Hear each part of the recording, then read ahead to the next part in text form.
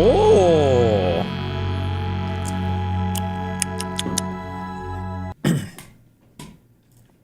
Quick reminder.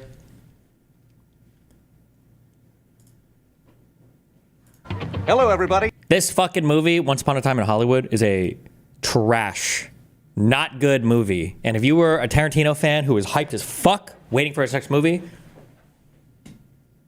you were super disappointed. Fuck that.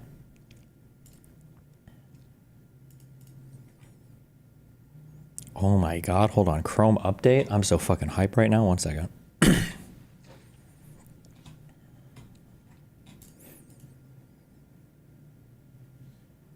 Oh, nothing changed.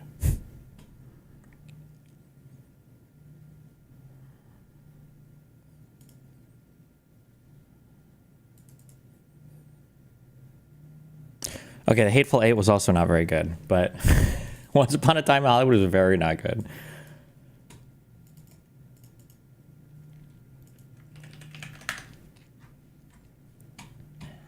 Cinema is back.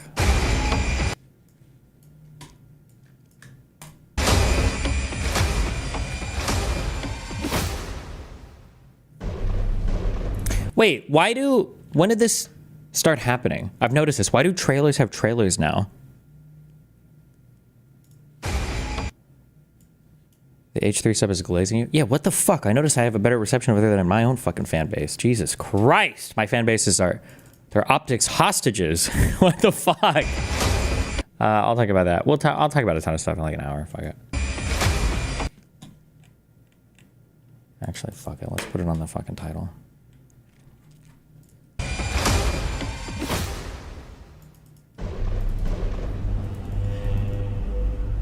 All these years. Explain why you didn't like the movie instead of just saying LOL movie bad. Okay, I'm gonna be honest. Is one, I just couldn't follow the story. I have no idea what that movie was even about. Like, if somebody were to tell you that, I don't even know how you would summarize it. I have no idea. So one, I don't know what it's about. Cringe. Two, okay, listen. If you have your fetishes or your kinks, that's fine. But shoving like nasty, dirty fucking feet in every fucking shot is just, especially knowing that the director's probably getting off on it, feels like kind of fucking gross, maybe? Was it ultra excessive in that movie, or am I... Yeah, and then I don't know. I can't even like summarize the story. There just wasn't anything I liked about it. There weren't any characters I liked in it. I don't know. I just, ugh. This is it. This is my life. I've seen my share of lost souls, brother. I'm beyond your reach, Jem. It's a character / hangout movie? Yeah, but there's no cool characters to hang out with. No? The Invisible Man. Ray Stalker. How long was it, brother? When you went limping off into the woods? What, 20 years? Why did he leave us?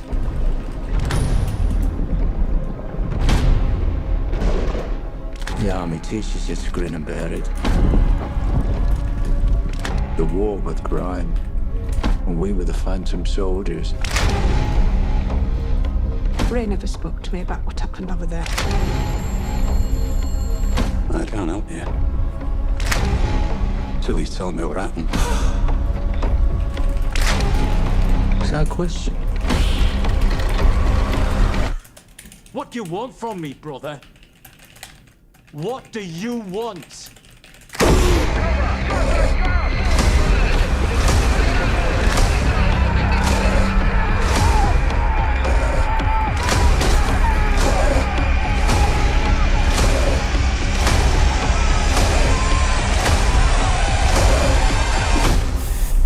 What?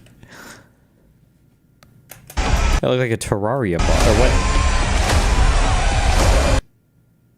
Does it have a dick?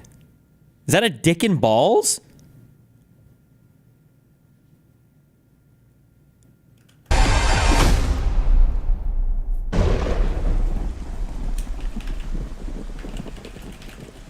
not going to hell, brother. Family reunion.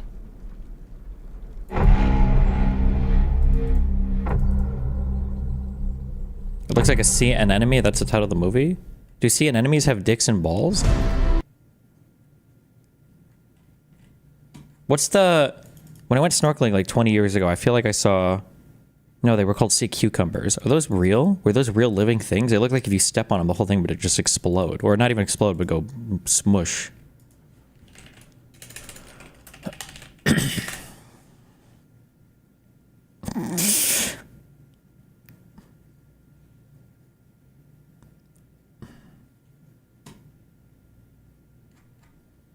Okay.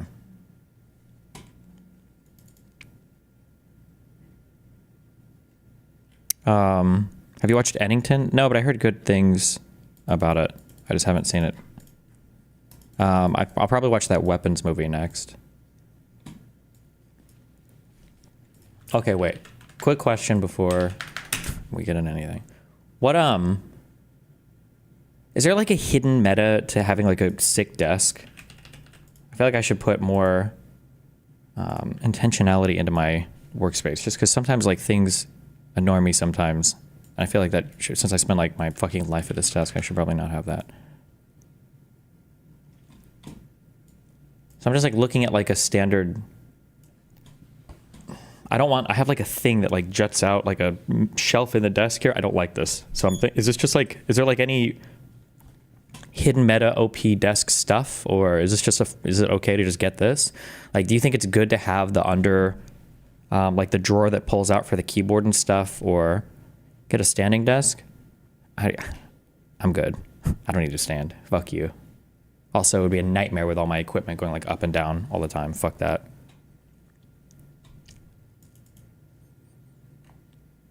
Thoughts on L desks? It's not really. I really can't do an L desk. Did I ever take a picture of what my room looks like?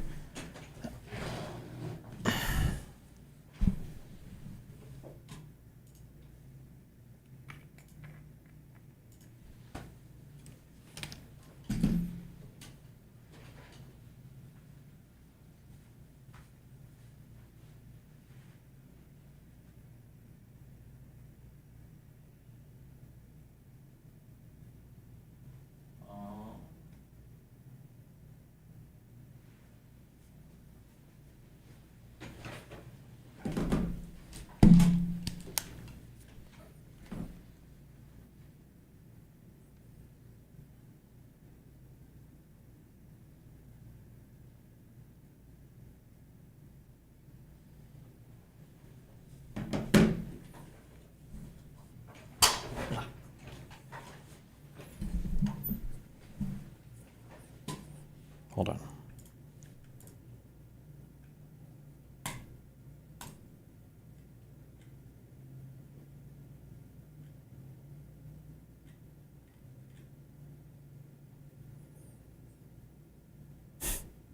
Okay. The fucking spaceship, Jesus.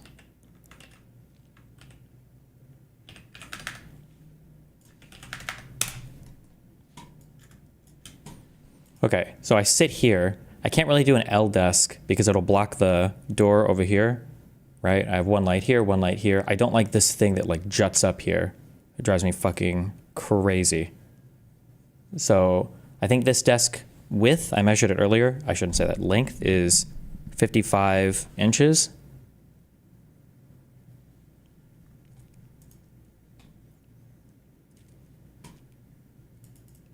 Get a 72. I don't know if it'll fit all the way across. Oh, actually, it doesn't matter because my monitors can go wherever. Actually, maybe a 72 would be okay. Hold on. Are you interested in a standing desk? Nah, I don't really care. No.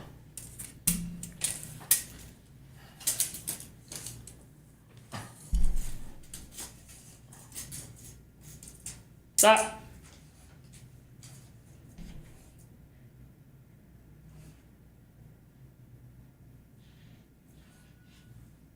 Oh.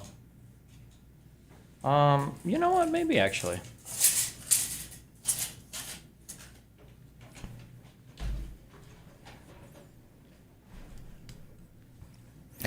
Are you streaming 8 hours a day? It's so messy. That thing looks like messy. I have like 4 things on my desk. I have my keyboard, a Red Bull, my little... Destiny is a fucking great guy. Thank you. Thank you. Thank you. And then my monitors and stuff. Where are the tissues? I've had tissues on my desk for a long time. I usually just come right into your mom's mouth.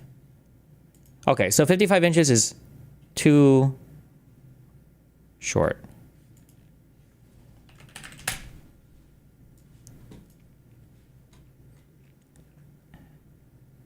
You should get a standing desk, not for standing, just to get the perfect height without problems. You will adjust it one time.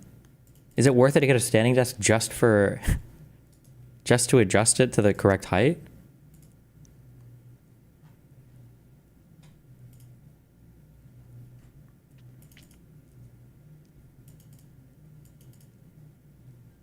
Does our latest court motion have any substance or another whiff? Well, ask me in 40 minutes.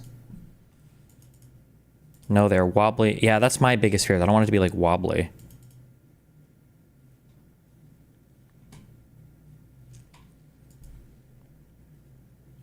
First of all, cord management. What are you talking about? My cords are pretty organized. I have 2 whole setups back here. This hangs because it has to. Or this is just my headphone cable. But it's about as short as it can be. You can see like a couple cables over here, but keep in mind I have like 2 full computers worth of stuff, plus audio gear, plus camera and everything else. This is, I think this is decently well organized, motherfucker. Okay. 72-inch desk.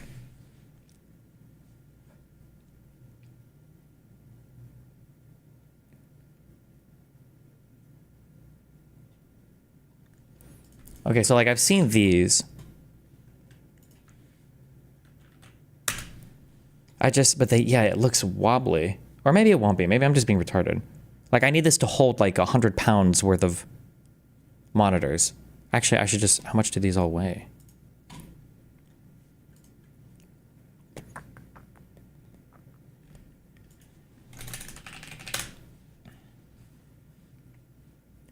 Don't buy one off Amazon? Bro, I'm not leaving the house. Fuck you.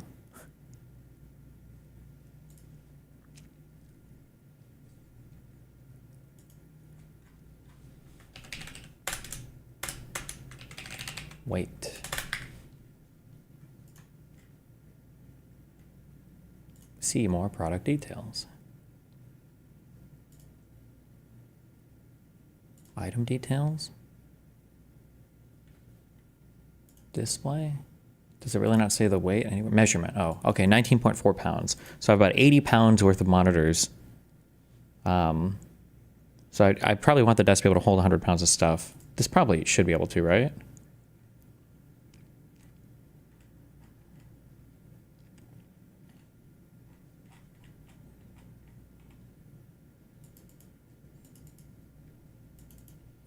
Those have a lot of access / mods to them, so you can do a ton of cable / desk management. I'm going to be honest. I don't know if I care as much about like the hardcore cable management, because I notice that anytime I have to swap something out, I've got to bring out my like nail clippers to like cut all the things and then and it's actually fucking annoying as fuck. So I feel like I'm just going to lightly wrap things from now on or something. Fuck that.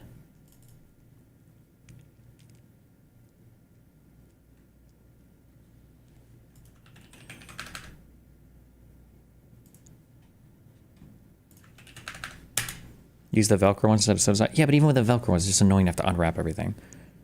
What is this? Secret Magnus Pro. Full metal sit-to-stand desk with magnetic ecosystem. Are there a lot of magnet things I need to put on my desk? This looks like a giant, like, photocopier.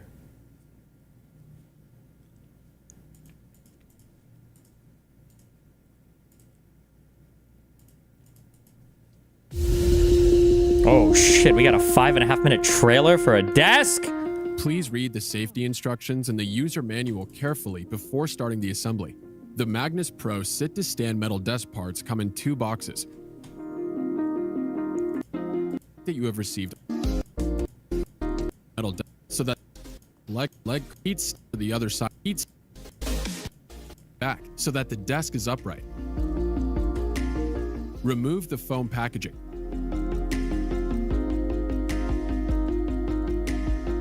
Plug the power cord into the socket located at the steps for the other side of the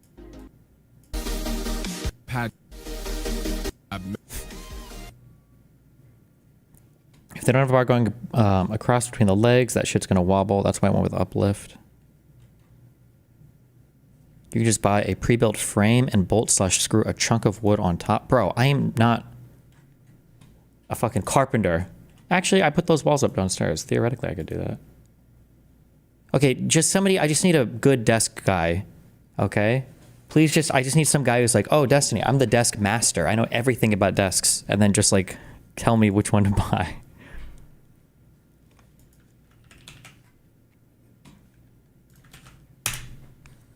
I don't just get an uplift? Or uplift, is that the brand? Damn.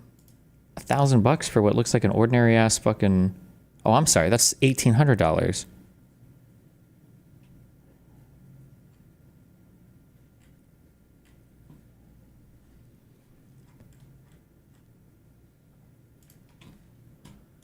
Okay, hold on. 72-inch desk uplift. Please be on Amazon. Oh, it is. Oh my god. Okay.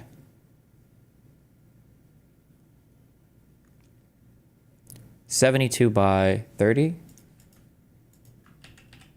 All right. This.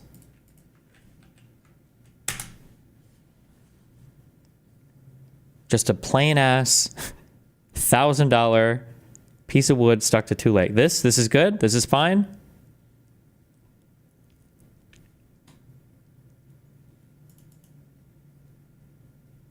I've got an uplift with 450 plus pounds on it, and it's totally stable. Bro, TMI. I don't even know your mom sits on your desk.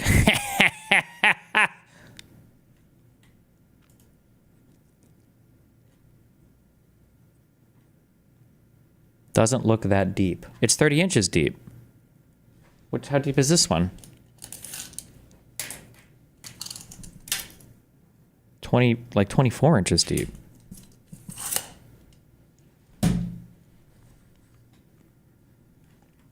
I should just get this one. What is this?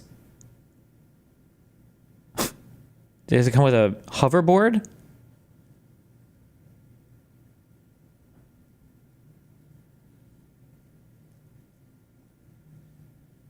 What? Oh my god. Is this for you to like balance back and forth while you're standing to keep your like glutes and hams and quads engaged or some cringe shit?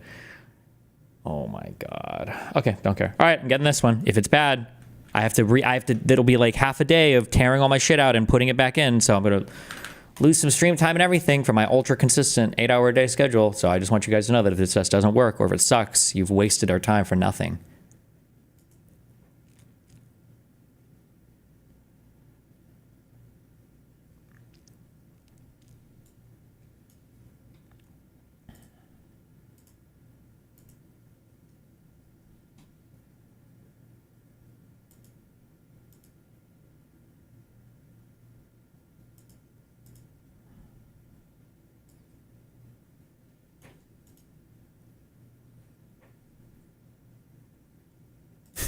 Why? Okay. I'll give you a like when I'm not retweeting you.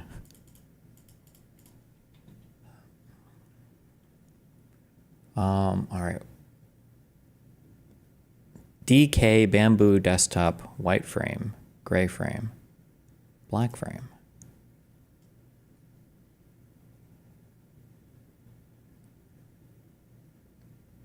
$72 by $30. Okay.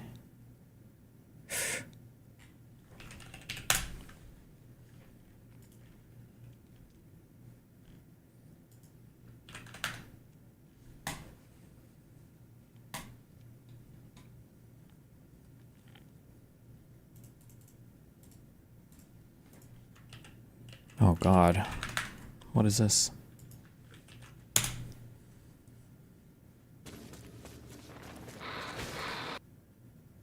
What the fuck is this? Metal Gear Solid Delta. Guy Savage Delta. PC.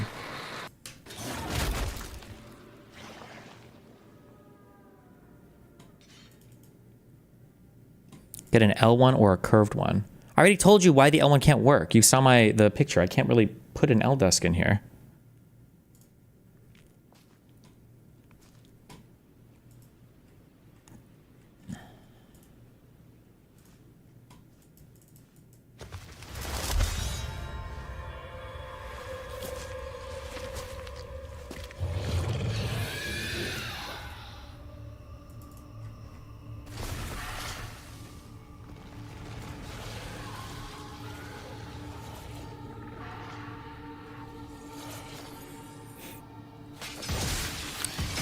Check out Flexa Spot. What?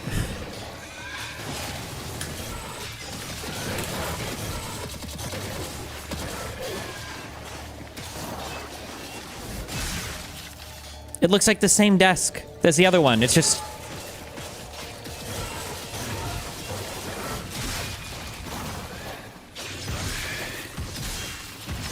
What is the difference between this and the other thing, other than it's cheaper?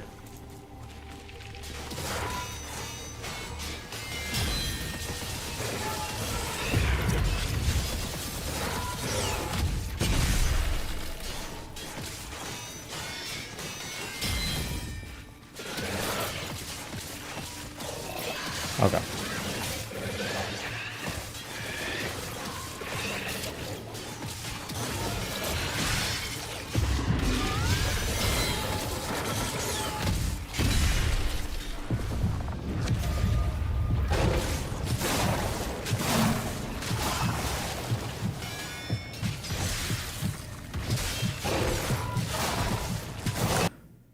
Trapezoidal desk with short side to the corner, maybe. Okay.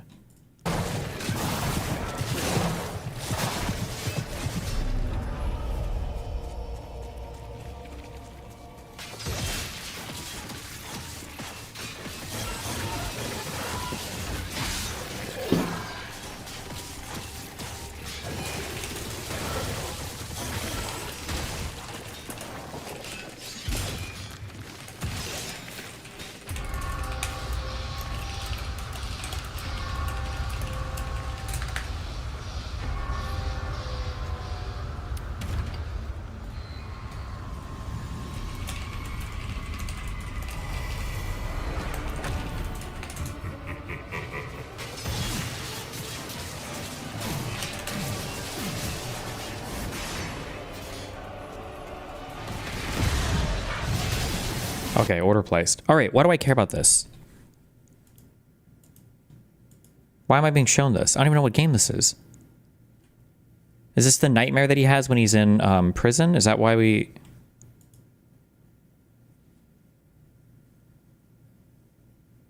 It's because it's fucking epic.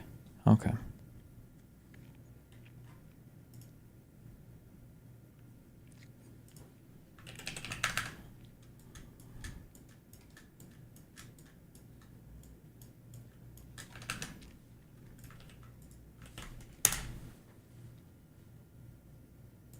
Actually the person. The nightmare, do you mean the scene with Ocelot's dad?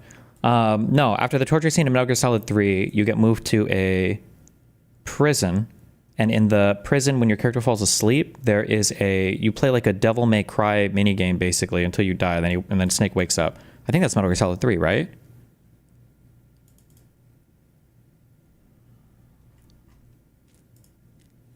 Who got targeted hard, because I was at the top, right? Everyone goes for the king. And you better go, if you go swing for the king, you better fucking take his head. And they didn't. They missed.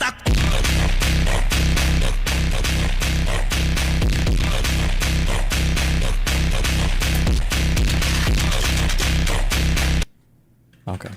Wait, okay, and then shit, one more thing I need to get. Okay, Elgato now makes hydraulic mic arm things so they can go up and down without having to adjust the screw every time, okay? This works really, really, really well on the hydraulic part, but they still use a screw at the end here, which loosens over time, right? Because ideally I would have this like kind of set up like this, but But this screw loosens over time. Why wouldn't they just add a hydraulic thing at the end here? And then make it Godstony? Why wouldn't they do that?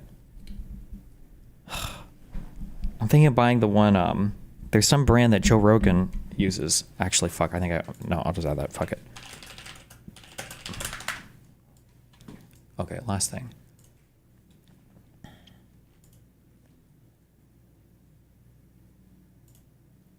This Pro Boom Ultima Gen 2 bullshit.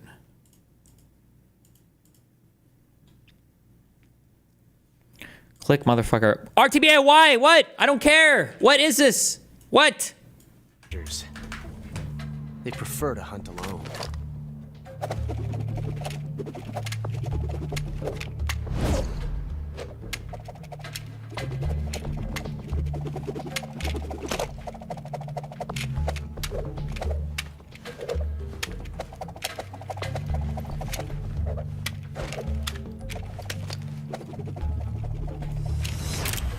Shots.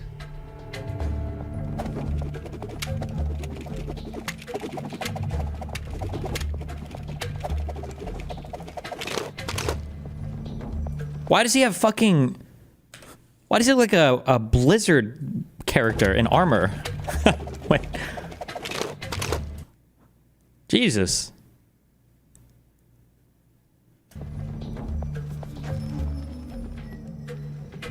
This time I've got 12 shots.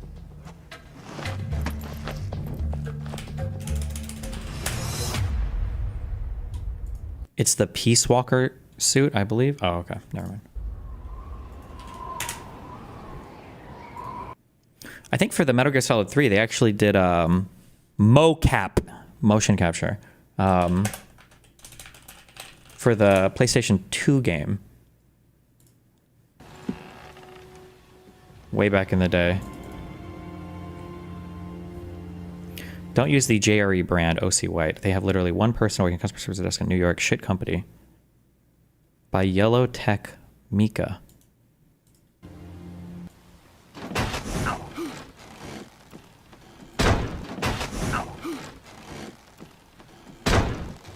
Why do I care about their customer service? Didn't they have a guy do the gun stuff?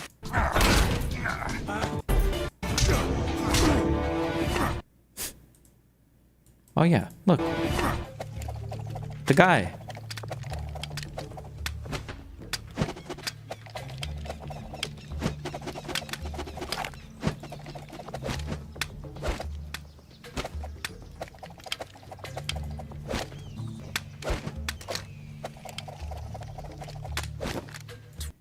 Mocap was in Metal Gear Solid 2 as well on the PS2. Was it?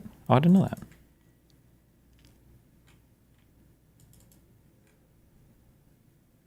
Okay, stop linking your desks. I don't care.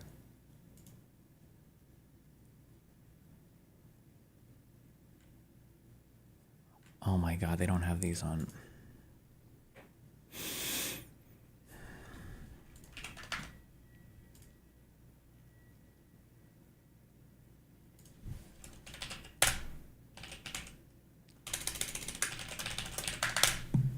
Play Death Stranding. It's like Metal Gear Solid, but with walking simulation. I saw like the plot synopsis for it, and it just seemed way too wacky. So I don't know if it's worth.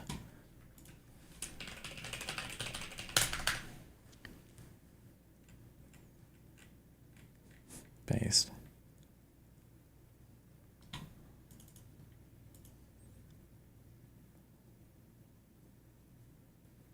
Are you gonna play Metal Gear Solid Delta? Maybe, but probably not. Try new things. You're doing it. What you guys have been part of. Let's go. Try new things.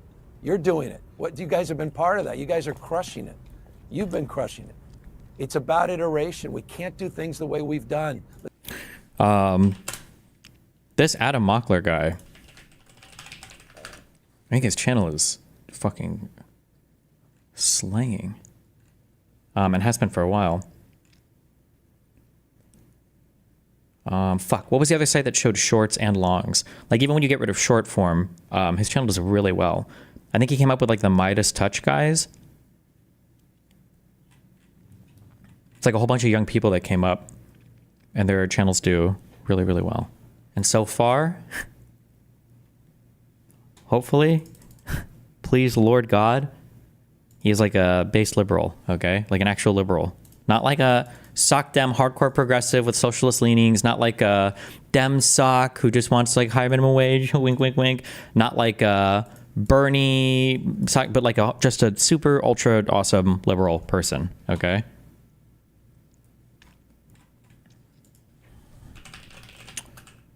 I haven't checked in on Josiah in a while.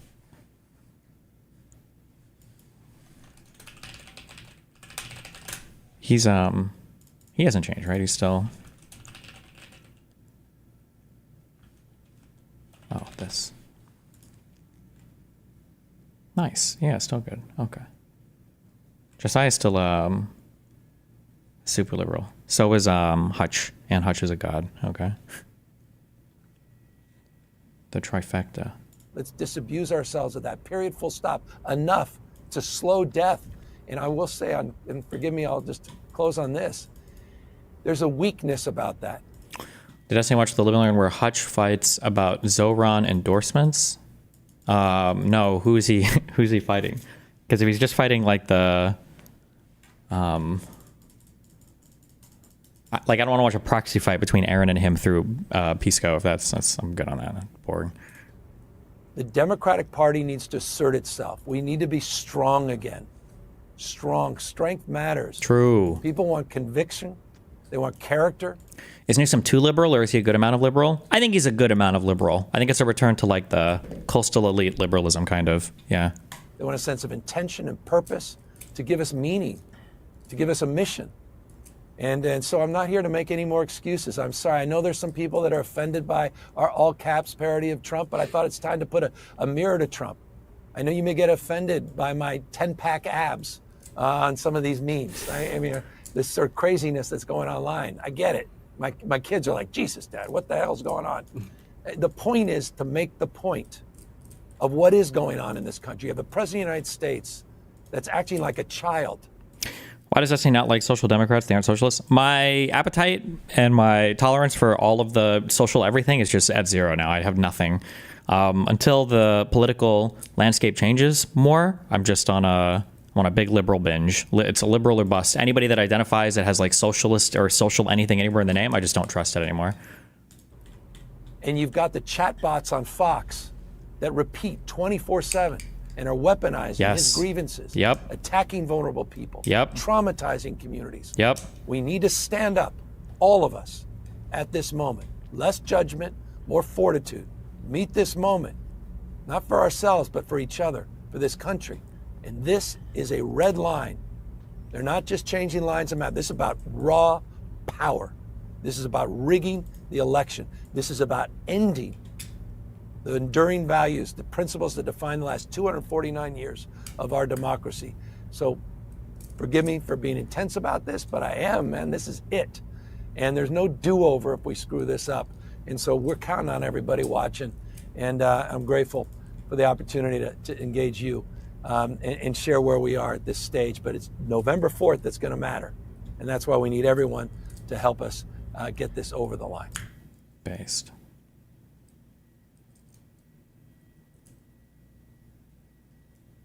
What is this? Governor Newsom to sign partnership with Denmark.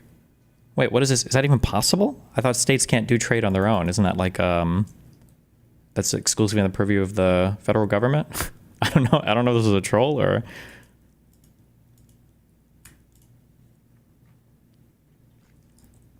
Will you ever retire from online politics and move to full-time gaming? Does this doing this shit for so many years can't be good for your brain? I can endure anything. I don't care. Fuck it.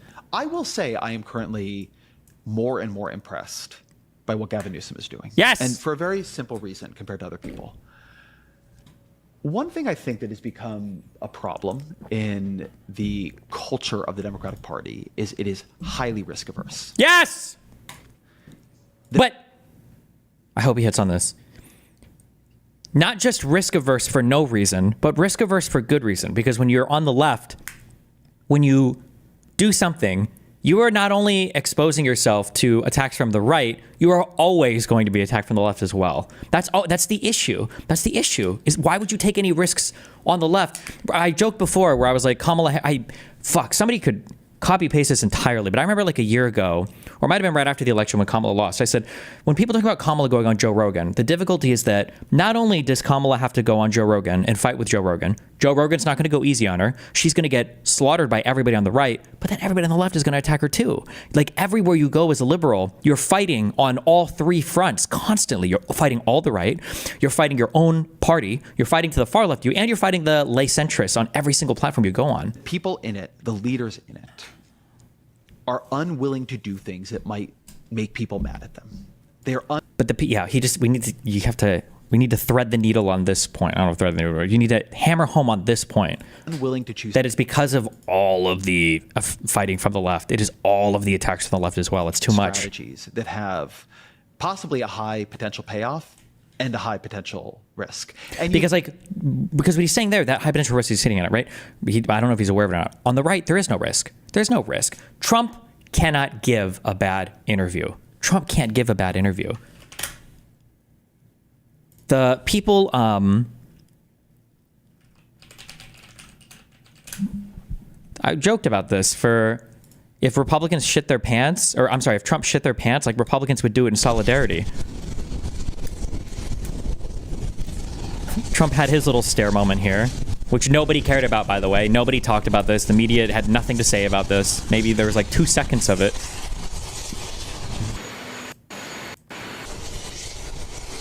And Rubio memes it up. He does the same thing. Like, how is this not like, what's the parable thing? Like the king has no clothes or whatever. What am I thinking of?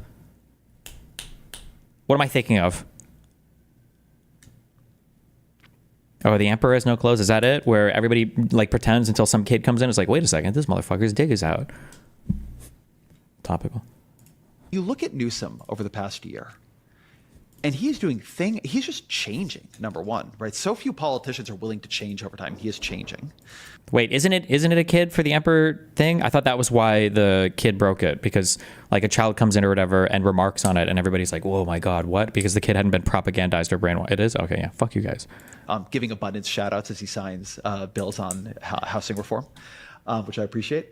But also you look at his podcast. He got a lot of shit for doing that. He did. Is there something inherent to being the dominant political philosophy that means you'll be attacked from all other smaller factions? Yeah. Like, when you're running shit, everybody's got something to say, you know? Everybody's second... Oh, fuck. You know what? Game of Thrones quote.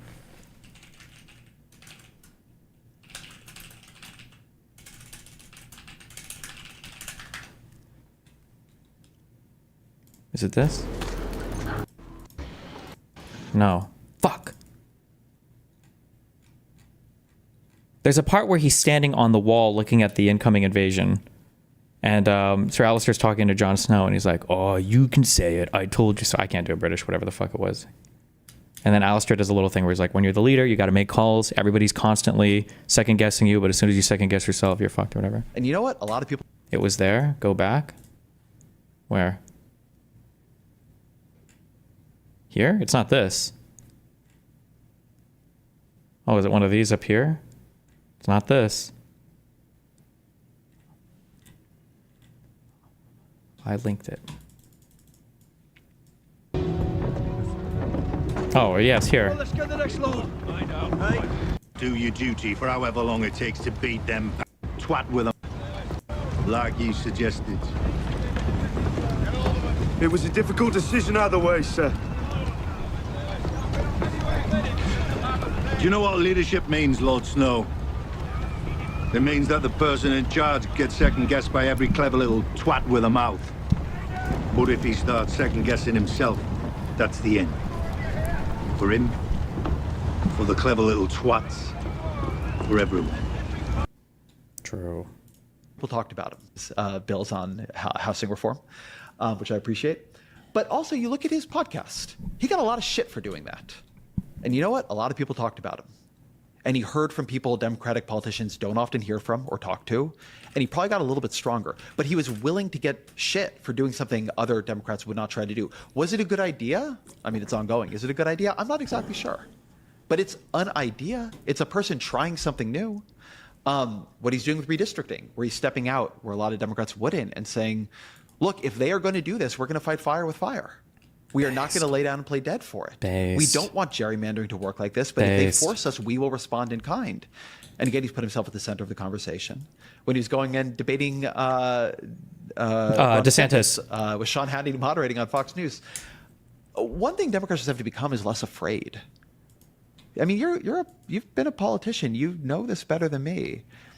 Voters, they're not all policy wonks, but they can sure as hell Not all policy wonks. None of them are policy wonks. Smell fear. I don't know why she lost her election, right? Is she anything?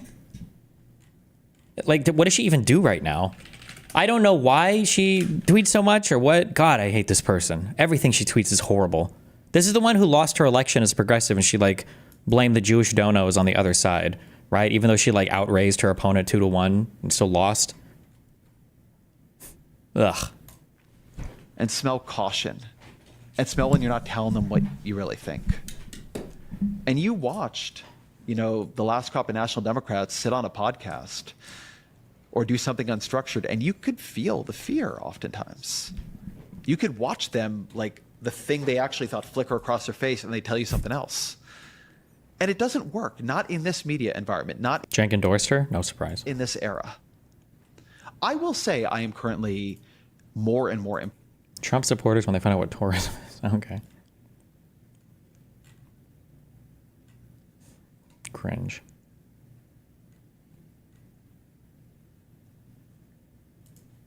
True. Oh no, Dan.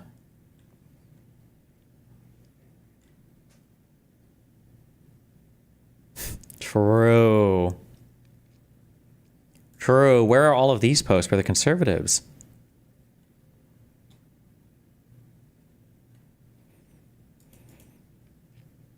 This morning on NPR, I listened to an hour of coverage about the famine in Gaza, which is very bad and deserves an hour of coverage. And then before switching to a different show, there was a tiny one-liner about the FBI says they conducted lawful activities at John Bolton residence relating to private documents. And that was it. Nice. Based.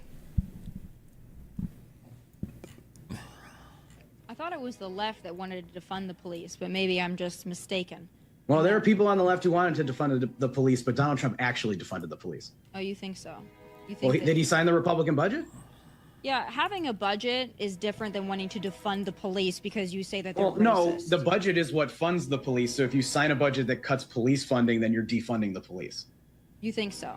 You think so? So you think as someone who having to manages a have- you household think budget, having to if I have cut my budget on something, I have less money to do it. Yeah. Then I have defunded that thing. Is there a reason you're not watching Ezra Klein anymore? Okay, this could fully just be my brain, okay, because I have an issue with fighting with people or something. The reason why I stopped watching Ezra Klein is because I basically agree 100% with every single thing he says.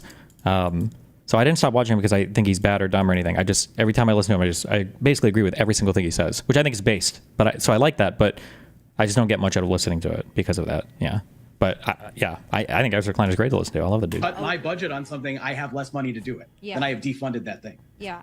Well, we have to all work within a budget, but I think you'd be hard-pressed to say that President Trump wants to defund the police. Again. President Trump did defund the police. Okay. Billions of dollars are gone for community policing. There'll be fewer cops on the street because that's an objective fact. Did you watch?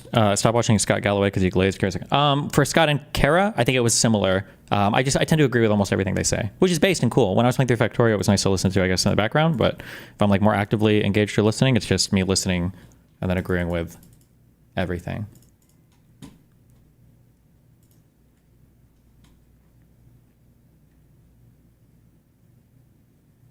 Cracker Barrel updates their logo. Did Cracker Barrel update a logo? What happened?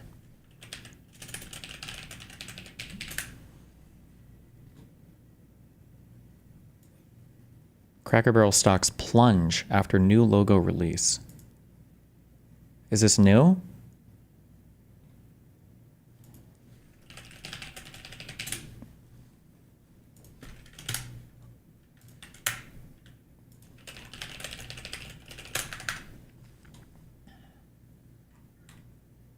Let's end things with Cracker Barrel. Of course, we know this Is that really appropriate?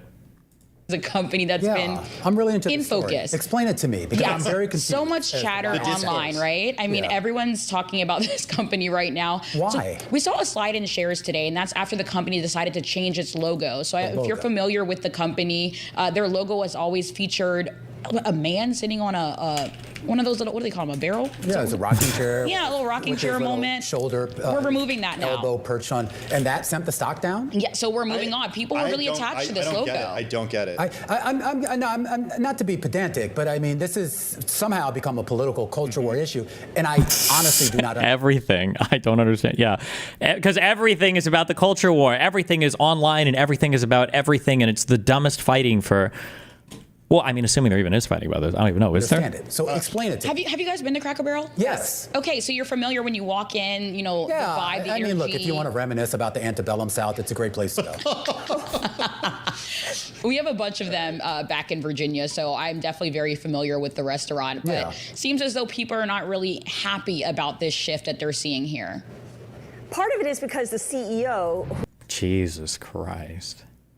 Now, why would they remove the cracker and the barrel? Oh my God.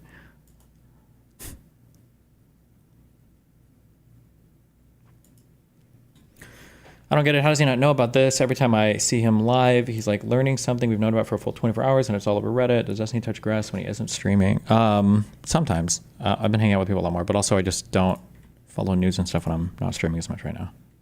I will be soon, though. Who made the decision here as a woman, so that is fanning some outrage in some circles. I'm sure online. There's always an online in circle. all seriousness, though, it does get to this idea of just, and I mean, you were pointing out Open Door, and of course, a stock that has seemingly rallied for no real particular reason. It gets to the idea of why certain things are getting bought and sold, not for any real fundamental reason, but because they've either become political footballs, either in a good way or in this case with Cracker Barrel on a bad way, and just kind of who actually is driving this trade. Yeah, well, Michael Halen over at our Bloomberg Intelligence team, he has a note out that really says, don't read into this stock decline too much, and the idea that this will affect the brand in a way that, let's say, an Anheuser-Busch was affected with what happened in the last couple of years in politics there with the ad campaign. A few years ago, it's not going to be like that. Yeah, but the volume in today's trade was 4.5 times the 3-month average. So I don't think you want to read too much into it, but there's a lot of people trading it. It reminds me all that we were seeing with the retail trading meme stock mania the most recent weeks. I guess we got to go, but we could talk about Cracker Barrel. Oh, fuck.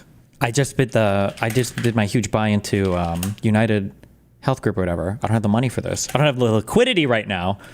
Cracker Barrel stock. How much did they drop? 10%? Do I have the liquidity right now? Wait, hold on. What do we got sitting in our bank account here? 21 PE is kind of high. Because it's more than just a restaurant, okay? That's the symbol of America.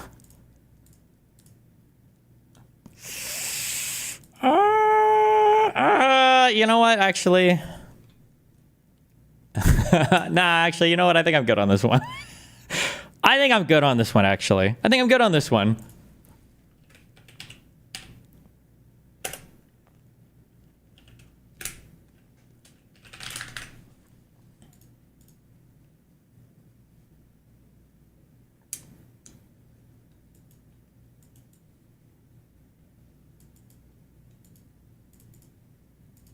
Sure. Can you tell me, we've learned that the FBI is searching the home of former Ambassador John Bolton, his office as well. Sure. Can you tell me, why is the FBI raiding Ambassador Bolton's home and office, and did the White House get a heads up?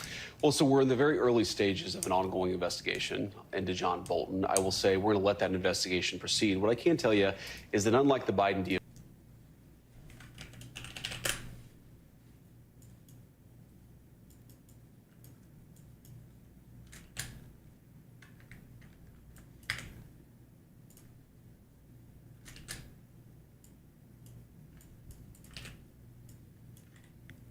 What is...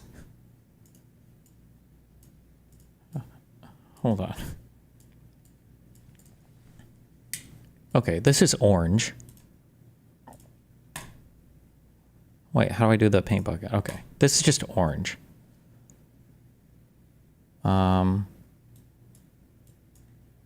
Stop. Okay, if we sample from here,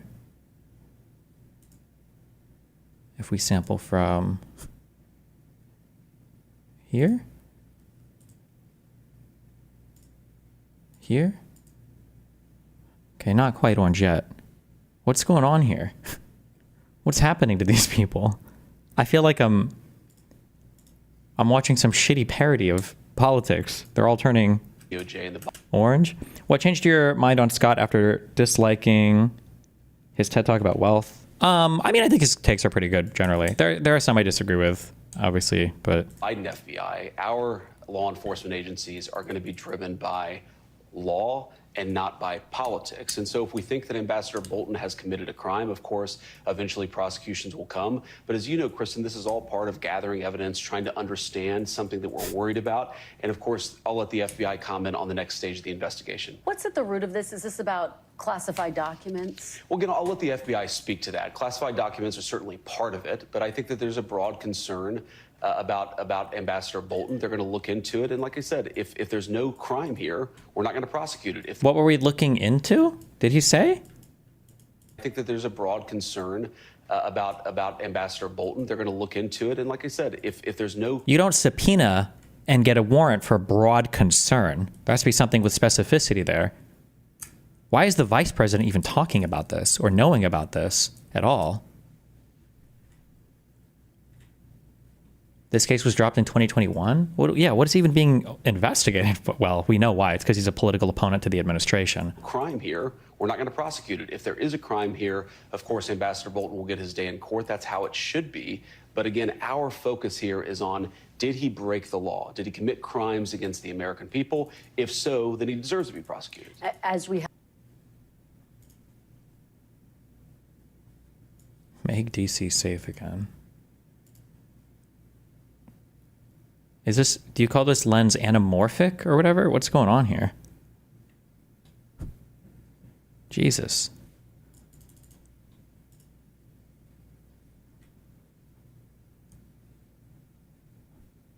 Or fisheye? Yeah, how wide angle does the lens have to be to hit this effect? Like 10 millimeter or...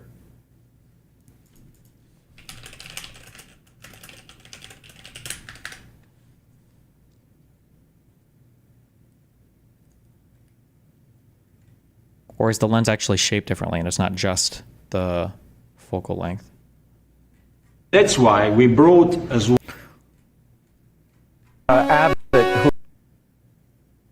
Okay. Optics cocks. Okay, in case you hadn't followed anything on the in the online world, there's been some meme drama going on. So supposedly, the person I was chatting with in 2022, whose account got taken over, hacked, compromised, logged into by her boyfriend, ex-boyfriend, I have no idea. I don't know if I'll ever know the answer to that. Somebody from Kiwi Farm said that they found a parking ticket or a traffic ticket of hers, and the 1004 apparently means that this chick was 17 when she messaged me, despite her telling me that she was 19. Despite her having 18 plus written on her profile, whatever else. So that's been the memes recently on that Rose check. I will say that if she lied to me about her age, it's pretty crazy that her boyfriend at the time was just, I guess, pumping out crazy amounts of, what do you call it, CSAM, I guess, with her. I don't know if anybody has looked into that or if anybody cares about that, but that's where those memes are at right now. I have how old is the boyfriend? I have no idea. I never found any information on him, and nobody ever cared to look for him because they only care about taking me down. Yeah, I watched Hassan do like a fucking 8-hour read through of my entire recent Kiwi Farms thread on his stream the other day, which I thought was kind of interesting, listening to him read through leaked sex and shit. One other person has like leaked messages from me before, and some people are like conflating some of these messages as being from the same person and random shit. I don't really feel like reading off my sexual messages on stream. I think it's kind of chill. or not chill. I'm sorry, just that's not what I meant. I think it's kind of cringe. Can't you just chill with women, dude? So I've said this and I'll say it again. Like, all of this is from the leak shit back in 2022. They just keep finding ways to re-dig it up and refresh it and find whatever other new thing they can, I guess, about it. But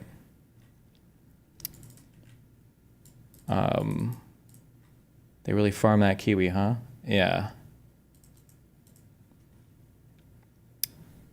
That's really all there is for that. The is this all from Jew Stalker / Hassan mods and shit?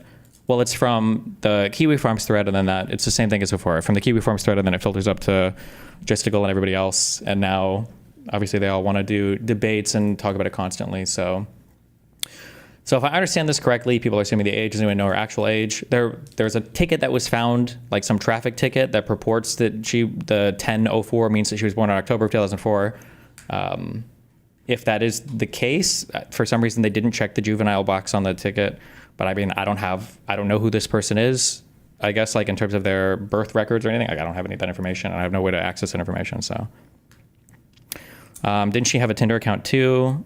Yeah. I mean, like I said, I had every reason to believe this person was older than 18. They were in college. They had a Tinder account. I mean, they sold not safe for work material on Twitter. Supposedly they recorded a ton of stuff for their boyfriend, they said, who I'm pretty sure is the guy who leaked stuff. Although I don't know that 100%. I don't know if I'll ever know that 100%, but.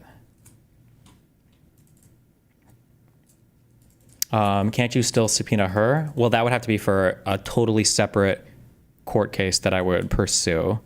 I'm still not 100% on if I'll do anything related to that.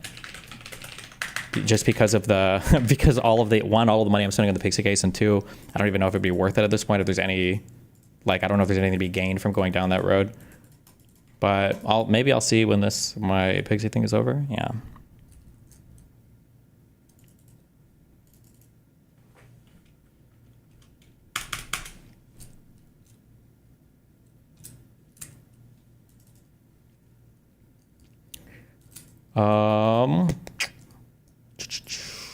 They keep saying you won't pursue anything because she's underage. I don't know why it would matter if I would pursue anything or not.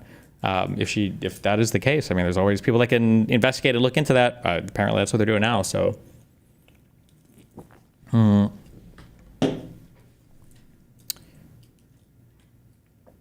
has the transcript still not been unsealed? Nope. We're still just waiting. The last filing on the case is, again, all Pixie does now is she just basically refreshes or has Lauren refresh that Kiwi Farms thread every single day to try to find anything. And I was chatting with food shops, I think like 3 days ago, about one of Pixie's answers in court, which I thought was really funny, really stupid. And then they heard that, and then they emailed my lawyer, and they're like, we're going to file an emergency motion because you're destroying our blah, blah, blah. And it's like, okay. So that's just them filing more and more motions. The thing a lawyer friend told me, I don't know how true this is or if it matters or not, but supposedly court dockets that are really busy just look like there's more stuff that's being contested, which makes a judge less likely to do anything to resolve the case on summary judgment. So it just lets them drag it out longer and longer. I don't know if they would actually go to trial on this, like if that's their goal. I mean, it could be. I don't know if I care that much. I mean, other than just wasted money. I'm at this point, I'm incredibly confident on my side of things. Like, there's a reason why that Abby girl is dodging our attempts to subpoena her and our attempts to depose her. I'm pretty confident they have nothing on this, but they're just trying to drag it out for as long as possible. Somebody asks do you have any plan to address reputational harm for all of this, or do you think it's insignificant in the long run? Nothing's insignificant in the short run. In the long run, the big deal with these people, or the issue with people like this when it comes to like Cherry, Justical, all these people, is that since these people have no reputation and they have like nothing to lose, there's not much for me to gain or to be gained by like trying to drag out any prolonged fights with them. Same thing with Pixie and Lauren. Like, these people don't really have anything in life. They don't have any money. They don't have any reputation. They don't have any careers. So like, you're kind of like fighting with somebody who has nothing to lose. So it's not, so there's not much for me to go after there. I just kind of have to sit through and wait for all the court process stuff to resolve itself. What is the deadline for Abby to come to court and give her testimony? I don't know, probably like December. But if she doesn't do it, I mean, I don't know if she technically has to do it. Like, she might not have to go to court, and they could just say she's willing to come in and testify, but it can't be found for deposition. I think that might hurt their chances of summary judgment a little bit, but it's hard to say. Like, it's kind of funny that the Ethan Klein, the big, fuck, I'm not gonna be able to find it.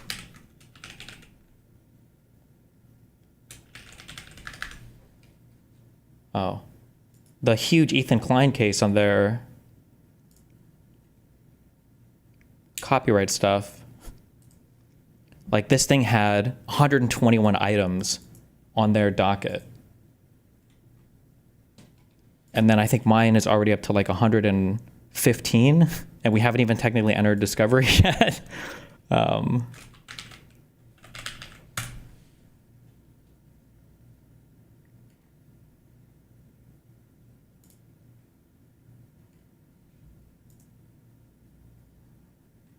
114 items.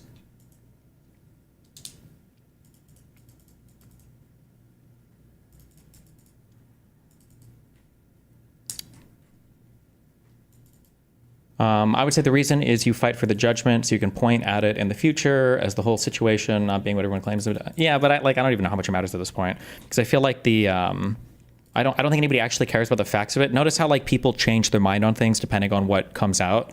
So like as of a month ago, everybody was basically like, it doesn't really matter how it resolves. We know that Destiny's guilty anyway. It doesn't matter what the court case does. But now like when this Rose stuff pops out, which has nothing to do with this case also, nice. People are like, oh, actually the criminal stuff is really important now. Actually, that's actually super important. Yeah. Destiny, I checked out the thread for the first time. I didn't realize just how straightforward the call for doxes were on people like Mooten and Z. Yeah, and Dan and everything else. So me and Dan talked and we made a mutual decision to kind of like chill on just anything else for a little bit. It sucks because obviously when you say stuff like this, it makes them feel a little bit more empowered. But like when people are literally going after people's children and stuff, it gets a little bit unhinged, or going after like people's like wives' jobs and stuff. But I mean, there's nothing, yeah, when people are...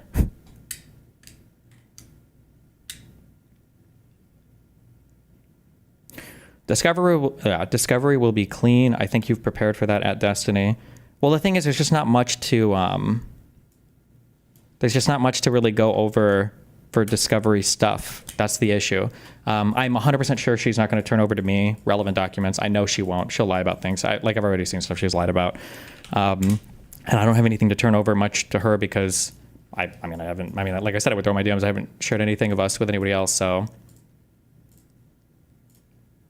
there's just not much to go over there. Yeah, like I said, at this point, it's pretty much just dragging things out. Is it more blatant now? I thought the posters always try to leave plausible deniability. I think they tried to in the past, but I think ever since I did the whole schizo stream that had absolutely no credibility whatsoever and was just me having a schizophrenic rambling session, and there was no validity to anything I said, 100% of course not, with all my paintings and everything. When I did that, all of them started to kick it off into like fucking overdrive mode. So like Queeman and Gisticle and everybody else on, not as much actually Spicy Chat recently, but then on Kiwi Farm started to like move into hyperdrive in terms of like calling for doxes of people, spreading doxes of people, and then stepping up the harassment of everybody else. Supposedly there were like a ton of people calling into Connor's, like Connor's stream this morning and shit, so.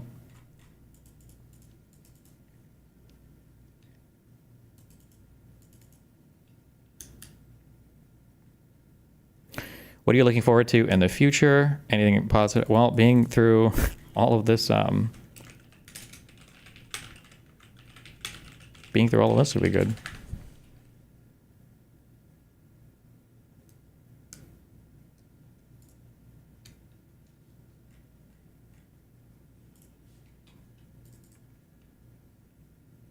Could you respond to my super chat?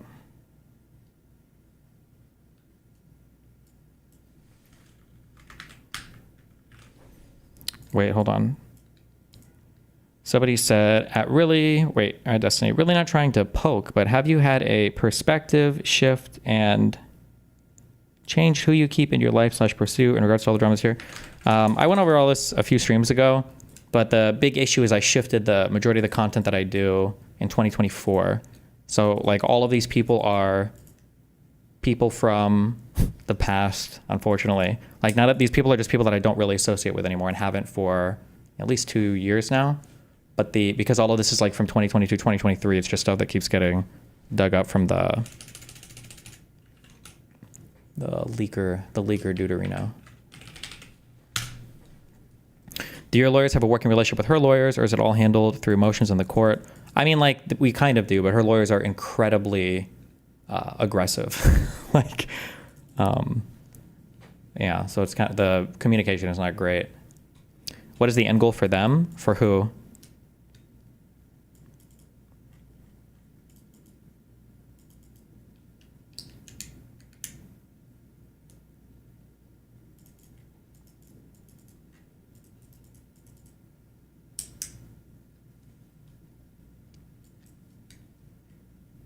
Willie Mac just released a video where he called the cops at you. Based. Okay. How do you stop all this? Does it just die off? Or is there an action you can take to stop the snarkers? I think that the biggest issue that you have to deal with is that, like I said before, I went over this. I did like a huge schizo stream or whatever. But there's like a place on the internet where people can do kind of like weird shit if you want to. But the problem now is large content creators. I don't know if it's only on the left. It feels like it's only on the left. I don't know why. Maybe it's not. But there's a huge content creator pipeline up through Hassan now where all of it will just get mega ultra amplified by the largest content creators on the left, basically. So there's like nothing... until that stops, there's nothing that you can do about it. Like now they have every incentive to go like as hard as possible, you know?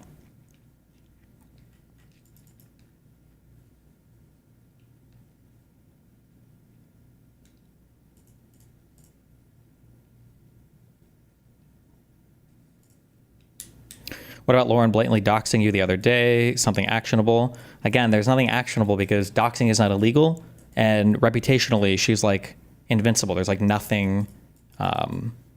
There's like nothing that you can do.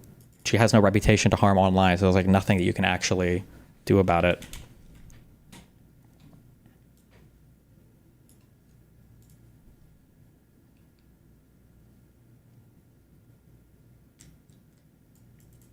They're dropping a Maxwell interview.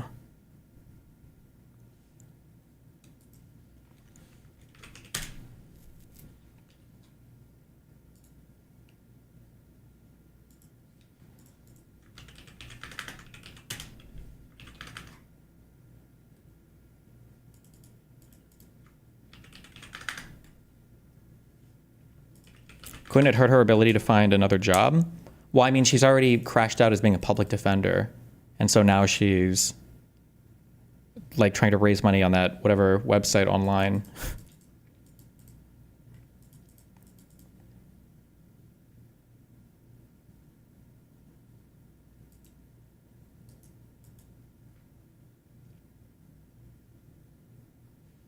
WAV. Main Max. Jesus. Holy fuck. Good afternoon.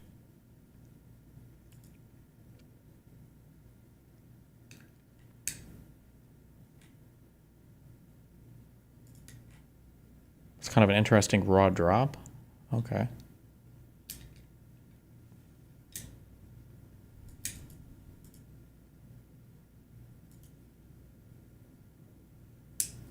I would send that clip doxing you to every employer she'll ever have in the future. The problem is that, like, I don't know if people in the real world care about stuff like that as much. Like, it's hard to even understand. Like, I don't think people understand sometimes how, like, if you're talking to a boomer and you're like, here's a YouTube video of this person talking on a thing where they're talking about a guy and then they're talking about where he lives. And I don't know if a boomer would even necessarily know why that's a bad thing. Like, I don't know if doxing is a thing at the forefront of everybody's mind or whatever.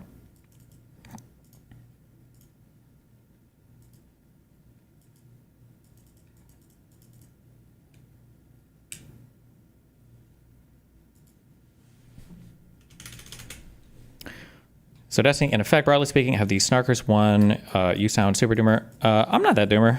I just keep on streaming, and like 6 months from now, generally they fall off. You just gotta wait through it. I figure it's probably like the last big meme thing that can leak from all the fucking Roe shit is my guess, I guess. Or who knows, maybe next I'll find out she was mentally retarded. Maybe that'll come out. I don't know. Yeah.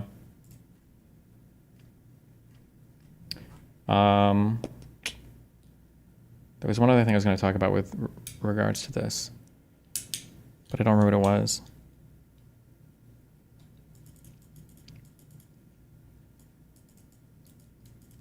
Willie is literally throwing you under the bus. I mean, it's not surprising. Like I said, there's a ton of pressure on that guy visited my thread, and there's like a ton of people doxing and harassing and like calling into streams and like crazy writing on everything. But it is what it is.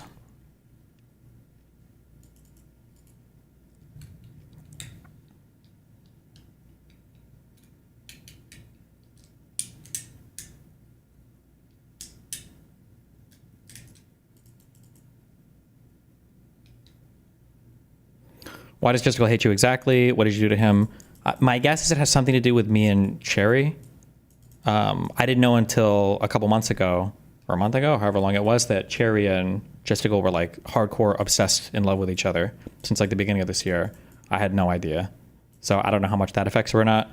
Because I mean, like, you seemed to not care that much about all the Pixie stuff, but then once the Cherry stuff got involved, then he started to have much different feelings about it. So yeah, I have no idea. You said you were going to talk about the H3 threads. Oh, yeah. Okay. Have I moved on from all of this? You talked about your position moving forward after the suit. Are we getting a manifesto ever? If I were to manifesto, it would just be like summarizing a lot of the lawsuit stuff. But all of the peripheral schizo shit, I don't know. There's a lot of random shit to go through.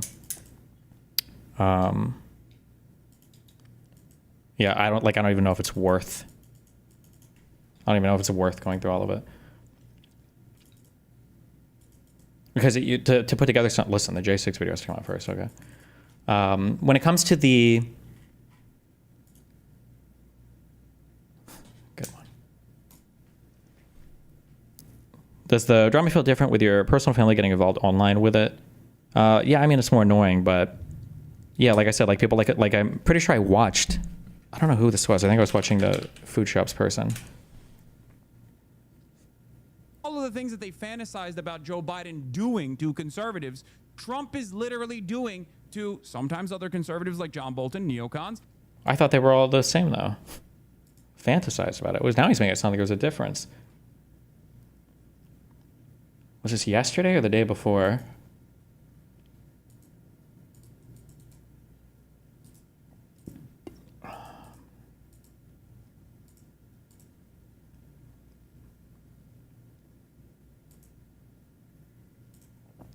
Maybe it was the day before. I'm too lazy to fucking find it. But Hassan was just like straight reading down my fucking, was straight reading down my Kiwi Farms thread. So, yeah, I don't know. Okay, oh, because I was tying this to H3 stuff. For the H3 Hassan stuff, there has to be an understanding about related to the unilateral disarmament thing, right?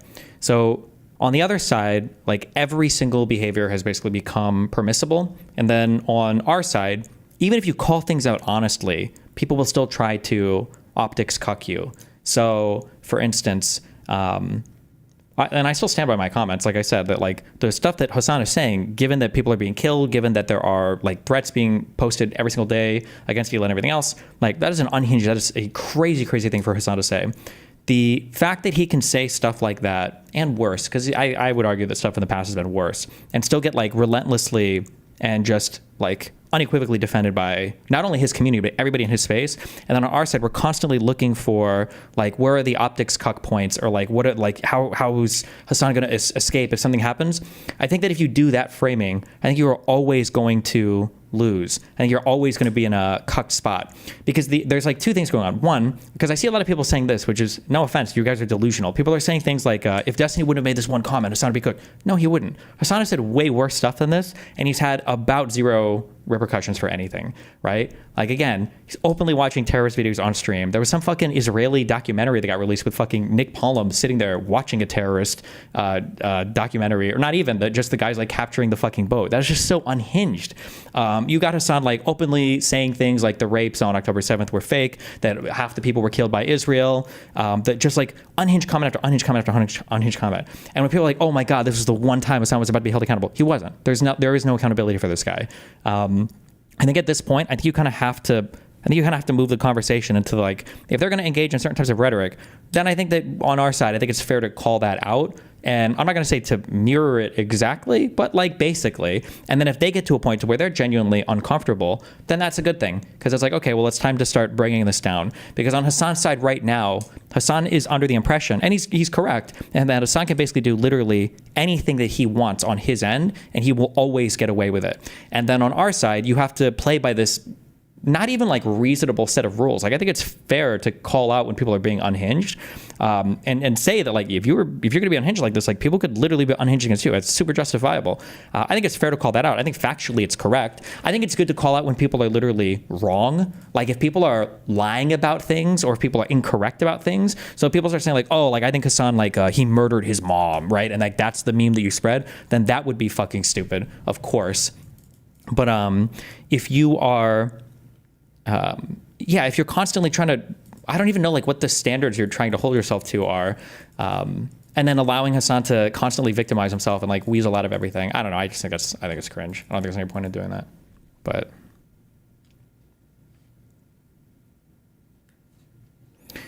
yeah, but you didn't specify that, so please be more careful with wording next time. No, I don't think so. I think you guys need to be more careful with not taking the bait and holding somebody accountable for the unhinged and crazy shit that they're saying, right?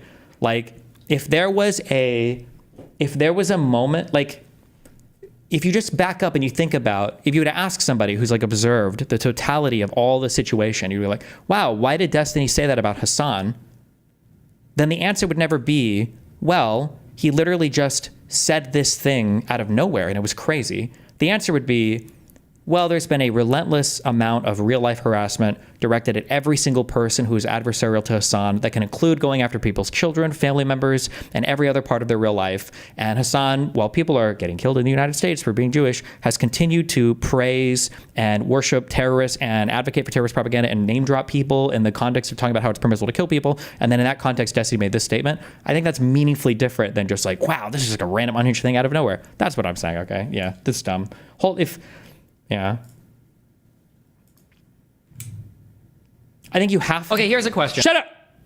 You have to do that or you've lost. Because you will never, ever, ever win the, you're never going to win the battle of trying to make sure every single thing that you say adheres to some arbitrary rule set, while the other side is allowed to operate with literal impunity in every conceivable way, I think. He's literally foaming at the mouth seeing Jews get killed. Yeah.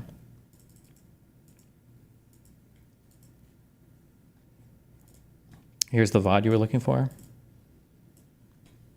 If he's going to continue sending photos and videos. Oh yeah, he's like literally just reading down my Kiwi Farms thread, straight reading posts from my good friend Blav on Kiwi Farms, watching videos from Stale, who by the way I completely have under my control. I completely control the entire LSF subreddit.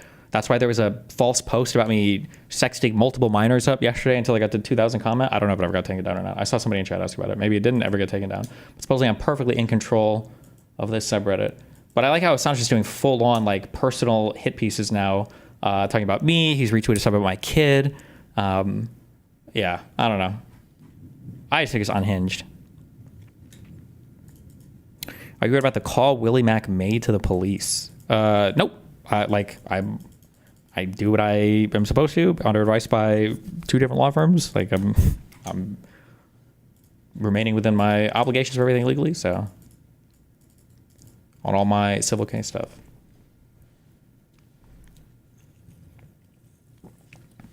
Do the Pikers research stream, you pussy? Maybe.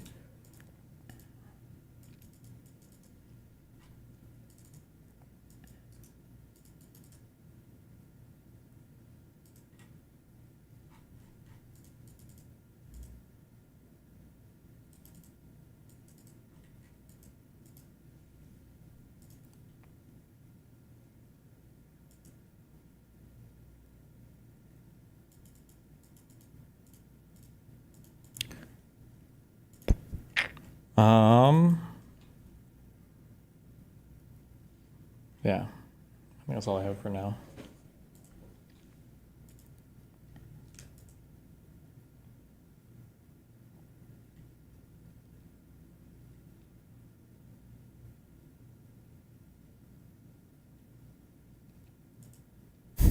What? I might watch this Willy video later off stream. The thing is that like people have made so many crazy fucking random claims about me that, but it's also just like, I don't want to go through every random sext or every random thing to talk about a particular thing because it's kind of gross and weird. The one comment that I made was that Rose person early on sent me a screenshot of her iCloud or whatever with her and her boyfriend, saying that her and her boyfriend had recorded like 60 gigabytes of videos between her, him, and like other dudes. I don't have 60 gigabytes of her fucking shit on my computer. Some people are trying to say that I have all of this. I don't have this. I don't know. That'd be an ungodly amount of stuff to transfer. But I don't have this. This is not on my computer. This is a screenshot that they sent me from their computer. But you should start suing all these people once the Pixie shit is finished. Again, the problem with suing people is that one, a lot of these people don't have money, so it's not worth it. Two, it's just a lot of that's just like a lot of paperwork, effort, time, stupid shit. And then 3, for defamation of a public figure, you have to prove actual malice, meaning that like depending on what somebody's seen, they might think I'm a pedophile. If they call me a pedophile, like it's not technically defamation for them to do it if I'm a public figure, you know? So is this just the same drama, just rehashed, or what's going on? Yeah, it's literally the same from the same Rose person. Yeah.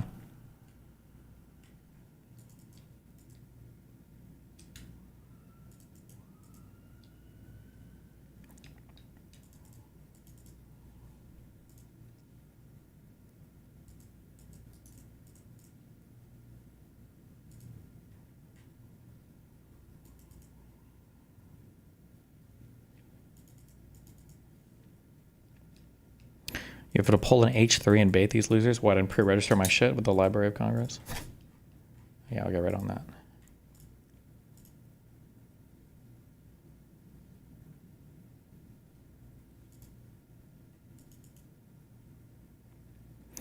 Hassan knew the lab stuff of finding Hassan fucking a 17-year-old didn't make Hassan a pedo, so I think you might have a real def per se case against Hassan for spreading the kiwi farms.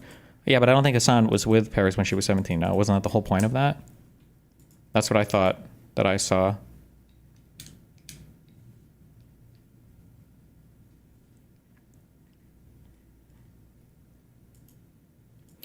They found a ticket of her, but can't find her actual info and age. So the thing is, like, this is all speculation. So unfortunately, I just have no information about it because I don't have contact with this person. If the fuck, wait, what was I just about to say?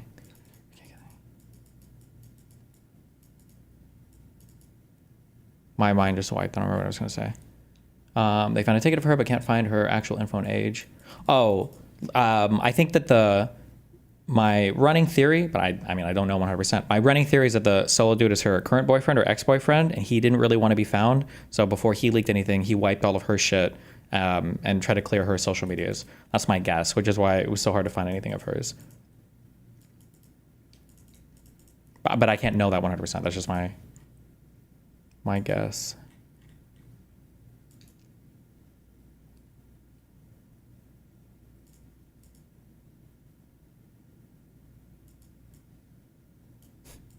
I saw this, but I couldn't tell if this was fucking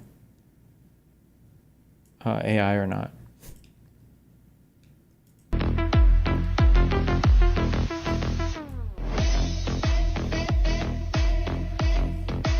Did she ever claim she was underage? Fuck no. Sometimes people DM me and they say that they're underage. I've never, if anybody tells me they're underage, I've never in my life. Okay, with the exception of my first girlfriend when I was also 16, 17.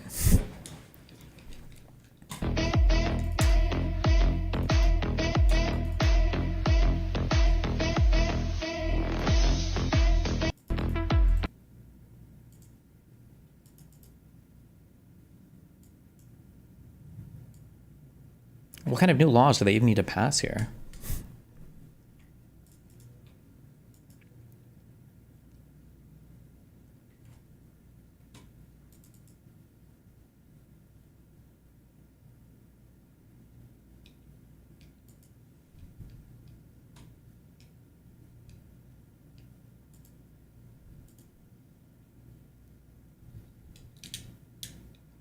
The only thing these people want is attention. You should honestly just keep looking forward and cease all contact. Let them scream into the void forever. Yeah, I mean, like I feel like I've said this a million times. I can do that, and that's easy enough for me to do. But when the people are all coordinating in like little discords and keep trying to, you know, like fuck with other people, whether it's Willie or Connor or anything else, there's nothing. Like at some point, yeah. Honestly, you should watch the Willie Mac video. He's literally saying you have 60 gigabytes of CP in your computer. I mean, like I said, I've already addressed this. Like this chick sent me a screenshot of a folder that she said that her and her ex of stuff they'd made, but I mean, I don't have this on my computer. I don't even think I told Willie I have this on my computer, so I have no idea why he's...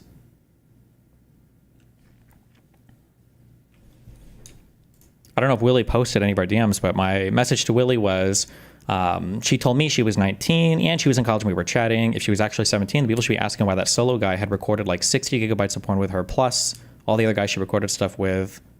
And then I'm pretty sure even Solo said that she lied about her age to me, and that QB form is threaded somewhere. I think all of Solo's original posts were deleted. I'm not sure. But yeah, I don't have this on my computer.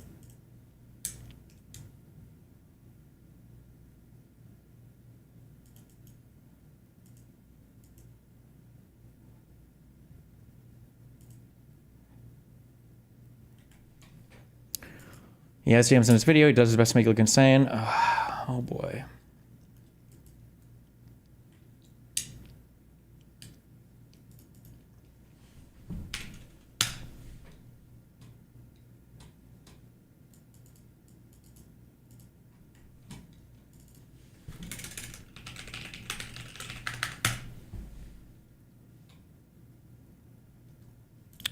He's saying the screenshot you sent him is you confirming that you had a video of her still on your computer. There's evidence that I have to collect and maintain on my computer for my conversations with, one, my New York law firm, and two, with my obligations that I have related to my Pixie case. Like, there are things that I have to have preserved related to both of these court cases. I mean, I can't just dump a ton of shit because, especially when I have no idea, especially when I have every reason to believe this person is 19 anyway. So he said if you have the size, you should have it on your PC.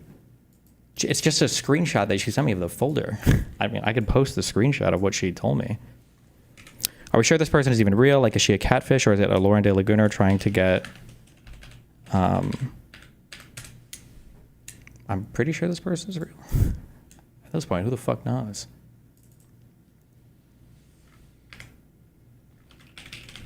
Yeah, I technically still don't even know if this person is...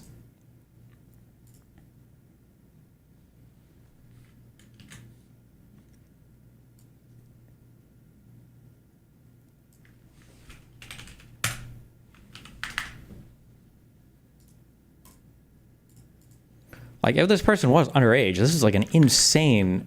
This is just an insane... Hold on.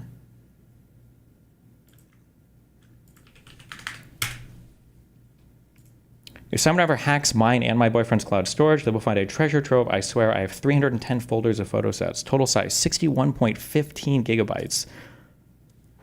That's wild to me. But, hey, I mean, if But no, this is on their cloud, iCloud, or whatever the fuck this is.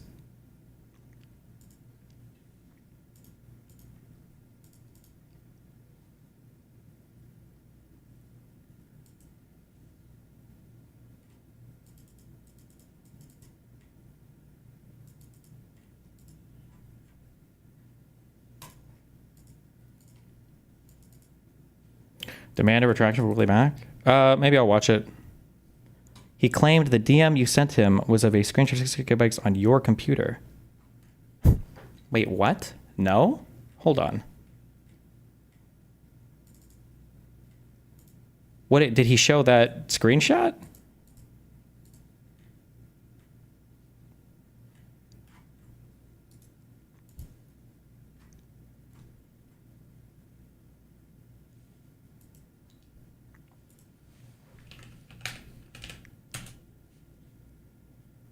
I never sent him a screenshot that says this. I mean, I wouldn't even be able to send him a screenshot that says this because I don't have this. I don't have this, but okay.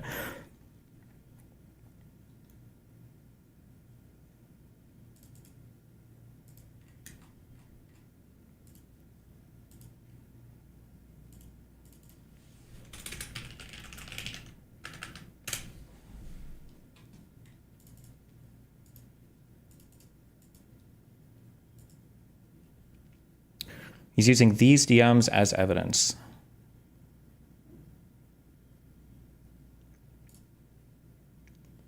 Oh, yeah, because I have screenshots of, yeah, we tried to do identification for some of these videos.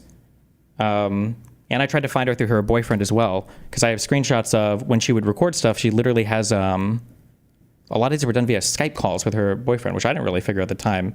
But we tried to find out who the boyfriend was based on initials and stuff from here too. But this is not the 60 gigabyte fucking CP folder or whatever.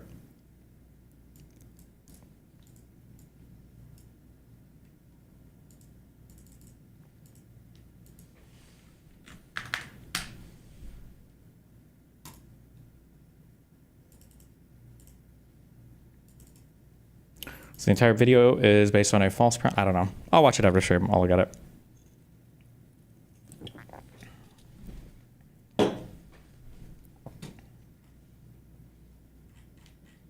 Did you use PIM? What is PIM?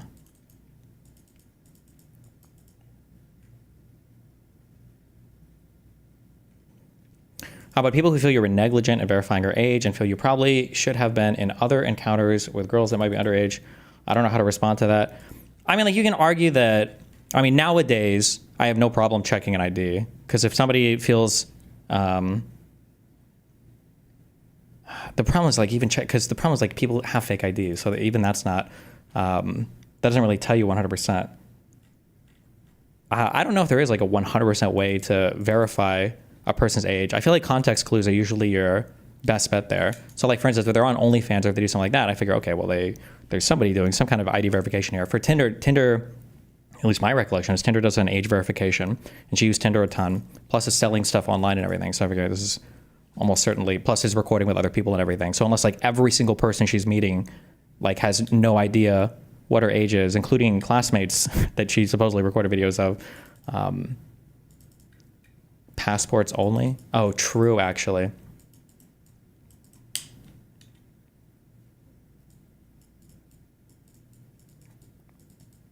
Are you going to report it to the FBI? Maybe when I was doing work with a New York law firm, the goal was initially, because the packet that we put together was a thing that we were, I don't remember if I said it or not. The original packet was going to the DOJ. That was the goal of that originally, because I thought that the stuff that the solo guy, even if the girl isn't underage, was criminal in behavior. 1,000,000,000,000% that was criminal behavior. And then I also said that they could lean on potentially the fucking sex trafficking of this chick or whatever angle as well. Although she's a minor, it's like 1,000,000% even more true. But that was the goal initially was to send it all to the DOJ and then have them try to pursue it there.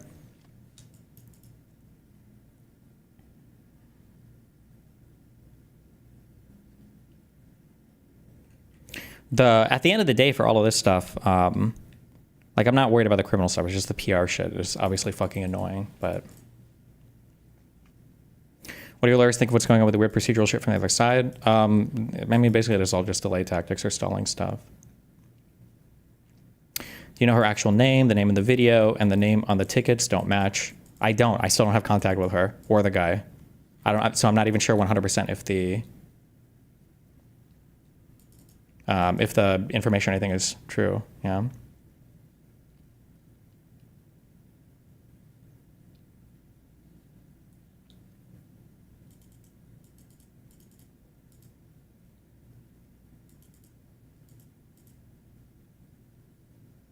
People are baiting, be wary.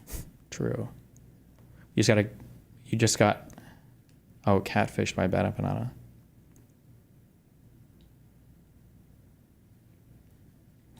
A lot of people think it doesn't make sense that someone over 18 who's sex work-ish wouldn't have an OnlyFans, so you should have known, but a ton of older women have been in stealth mode. Well, there's a lot of people who just sell not safe for work stuff on Twitter too. Because the thing is, for OnlyFans, it doesn't, if you don't have a pre-existing platform, OnlyFans doesn't help you market at all. Or at least it didn't back then. I don't know if they do now. So there are people that sell not safe for work stuff on Twitter.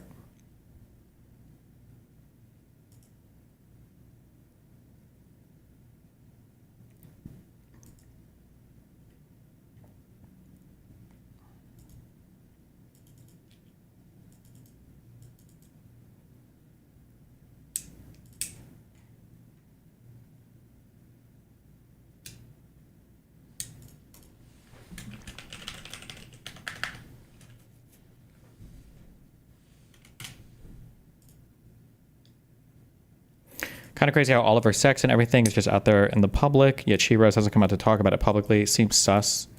Yeah, it could be. Or if they, I mean, it's probably something if they have a ordinary real life now and they don't want to tank their own real life, they probably don't give a fuck. Or not they don't give a fuck, but they would rather be as far away from it as possible.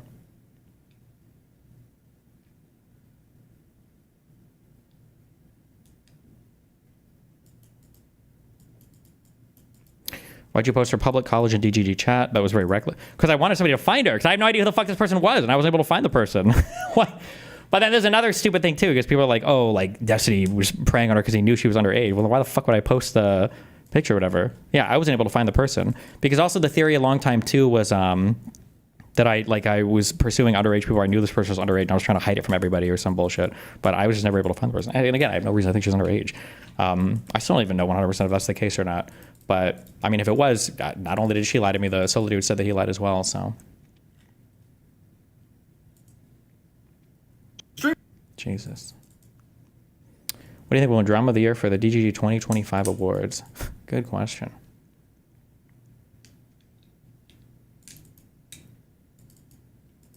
Did you get Kiwi Farms to track her down? Well, I know anything I post in DGG chat ends up on Kiwi Farms because they'll read my shit. So I figured they'd find her from there. But. Or if she was underage, why wouldn't Solo come out and say that originally? Well, that was kind of my thought. And funnily enough, I think just to go believed the exact same thing. I think I posted those DMs because Solo originally said, oh, by the way, when you started talking to this girl, she was underage, so be careful. But just to go and me both figured he's only saying that because he doesn't want me to try to track down the girl so that he can cover his own ass. That was my assumption. Oh, why is the ticket not sealed if it's her juvie record? Yeah, maybe. Yeah, I have no idea. But like, if it is the case, again, if it is the case that she's underage, that solo dude is like felonly, like ultra fucked, because that would be an insane amount of inducement and creation of like underage. That would be crazy. Did you have a Tinder, or rather, did you connect with her there? Also for the Twitter stuff, she was selling at the time you spoke. Yeah, on her Twitter profile, she had 18 plus written, and she had a Tinder already. So, but I mean, you can fake an ID. You can, yeah.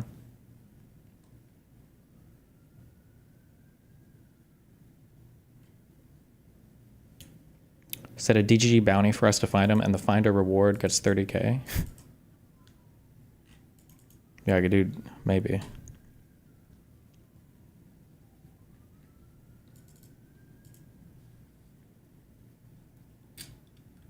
If the ticket was from after she was juvie, it wouldn't be sealed. Well, the ticket says it was paid off in 2021, so it would have been from when she was, basically.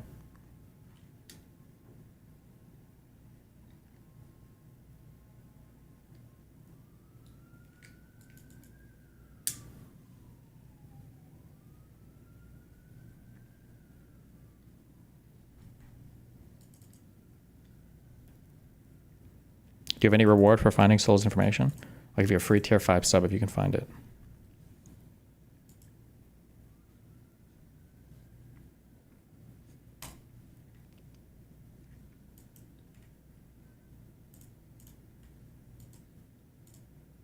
We learned just moments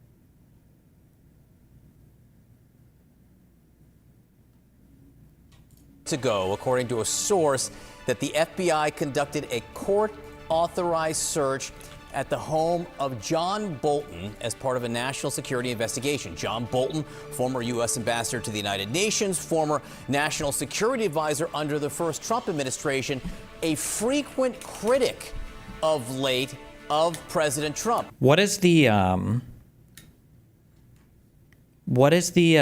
reason why Trump hates Bolton so much again? What is like the political? Are you gonna read the Maxwell transcripts, bro? They released it looked like 10 hours of deposition. Fuck that. Maybe other people go through it. I'm sure something interesting will come out. But is it because of his book? Is that the only reason why he hates this guy so much? A frequent vocal critic of President Trump, and President Trump has been a frequent vocal critic of John Bolton. Lots of bad blood between these two men, but again, learning that there is a court-authorized FBI search at John Bolton's home this morning. Let's bring in CNN's Caitlin Polantz for the very latest on this. We saw pictures of officers around the home of John. Hold on. At Destiny, immediately mentioning Solo, probably not the smartest play. They're asking about you. Solo's not a public figure. Every single thing about this girl said that she was overage. Solo said that initially when he posted, her Twitter profile said it, and in our personal conversations for logs that have already leaked, I've mentioned her age as being 19, and she's not correcting me, right? So unless it was all a plan from the very beginning to trick the public knowing that my private messages would leak, right? I've never knowingly, aside from my first girlfriend in high school when I was 16, 17, it's just not worth it. It's not even worth it. Why the fuck would you even... Why even risk it? That would be so fucking retarded. The reason why I find it interesting, if people care so much about the protecting minors and everything, assuming the story is true, then it would mean that I got honeypotted by a guy who's literally like sex trafficking a minor with over 100 gigabytes, I guess, of crazy fucking CSAM shit that they're producing in order to talk to people online to leak their shit or blackmail them. That's an insane story, in my opinion. And it would mean that the original girl is literally being controlled by some crazy fucking dude on Skype, which I think is wild or insane. Assuming even, again, her age is true. I don't know if the ticket necessarily proves it or not. Like, I don't know why the juvie box isn't checking on any of that. But on this, we saw pictures. I'm not really in the loop. How does Solo relate to Rose? This is my guess, but I don't know. My guess is that Solo is the guy that was dating her the whole time and the guy that eventually got onto the account and then leaked everything. And he was the guy who contacted me. My guess is that those are the same person. It's just the guy who was dating her for a long time.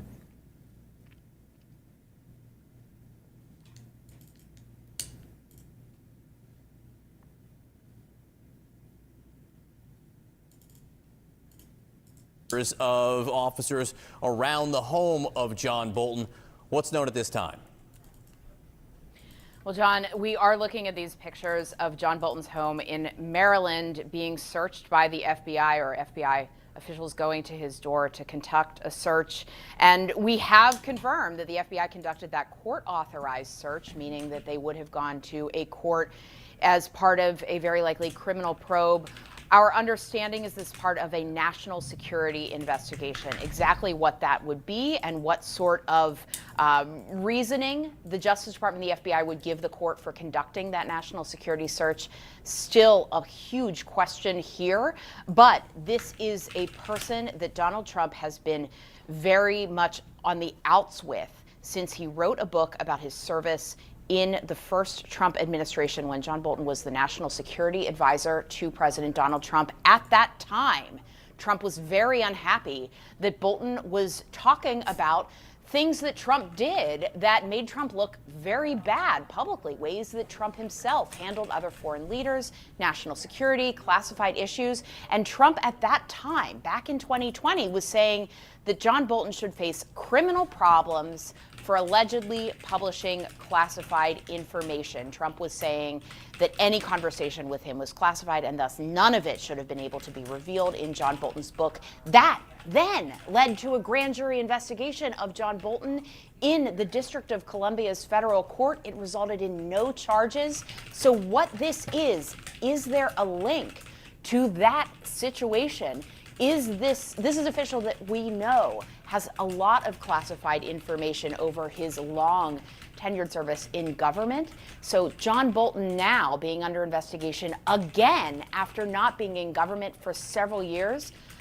We are going to have a lot of questions going forward. I've reached out to John Bolton's attorney, who handled his issues through the first grand jury investigation, and CNN reached Bolton directly this morning. Bolton said he was unaware of this FBI activity and was looking into it further. John.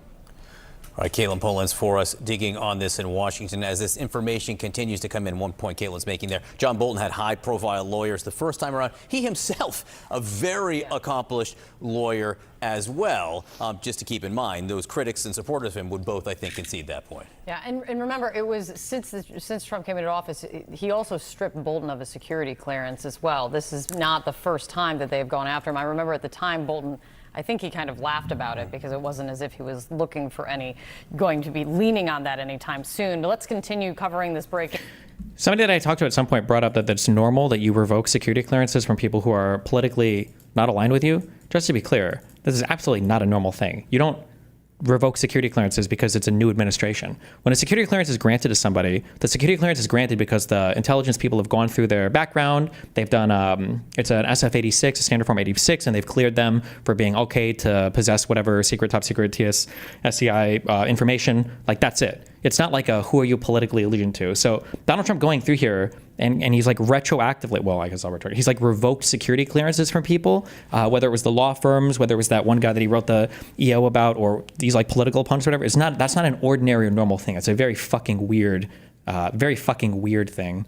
Breaking news.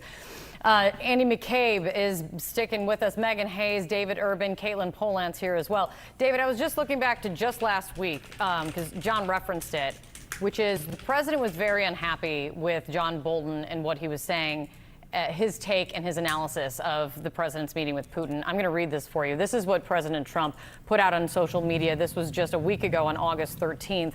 Very unfair media at work on my meeting with Putin, constantly quoting fired losers and really dumb people like John Bolton, who just said that even though the meeting is on American soil, Putin has already won. What's that all about? That clearly, John, what do you think it is about John Bolton that gets so under Donald Trump's skin?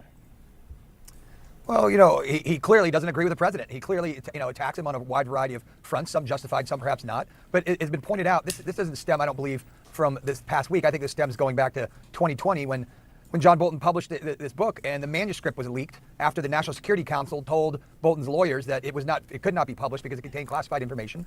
Would you agree with revoking security clearances for those who leave government positions?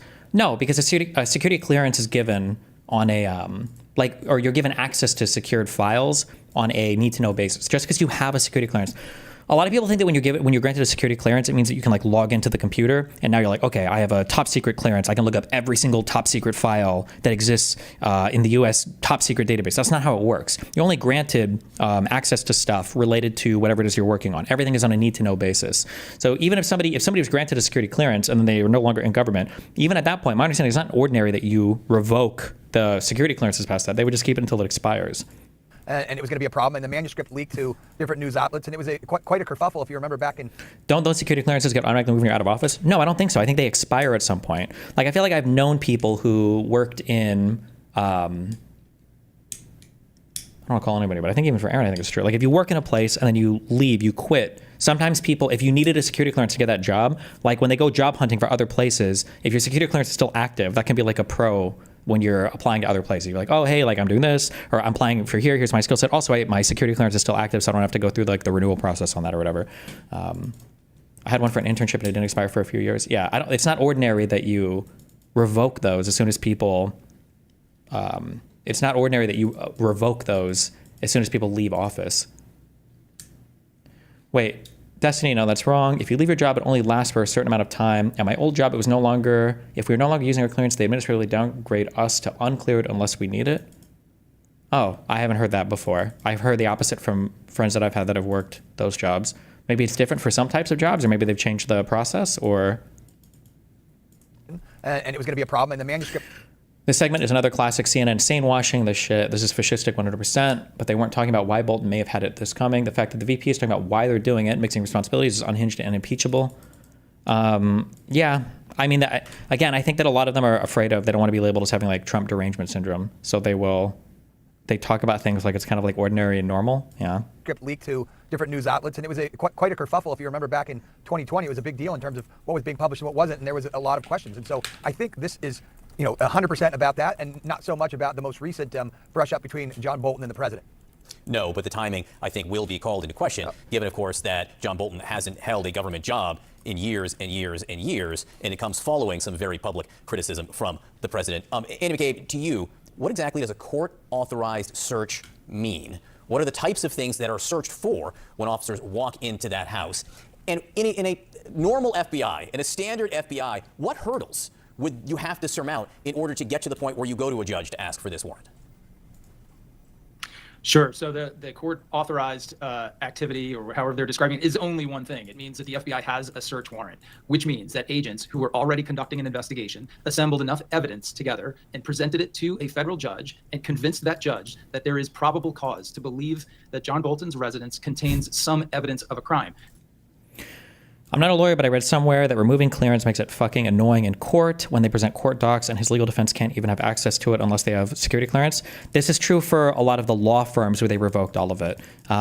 Yeah, the goal is to basically just make it so those law firms can't work with government-related people because they don't have access to clearances anymore that would allow them to review the documents. That's why it was so harmful when Trump was trying to revoke, or did revoke en masse, like huge security clearance stuff from everybody working in the in whatever law firms he targeted on his stupid EOs. Assembled enough evidence together and presented it to a federal judge and convinced that judge that there is probable cause to believe that John Bolton's residence contains some evidence of a crime. Now, we don't know what that evidence is. We don't know what the crime is alleged to be. We don't have any of those facts at this point. But agents, you can't just go in and say to the judge, hey, I think that this guy has some classified documents around his house because he used to have an important job. That's not going to get you there. Typically, what you want for probable cause to enter a home is you want to be able to cite the testimony of an eyewitness, somebody who's already been in the home and has seen documents, or who has spoken to the person and has reason to believe that they have documents. Or in the case of many national security cases where people who are in government are thought to be taking improperly materials home, something like that. Normally, the FBI should have just contacted Bolton's lawyer and requested the information they wanted. There was no need to raid his home. I mean, unless they thought there was something he was going to destroy or something if they were to go after it. But yeah, this is a pretty extreme thing. Now, people will point to the fact that they raided like Mar-a-Lago or whatever, but that was like after a year plus of Trump not cooperating with. First, it was is it NARA, the National Archival Record Administration or whatever, National Archives of Records Administration. It was like a year plus of not communicating with them or the FBI, and then eventually they raided his home. Yeah, 18 months. Yeah. Those people are usually surveilled to assemble that sort of evidence to build towards a search warrant. So agents had to have some evidence here. We just don't know what that is at this point. Do we still have Caitlin Polance, guys? Caitlin, lots of moving parts as always. Do we know if this search of John Bolton's home has concluded? The reporting that we have right now is that the FBI conducted the search. Okay. So it could take some time. Sometimes these searches do take some time because the FBI collects documents, information, especially in a national security probe. And John Kate, we do not know, again, what this would be about, what the probable cause would be that the court authorized this search for the FBI. We reached out to the FBI. They do not have a comment at this time about what is going on here. But these sorts of things, these sorts of inquiries, national security inquiries like this, where there is a search, it does often have to do with the handling of classified material. That was the issue central to John Bolton's book publication and the inquiry at that time. And, there is a question here of, are they looking for some sort of records at his home that would support some sort of criminal inquiry that the Justice Department is mounting. But do not forget that not only is John Bolton somebody who has been around classified information and national security information for a very long time, he's also someone that Donald Trump, as president, has very, very publicly condemned and gone against. This is not a friend of the president anymore, even though he served in that first administration. And we're waiting to hear from the White House itself on this. We'll try to get comment from them as soon as we can. Megan Hayes, I'm old enough to remember when John Bolton was one of the attorneys on Bush versus Gore, who was down in Florida trying to dig up documents. That does make me old. I'm old enough to remember when he was seen as a pariah by the left. He still is extraordinarily critical of Democrats any chances he gets. I mean, in the last election, he said he wasn't going to vote for President Trump. He flat out refused to vote for the Democrat in the race. That's where he is politically. But what do you see when you look at this morning? What questions do you have?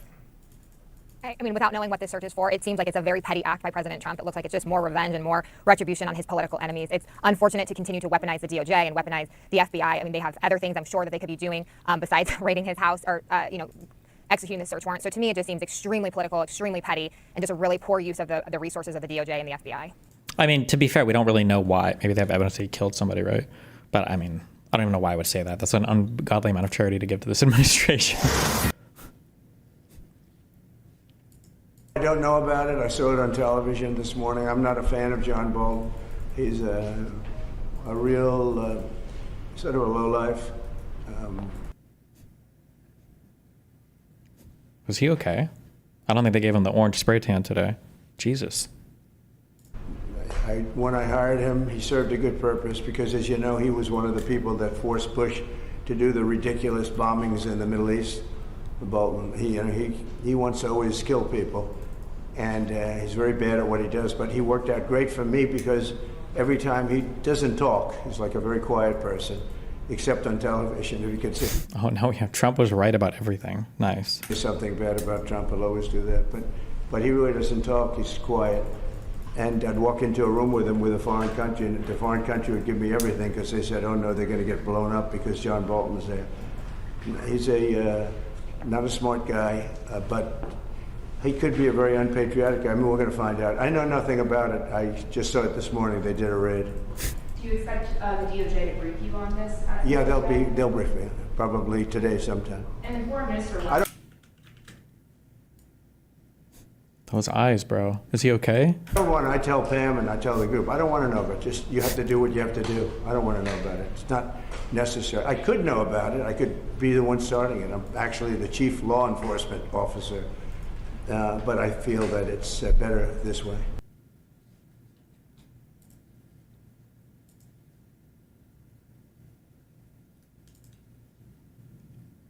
I do want to start with some breaking news. We've learned that the FBI is searching the home of former Ambassador John Bolton, his office as well. Sure. Can you tell me, why is the FBI raiding Ambassador Bolton's home and office, and did the White House get a heads up? Well, so we're in the very early stages of an ongoing investigation into John Bolton. I will say we're going to let that investigation proceed. What I can tell you is that unlike the Biden DOJ and the Biden FBI, our law enforcement agencies are going to be driven by law and not by politics. And so if we think that Ambassador Bolton has committed a crime, of course, eventually prosecutions will come. But as you know, Kristen, this is all part of gathering evidence, trying to understand something that we're worried about. And of course, I'll let the FBI comment on the next stage of the investigation. What's at the root of this? Is this about classified documents? Well, again, I'll let the FBI speak to that. Classified documents are certainly part of it, but I think that there's a broad concern about Ambassador Bolton. They're going to look into it. And like I said, if there's no crime here, we're not going to prosecute it. If there is a crime here, of course, Ambassador Bolton will get his day in court. That's how it should be. But again, our focus here is on, did he break the law? Did he commit crimes against the American people? If so, then he deserves to be prosecuted. As we have this conversation, has Ambassador Bolton been detained, taken into custody, arrested in any form? So this news just broke this morning, and the FBI, I haven't talked to the FBI this morning. I don't know the answer to that question. I assume that he hasn't been detained and won't be detained until there's actual prosecution, if that actually happens. As you know, Ambassador Bolton is a frequent critic of President Trump's. He's also on Kash Patel's enemies list. The administration has already revoked his security clearance, Secret Service protection. Is Ambassador Bolton being targeted because he's a critic of President Trump? No, not at all. And in fact, if we were trying to do that, we would just throw out prosecutions willy-nilly like the Biden administration DOJ did. Wait. If I heard this correctly, wait, so in the beginning of this video, Vance does know details about the investigation. He says that they're at the start of an investigation into Bolton. So Trump absolutely knows the details of this investigation. If Vance does, why would the vice president be clued into this at all? Prosecutions that later got thrown out in court. If we bring a case, and of course we haven't done that yet, the Department of Justice has not done that yet. We are investigating Ambassador Bolton, but if they ultimately bring a case, it will be because they determine that he has broken the law. We're going to be careful about that. We're going to be deliberate about that because we don't think that we should throw people, even if they disagree with us politically, maybe especially if they disagree with us politically. You shouldn't throw people willy-nilly in prison. You should let the law drive these determinations, and that's what we're doing. But you know, a lot of people have already looked at this and said, this looks a lot like retribution. Is this retribution? Shouldn't they be briefed on everything? No.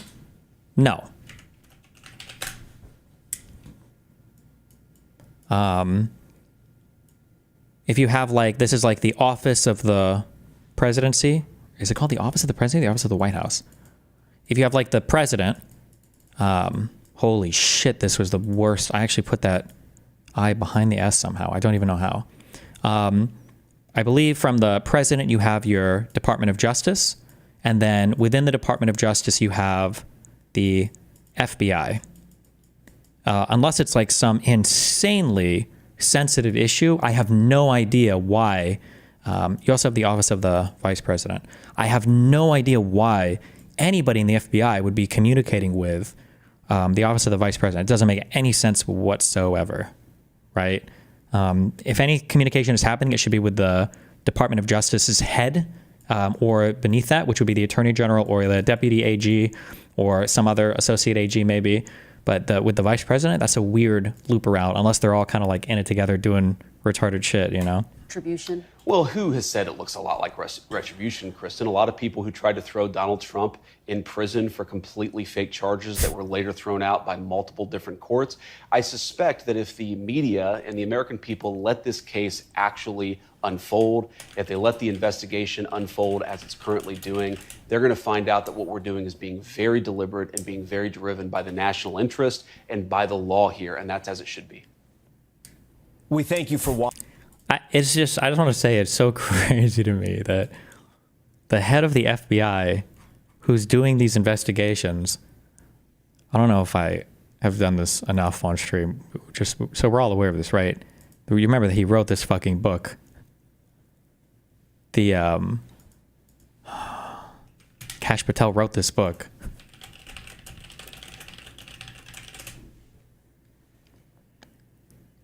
It's just unbelievable that this guy is the head of the FBI. Fuck. Wait, is the reading, was it on Amazon or is it this? Two things that... No.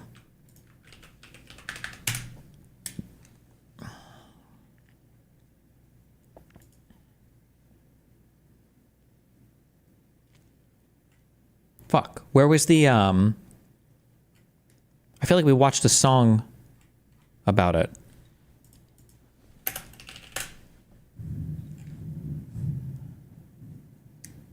Was it not on YouTube? Am I hallucinating? The Plot Against the King song. We did, but I don't know if it's on YouTube anymore. Oh, fuck. They have like a sing-along song.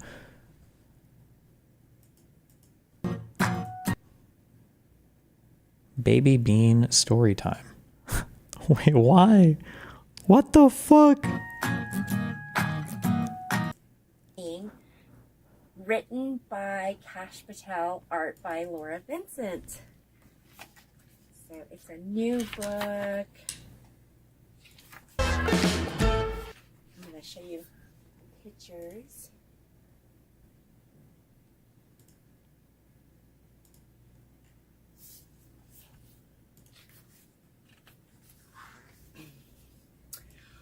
Once upon a time in the land of the free, there lived a wizard called Kash, the distinguished discoverer.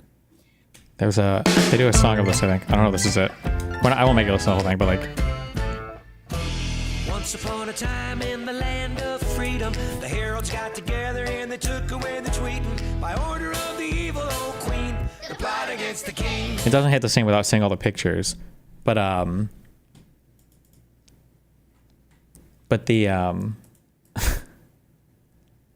I don't even know what to say. It's the idea that like Hillary Clinton and everybody else like led this plot against Trump, who's literally the king, in order to overthrow him, and he won in the. It's just like, It's just crazy to me, okay, that this is the head of our FBI who's now serving subpoenas and shit and doing raids on political opponents, but okay.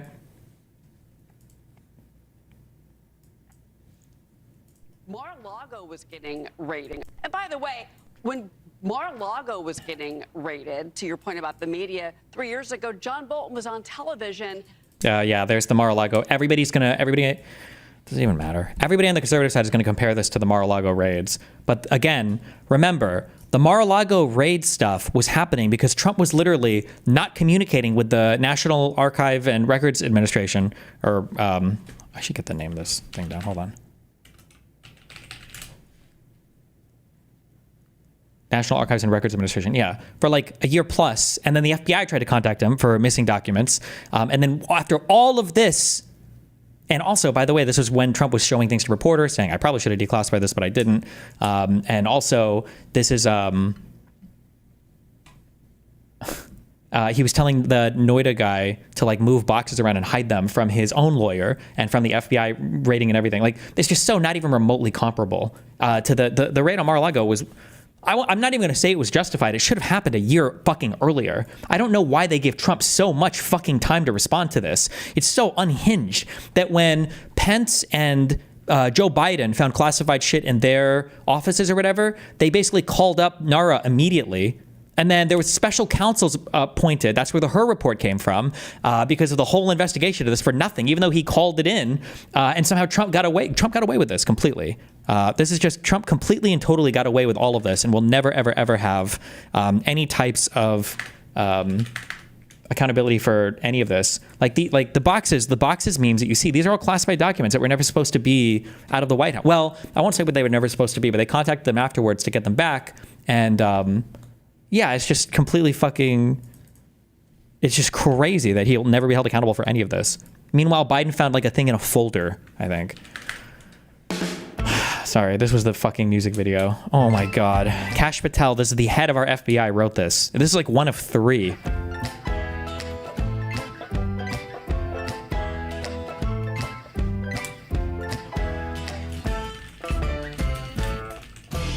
Once upon a time in the land of freedom, the heralds got together and they took away the tweeting by order of the evil old queen. The plot against the king. The plot against the king. Secret keeper Comey and the shifty old knight. 2 slugs and a long sticky silver streak of slime. Ew! They tried to make the kingdom all believe the plot against the king. The plot against the king. The plot against the king. A scary fairy tale from the liars and the thieves. The plot against the king. The plot against the king. All the patriots say it's the plot against the king.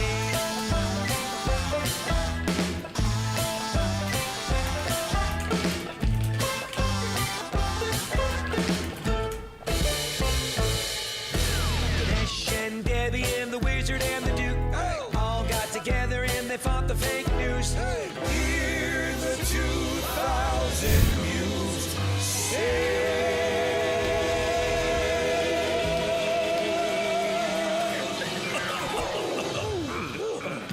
Remember, the entire premise of 2000 Mules was that they dumped a whole bunch of cell phone data from one city's worth of cell phones.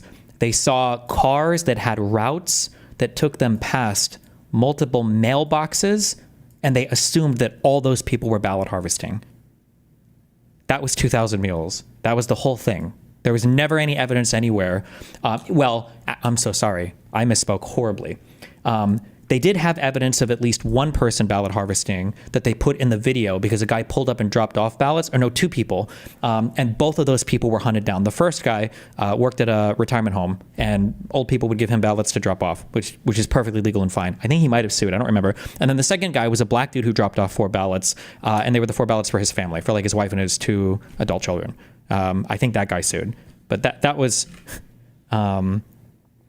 family. Can I just say black male family 2000 Mules harvesting? Did he ever sue? It was, I think it was a black guy that pulled up, right?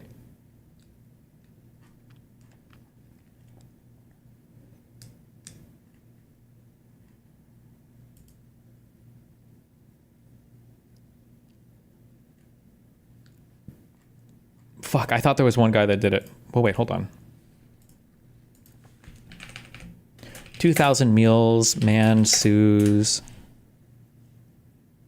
Oh, yeah. And then the creator of this apologized. Dinesh D'Souza, who's an insane fucking Trump sycophant ideologue who publishes false information about shit all the time. God damn it. I'm going to get desk ads for the rest of my fucking life now. Or until we buy something different.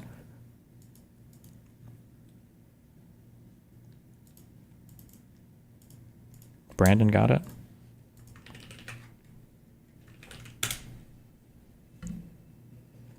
Atlanta citizen Mark Andrews sued Dinesh D'Souza, True the Vote, Greg Phillips, Catherine Engelbrecht, and Salem Media Group for defamation conspiracy and intrusion on seclusion. The film accused him of being a mule who illegally harvested ballots as a part of a fraud ring. Although the film blurred his face, the film's trailer and promotional stills used his image. A state investigation found that Andrews was legally dropping off ballots for himself, his wife, I'm sorry, I misquoted. It was 3 adult children, not 2, who all lived at the same address. The state exonerated Andrews a few days before the movie's premiere. This was such a dog shit. I mean, like, it was a cute hypothesis, I guess, but they published it like they had a fully fleshed out scientific investigation when they didn't at all. It's the plot against the king, the plot against the king, a scary fairy tale from the liars and the thieves. It's the plot against the king, the plot against the king, all the patriots sing. The plot against the king, the plot against the king, the scary fairy tale from the liars and the thieves. The plot against the king, the plot against the king, all the patriots sing. The plot against the king, the plot against the king, the plot against the king. It's the plot against the king. The plot against the king. The plot against the king.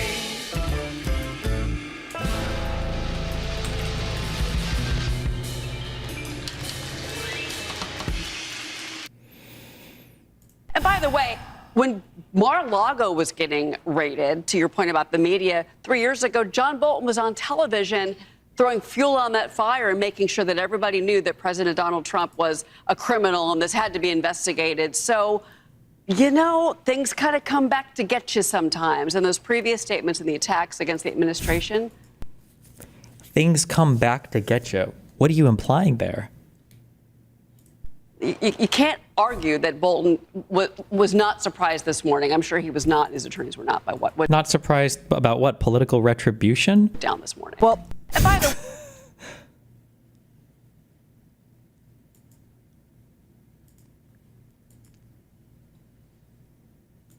You know, I don't want to denigrate that. You know, it's not like, oh, he's got classified docs. What's the big deal? Having worked in a classified environment, I had the TS clearances and all of that.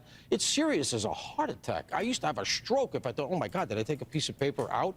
You can't do that. That is really, really important. And if it turns out that the former ambassador to the UN had top secret documents lying around in his kitchen, then I'm sorry, it's indefensible.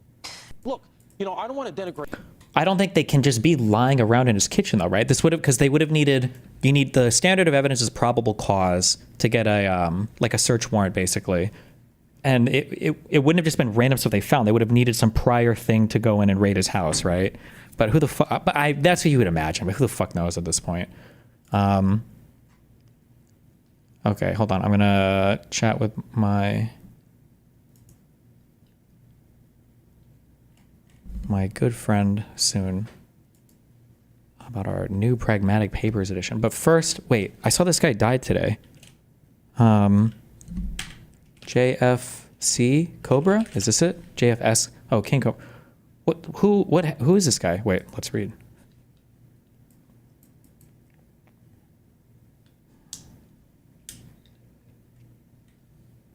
Born on March 26, 91 in Casper, Wyoming. When he was an infant, his mother stopped feeding Joshua breast milk and used baby formula instead, which caused bleeding of the rectum.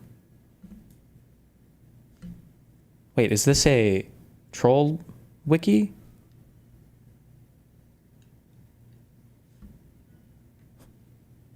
That is true? How does formula cause bleeding of the rectum? And why would that even be in here? This is a noteworthy piece of information to put in the... No, this is the main YouTube wiki. Destiny, what was the relationship between Cash and Trump before all this? I think Cash was just somebody else who was on desk duty underneath for Trump, sucking him off all day. I don't know actually if they had any formal relationship or informal relationship prior to him. I just know that he was like one of Trump's #1 fucking sycophants, like running around on the media being super pro Trump, yeah. But I don't know if he did. Well, I mean, we can look, I guess. He was a lol cow, had autism, but he was a harmless kind of lol cow.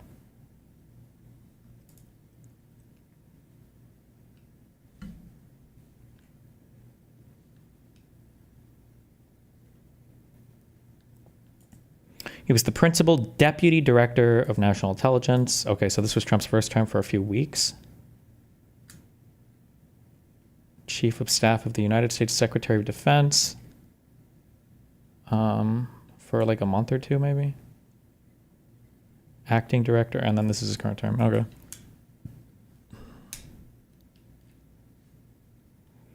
Trump tried to get cash into the director position during the elector plot.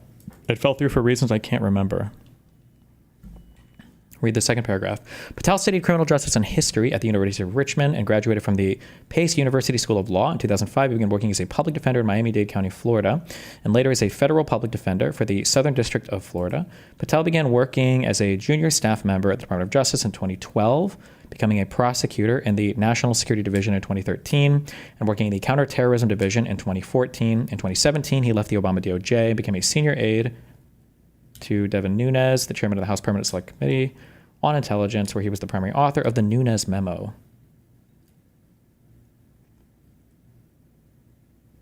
Alleging that the FBI officials abused their authority in the FBI investigation into links between associates of Donald Trump and Russian officials. Ooh, he was an early fan. Okay.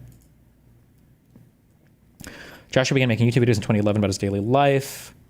He began in his father's basement before moving out into his own apartment sometime in late 2012. When Joshua was 19, he met a woman named Stephanie while attending Job Corps, and they began dating.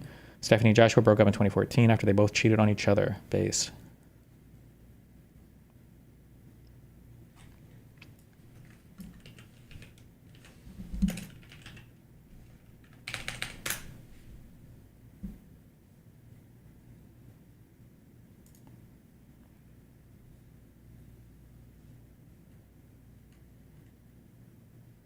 Based Willie Mac show. Wait, do you think multiple people run this Yeet account? Oh, here it is. I saw this morning.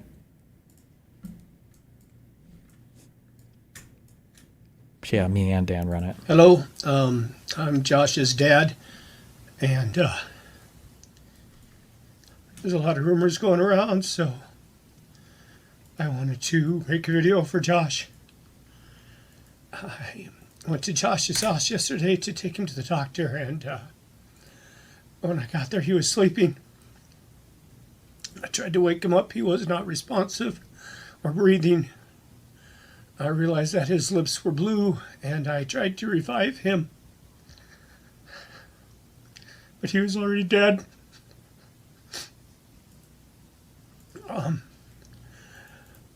I got on today to delete all of his social media. He's like CWC era cow. What does CWC stand for? Because fuck you. Is how I'm feeling. But I realized that would not be fair to his fans. And it's certainly nothing he would want. Chris Chan adjacent.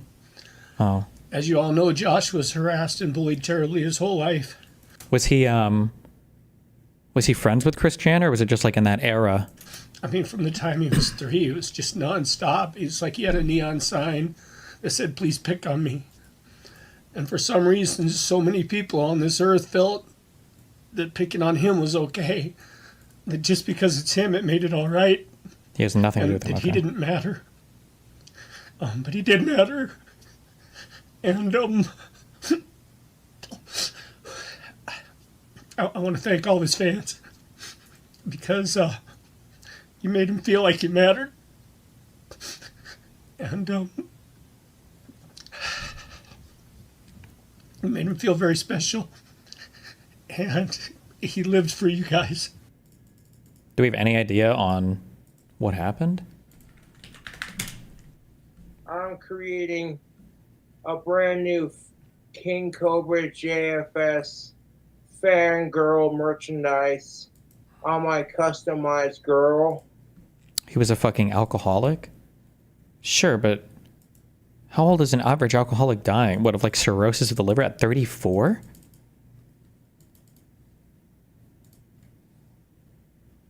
He's been really sick the last couple of days. Oh, okay, I don't know.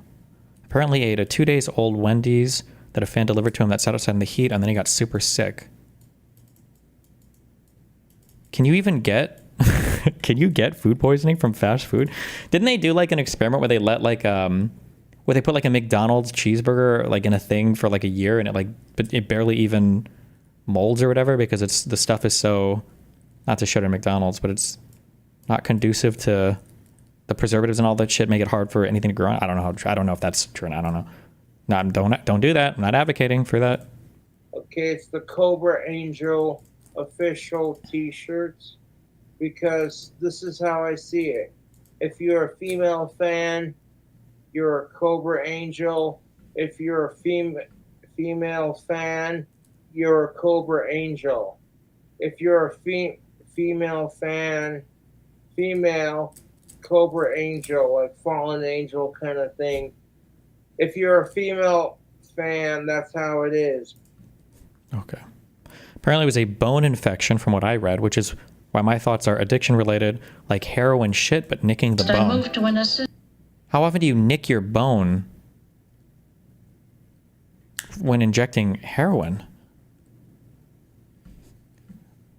I don't know anything about injecting heroin, so maybe it's pretty common. I'm not sure.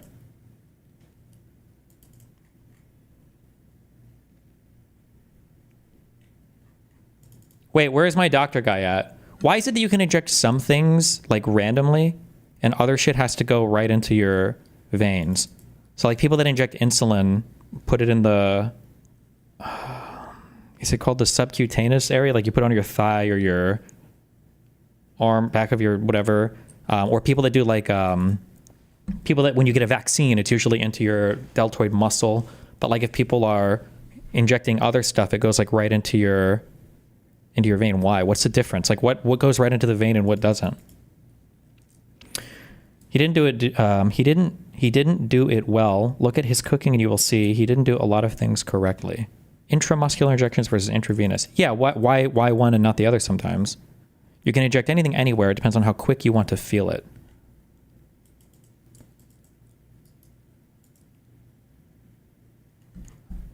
Okay.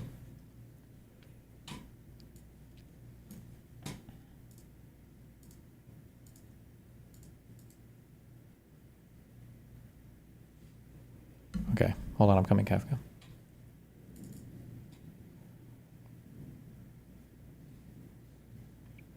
While scanner audio from local police indicated he was discovered blue at the lips, the official cause of death has not been released.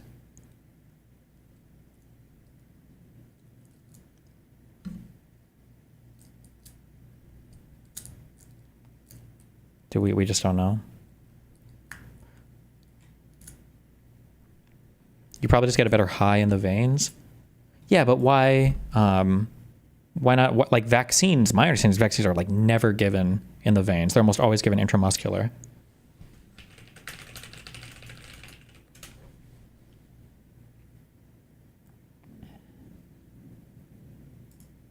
Okay, I'll look this up after. Hold on. Wow, hi, what's up, buddy? Great. Hey, how's it going? It's been a while. It's going great. It's just another day in paradise. Yeah, hell yeah. Seems like it. Let's see, let me throw a link in chat for everybody. We got a new edition of Pragmatic Papers out. You should all go check it out. The big featured article is about this guy called King Cobra JFS. He's some fucking guy that died, and so I had to wait an extra like 20 minutes to get on stream. It was great. Based. But no, in reality, there's a really good article by Miss Agent M that she published. It's her first time coming back after a bit of a hiatus. She does really good. This is probably one of the best articles I've seen for just kind of like a really straightforward, like trimmed down explanation of how the Texas redistricting is working and what the strategies are, and then a really good analysis of the media reporting on it, and kind of just looking at how different people's views are on it, where they might be coming from. So that I really like her articles. They're kind of a good way to kind of preempt or see what you should expect if you're going to talk to your MAGA relatives about a topic. So I really like this one. I think she did a great job. The next one we've got Wait, is... do you talk to, do you have like MAGA people or conservative people in your real life that you ever talk to about politics? Yeah, all the time. Are people in real life, like, what are those conversations like now? A lot of people, like, they what's funny is I've never heard MAGA people talk more policy than now. Yeah. Where they're like, they're trying so hard to not talk about the behavior of the administration. They're just desperately trying to be like, it's great that, you know, these very marginal things are happening. And they'll say it in a very vague way, like, man, the border is better, and things like that. And they'll just try to, like, not have the conversation. Usually my move is to, I'll kind of just move past the conversation because I don't have a big point of it. But anytime they start like going in on the Democrats, I really enjoy doing both sides on that one and be like, yeah, that is bad. But you know what? That's how all politicians are. And then I both sides it to them and start talking shit about MAGA and Republicans. And most people that I know that are MAGA are libertarian leaning. Mm-hmm. And then they kind of like grit their teeth and go like, yeah, true. And then they try to get off the topic. But yeah, I mean, a lot of this stuff, whenever, like, I don't have as many people in my life that, like, come up to me with, like, gotchas about MAGA, like, haha, look at how great this is. I have a lot of people that, like, are kind of ashamedly MAGA. Or, like, they're more like they want to own the libs MAGA, where they're like, isn't it awesome how mad liberals are about Donald Trump? So it's kind of a different vibe than the very, like, QAnon stuff that you see on the internet. Interesting. Okay. I just can't imagine, like, what... But I mean, I guess normal people don't do like policy anyway, but everything just seems so, I don't know, like it's gotten boring for me. Like every day there's like 10 more like crazy, like there's like so many different crazy, ridiculously stupid things. I don't even know like where to even like go to anymore. Like it's just so wacky. The red carpet rollout for Putin. Trump this morning, I watched him before I went live, where he showed that like Putin sent me a picture of both of us outside, or him saying like I had to kick all of the European leaders out so I could have a private one-on-one call with my boyfriend Putin. Like it's just so, all of it is just so fucking bizarro, wacky, weird. Yeah. No, I definitely agree. I think that the funny thing is that for a lot of the people that I talk to, since they're not like conspiracy brain broken about it and they're just kind of own the libs, most of the time when I talk about policy without mentioning like the word Democrat or Trump or anything like that, they actually have pretty rational views. Like the person I talk to most, he's pretty pro-Ukraine. He's like very, yeah, but they like have rational views. But then if you stuff. ask them like, oh, okay, so then do you think that voting for Trump was okay? Then they're like, yeah, actually, I would still vote for Trump over Kamala. Yeah. Well, because to them none of this matters. It's all like a fun entertainment thing, and owning libs rocks, and they just hate Democrats, and seeing them get mad is just funny, and so that's more important than I think I didn't watch all of it because it was making me remember a lot of my conversations. Your conversation with Tectone felt similar, where it's like the person just like, isn't this hilarious? And it's like Tectone wasn't like, as far as I could tell from the conversation, he wasn't like super conspiracy, and he just was like, he just didn't think it mattered. He just didn't see he didn't have an ability to engage with politics in a way that like made him think it was significant.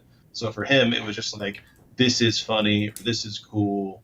And then, you know, I bet if you really boiled it down and you weren't talking like these kind of political like buzzwords, news topical things, he'd probably agree that some of these, like a lot of these policies are bad. He'd probably agree with a lot of Democrat policies.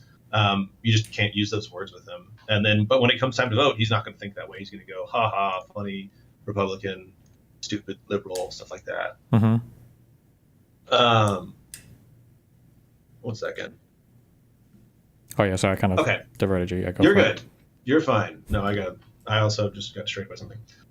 Okay, the next one is Silenced Voices, Power, War, and Representation by Demosthenes Rex. I actually really like this article. It's been something that I've thinking about a lot with original Palestine. It's about the Gazans and kind of their role, like non-Hamas Gazans, right? Like people that just live in Gaza and kind of what their role has been in the war. And I think I can't do it justice, but it really, I think, did a good job of pointing out a lot of these kind of like people that are they're probably the people that are most affected by the war. Mm-hmm. And they probably have the least amount of say about what's happening. Sure. And it's that's kind of true of all civilians, whatever. But in this case, it seems like Hamas is not really ruling with the consent of the people in the same way that most governments are. And even if they lost the consent of the people, there's really not a clear path for both the Gazans would interact with Hamas such that they could remove them. This is one of the things that this is one of the things that annoys me so much about this fucking conflict, and Netanyahu is going to get away with this, is that because of propaganda on both sides, everybody hates the Palestinian Authority. So Netanyahu is super happy to not have the Palestinian Authority administrate the Gaza Strip. But reasonably, and I think most reasonable minds can agree that it probably shouldn't be Hamas, but like the far lefty people and all of the pro-Pali people in the West are going to advocate for either Hamas or some other random thing. I don't even know what they're advocating for besides Hamas, and they all hate the Palestinian Authority as well because of propaganda against the PA. So I feel like at the end of the day, no matter what emerges from this region, it's not going to be the PA that is the administrator in the Gaza Strip. So the Palestinian people are still going to be divided against Netanyahu's government, and then the situation will just continue as the status quo, basically, which is really fucking annoying, I think. Well, and I think, yeah, I definitely agree with that sentiment as far as like kind of how the engagement is from our side. And also you mentioned like Netanyahu there. And for me, what I've always kind of struggled with is like, if there were people in Gaza who do not want to support Hamas and they want the war to end and they are not hostile to Israel, you know, I don't know what real options they have. And in a lot of wars, if you are a non-combatant and you want protection and you don't, let's say, agree with your own side, there were ways for you to go to the other side and say, hey, you removed from this area. I don't want to be here. I'm not hostile. And even if it resulted in some, you know, I know it's a bad word, but concentration camp or something like that, but in a place where those people could be kept safe, right? Or even negotiate politically on their own behalf for safety. I don't know if I see that here from Israel. Right? It seems like they're saying, here's these safe zones that the Gazans can go to. But then through no fault of, let's say, I mean, certainly there's some Gazans through no fault of their own. Hamas is in those safe zones and bringing the war in. And so, like, it just feels like there's a lot of these people in Gaza that don't have the ability to escape the conflict. Even if we're just speaking hypothetically of a person that doesn't support Hamas, wants the war to be over, doesn't want to be affected by this, they're just kind of trapped there. And I don't know if Israel, you know, I think Israel does a lot of work to prevent casualties in the immediacy with their with their bombs, strikes, all that stuff. But I think whenever I'm looking at kind of the broader picture, I don't know if I see that same effort from Israel. I'm no expert, but I mean, do you think that Israel has an obligation there? I mean, yeah, for sure. Wait, hold on. Okay, before we continue this conversation, we have to figure this out. Why does your mic come in and out so much? What's going on there? Oh, wait, I got a new webcam. Let me make sure that it didn't take the place of... Oh, that's what it is. Sorry, I have a new webcam. This should be better. Yes. Okay. Okay, cool. Why did you tell me at the beginning? Because I'm just used to it at this point. Okay, but that's okay. All right. Okay.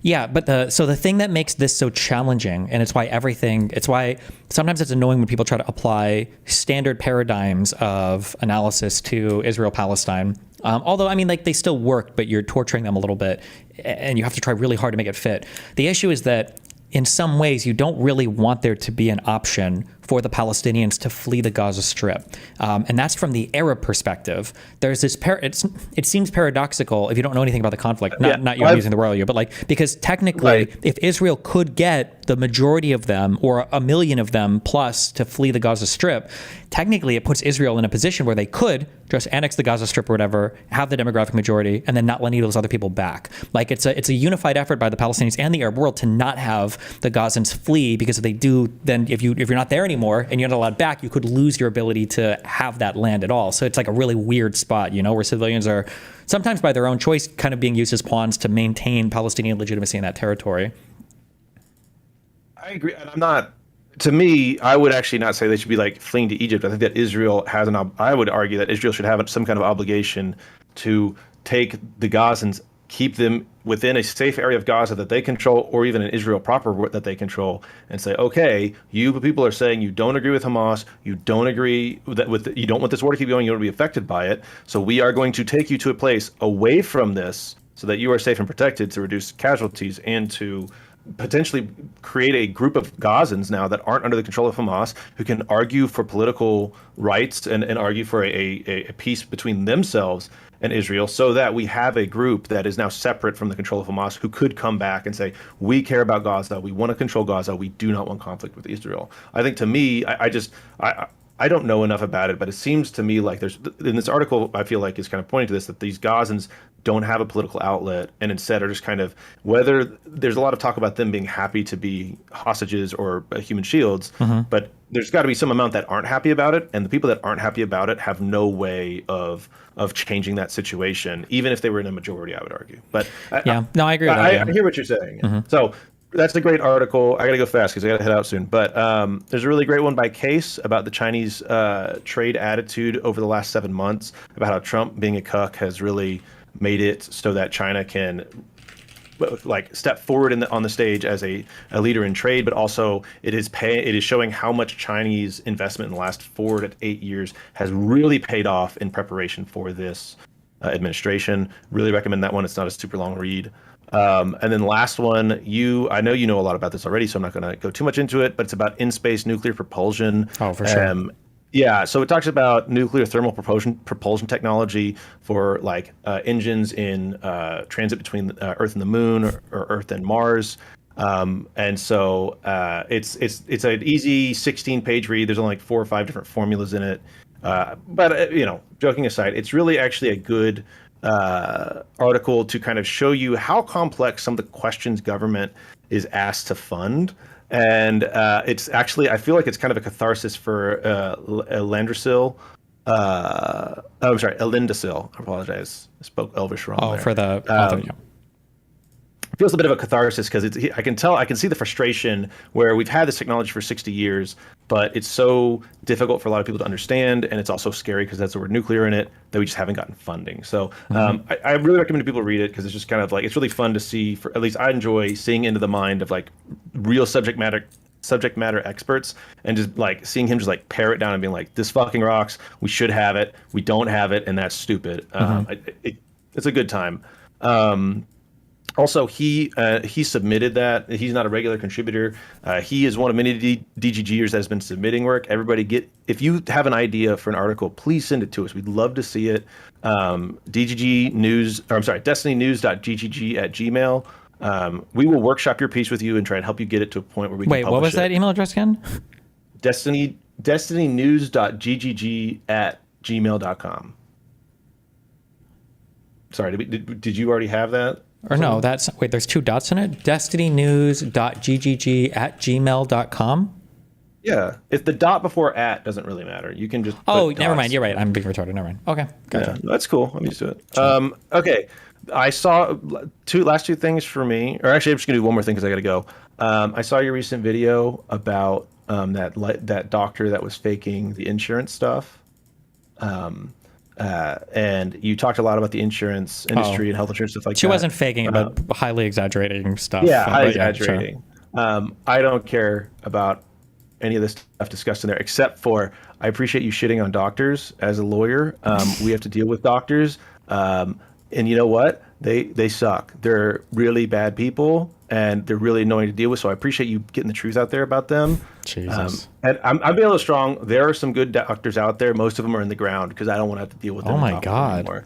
All right, so Mr. Lawyer. Okay. Shots fired. Just saying. Okay. But no, I really enjoyed it. Thanks. I'll see you. I don't know. See you. But I'll talk to you next week. And everybody go read the papers. Okay. Have fun. Be careful. Bye. All right. Bye.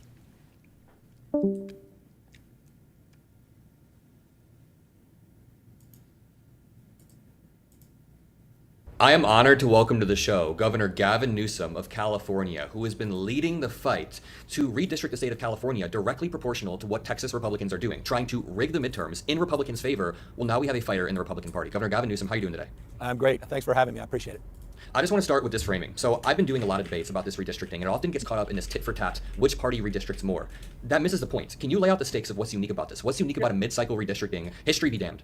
Well, I mean, in history is relevant because it's instructive here. You've never had a president call a governor mid-decade and say that, quote unquote, I'm entitled to 5 seats. Find me 5 seats. I mean, it's without precedent. And so we're responding to this unprecedented moment of election rigging before one vote is even cast in 2026. And I think this is really instructive. You saw we all experienced what occurred after January 6th, where he tried to light democracy on fire, tried to wreck our democracy, and he tried to steal the election as it relates to trying to find those 11, 12,000 votes in Georgia. Here he is in plain sight, now calling up people like Greg Abbott and saying, I need 5 seats. For one reason, he knows he's going to lose in the midterms. He is historically unpopular. His programs, his policies are historically unpopular. he is going to get crushed in the midterms, which means we're going to have a co-equal branch of government back, as opposed to the complicity of Speaker Johnson and the lack of engagement, even existence almost, of the lapdogs in Congress today in the House of Representatives with the majority of Republicans. And so that's what he did. And we now are responding to that. He took the first shot. He swung the first punch. Isn't it fucking crazy that not even Newsom probably knows about the elector's plot? I'm sure he does. It's just too much to explain to most people, so. And the difference is he expected us to roll over. Democrats talking about how the world should be, holding hands, putting out a white paper, and talking about how morally superior we are. And it's just unfortunate that he did it in Texas and he did it in Indiana, he did it in Florida, he did it in Missouri, and Ohio just went. And the difference now is no, we're punching back, we're fighting fire with fire, and we're going to neutralize what they just did in Texas. Yet Republicans always try to act like this is happening in a vacuum, but they try to very intentionally not talk about Texas being the catalyst for this entire thing. I guess when it comes to Donald Trump breaking norms, I really like your framing of this as an extension of January 6th and the Raffensperger phone call and the fake elector plot, which a lot of Americans, it rubbed them the wrong way. What's at stake if Donald Trump does end up rigging the midterms? You're trying to cut his presidency short. You are trying to end it. What do you think is at stake? Well, it ends with all of you next November. De facto, it ends. There'll be fire and fury, there'll be tweets, and there'll be all caps, and there'll be a lot, but it will signify little compared to where it does today. You'll finally have a co-equal branch of government. You'll finally have the rule of law established and re-established in this country. But look, what you just said I think is important. I want to pull this thread a little bit further. From January 6th and what happened in Georgia with the Secretary of State to what just occurred with Abbott a few weeks ago and what's happening in real time as we tape this in Texas as they're moving from one House vote to the next House and Greg Abbott's signature. It's not just about the redistricting. It's about what occurred a week ago when I announced this campaign for redistricting in California, where he sent masked men, disproportionately men, to our Democracy Center event. We had 2 U.S. senators, many members of Congress, community leaders, hundreds of them assembled. And he sent the Border Patrol and ICE. That was really fucking weird.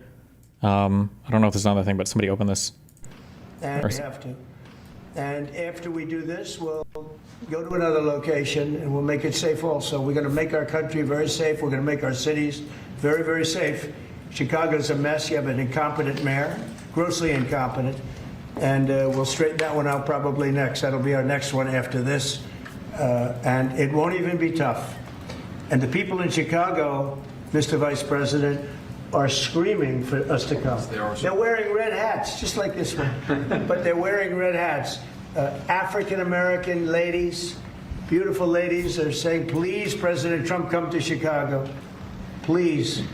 I did great with the black vote, as you know, and they want something to happen. So I think Chicago will be our next, and then we'll...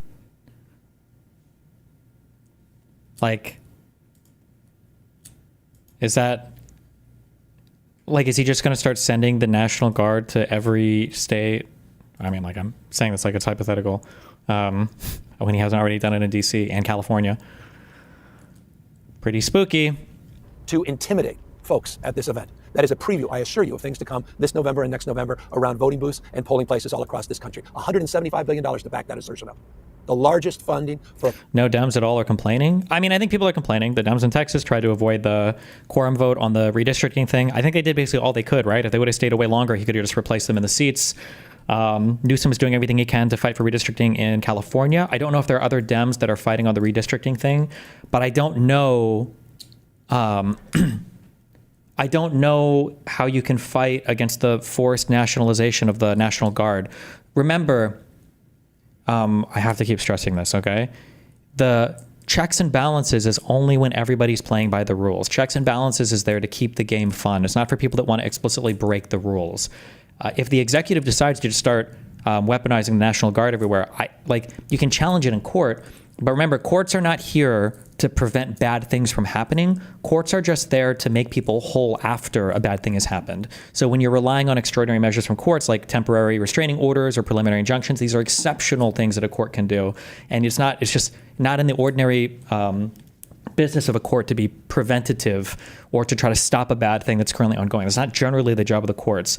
I think Newsom challenged the National Guard deployment in California, right? But all of this stuff takes time, and there's just not I don't know what it's going to look like if Trump just starts weaponizing the National Guard in every state because he's just declaring emergencies everywhere to go visit polling places. And remember, he doesn't have to do anything horrible. He doesn't have to order them to start killing people at polling places. They could just be there harassing people or just be there, doing background checks on everybody or whatever else. Just the presence of them there, period, is very, very, very fucking weird. Private army, increasingly becoming a private army. Would this be considered an actual tyrannical government just without the name? Yeah, of course it's tyrannical. I mean, it is with the name. I mean, that's just crazy. Why you're deploying the Marines or whatever to California, and then just lying about everything afterwards, right? Like in 2 days or whatever, before the National Guard, I think, was even active in California. It's like, oh, look, the National Guard fixed everything. And now supposedly crime in DC is fixed. They've said, oh, they just fixed it in 1 week, I guess, from deploying the National Guard. And what, they're going to do that in every city? Well, every blue state city, not the red states, of course, regardless of their homicide rates. $75 billion to back that assertion up. The largest funding for a private army, increasingly becoming a private army of Trump, anywhere in the world. And that is a preview, number one. Number two, you saw what he just did this week on vote by mail. 80+% of Californians did vote by mail last year. 2 years prior was 86%, 88 in 2020. That's the predominant means to which people express their fundamental democratic rights. He now wants to vandalize that.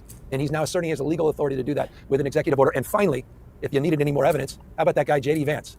How about that guy named Stephen Miller, the architect of these warrantless raids, going after and separating families and putting in children, scaring people, going to school or going to church, or even going to a funeral or a service and a memorial. He was sitting there with the head of the Pentagon, the chief of the Pentagon, Secretary of Defense, with the Vice President of the United States in Union Station, with the military surrounding them, as they've tried to now militarize American cities, just as they did in Los Angeles, 4,000 federalized National Guard and 700 active duty Marines. Do you think JB should deploy the National Guard beforehand in Chicago? Is JB the name of the governor? Or mayor? It would have to be the governor, right? Governor of Illinois. Oh, JB Pritzker, sorry. I feel like personally, actually, I don't know how this works. I don't know why I'm saying this. My understanding is that if the governor mobilizes the National Guard in their state first, that the National Guard can't be controlled by the president, but I don't even know if that's true. I actually have no idea if that's true or not. Yeah. You combine all of those things, guys, this thing could disappear in front of our eyes in a matter of months if we don't push back. Yeah, as a young dude who spent most of his formative years listening to the president ramble on TV, it actually really pisses me off when I hear him repeat Russian propaganda about our election systems verbatim, top down, that's coming from the president. And then people wonder if his intentions with the midterms are to rig it. Of course they are. Can you explain a little bit how what you're doing is temporary? Because this is the point that I actually had to refute last night on CNN. Someone was like, they're trying to do tit for tat. I said, listen, the temporary redistricting is not the same as what Republicans are trying to do. So can you just lay it around there? Well, nothing about it's the same. First of all, we're not only doing it temporary, we're maintaining the Independent Redistricting Commission. We're affirming our policy that we support a national Independent Redistricting Commission. By the way, only the Democratic Party has come out to support an Independent National Redistricting Commission. Republicans are nowhere to be found, so spare us your crocodiles here on redistricting and the Democrats. We're responding to what happened in Texas. We would never have considered this in the first place. And we're doing it in the most transparent and democratic way. And let me be specific about that. The maps are going on the ballot. With all due respect, Mr. Jennings, and all these others that you have to debate on all these shows, there has never been a state that's put its maps. Why are they saying DC has the highest homicide rate? Does St. Louis, Missouri not exist?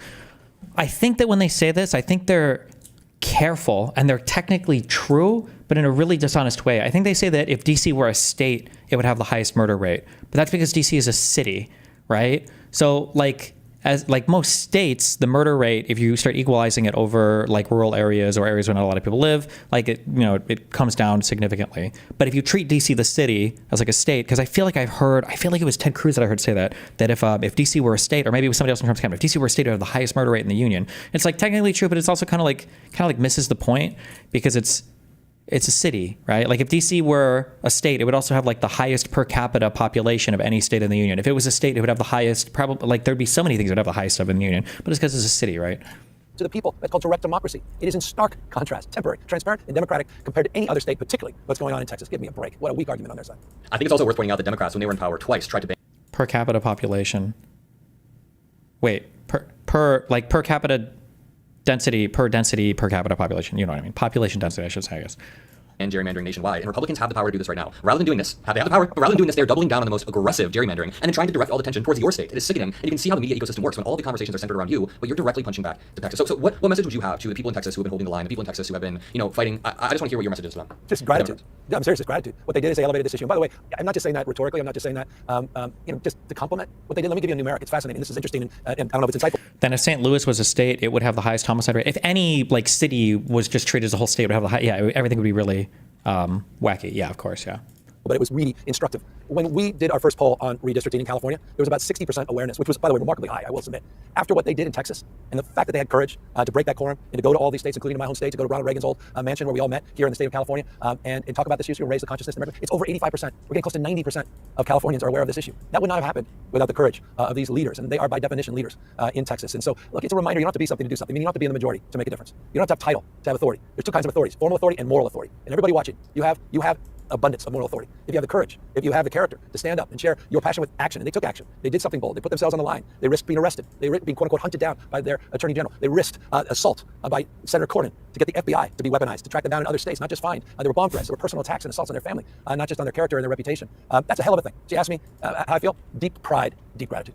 I found those statistics to be very insightful. It really shows how on-the-ground action and creating attention can then help you drive the narrative across states. That leads me to my final question. You've been doing really well dominating the attention economy lately, but it's also because Democrats seem to be thirsty for a fighter, thirsty for somebody who can be aggressive and match the energy of Republicans. Do you see it's the same as everyone who points to Singapore's stats as a country? Yeah, maybe. I don't know anything about how Singapore works, but yeah. Vision for a Democratic Party? Because that's a city state, right? A bit more aggressive, a bit less risk-averse. Again, as a young dude, I've seen the Democratic Party become two things. A little bit more risk-averse, but also a little bit more finger-waggy. Like, I feel like there's a little bit of finger-wagginess that goes on that we should back up from, and we should just be ourselves. What are your thoughts on that? I love it. By the way, thank you for saying that. Yes, a little less judgment. I mean, just look, a little more grace, a little more humility. I'm grace and humility. Look, I've been through a ringer, and I'm hardly perfect. I had a recall that I had to work my way through. I made mistakes in my life. A little more grace, a little more humility, a little more humanity as well, and recognition of what's at stake. It's time for the Democratic Party to unite. It's time for Americans to unite. There's nothing about this is American. It's not about the rule of law. It's about the rule of Don. He can take this away. I'm telling you, he's trying to take it away. It's all on the line. So less judgment, more action. Stand up on principle, purpose. But to your point about communication, it's smash mouth now. I'm sorry. It's just, a little more authenticity. Let's go. Try new things. You're doing it. What you guys have been part of that. You guys are crushing it. You've been crushing it. It's about iteration. We can't do things the way we've done. Let's disabuse ourselves of that. Period. Full stop. Enough to slow death. And I will say, and forgive me, I'll just close on this. There's a weakness about that. The Democratic Party needs to assert itself. We need to be strong again.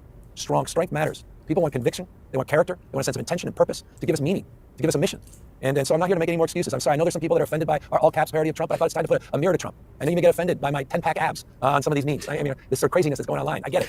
I feel like we missed the mark by not just going all in on the redistricting in California and getting more seats than the redistricting in Texas gives Republicans. They have the whole fucking federal government on their side. It's going to take more than balancing the seats to fight this shit. Yeah, but the problem is it has to pass a referendum in California. And if California were to try to delete like all of their Republican seats, my guess is it would be significantly harder to pass via referendum. That'd be my guess. My kids are like, Jesus, Dad, what the hell's going on? The point is to make the point of what is going on in this country. You have the President of the United States that's acting like a child. And you've got the chatbots on Fox that repeat 24/7 and are weaponizing his grievances, attacking vulnerable people, traumatizing communities. We need to stand up, all of us, at this moment. Less judgment, more fortitude. Meet this moment, not for ourselves, but for each other, for this country. And this is a red line. They're not just changing lines, this is about raw power. This is about rigging the election. This is about ending the enduring values, the principles that define the last 249 years of our democracy. So forgive me for being intense about this, but I am, man. This is it. And there's no do-over if we screw this up. And so we're counting on everybody watching. And I'm grateful for the opportunity to engage you and share where we are at this stage. But it's November 4th that's going to matter. And that's why we need everyone to help us get this over the line.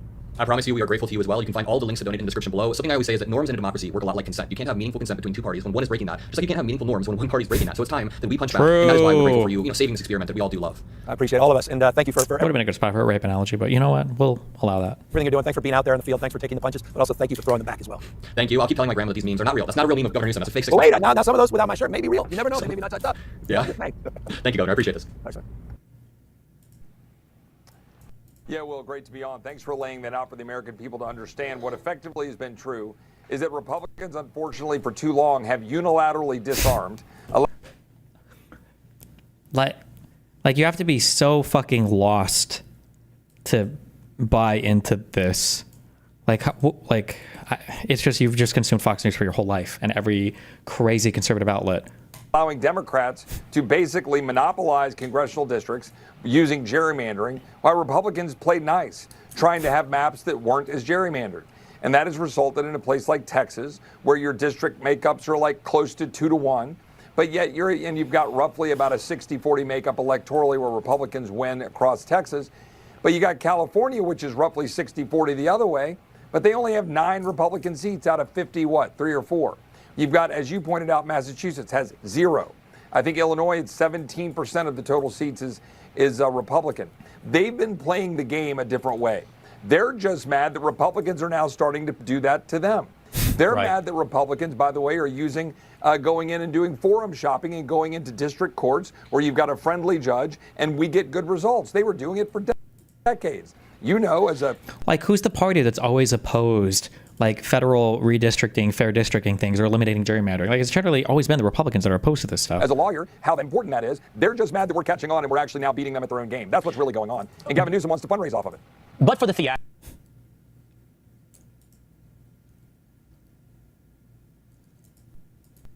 Masked men at the site of the Japanese who were interned and bussed in Little Tokyo last week in Los Angeles were sent right there in front of the Democracy Center as we kicked off this effort.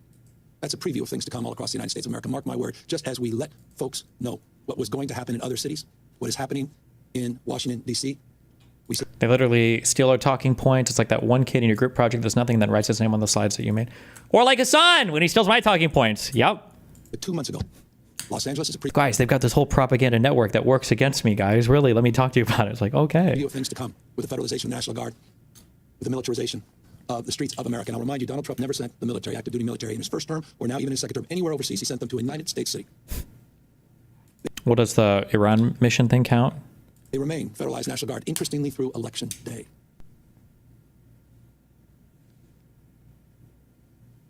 Oh, I think we saw this. Reaction. Fox News contributor Joe Concha. So if you want to trigger Newsom, and I'm finding this very entertaining, I'm loving every minute. I want him to do this every day. If you want to trigger him, call him Gavin Newsom. That bothers him. If you want to trigger him, tell the truth about the highest taxes, the worst schools. The worst schools. The most incompetent government, the deficits that he has. And then if you really want to trigger him, talk about empty fire hydrants and reservoirs in the Pacific Palisades, and he will lose it. Here with reaction. True. All those horrible UC schools and all those horrible, yeah.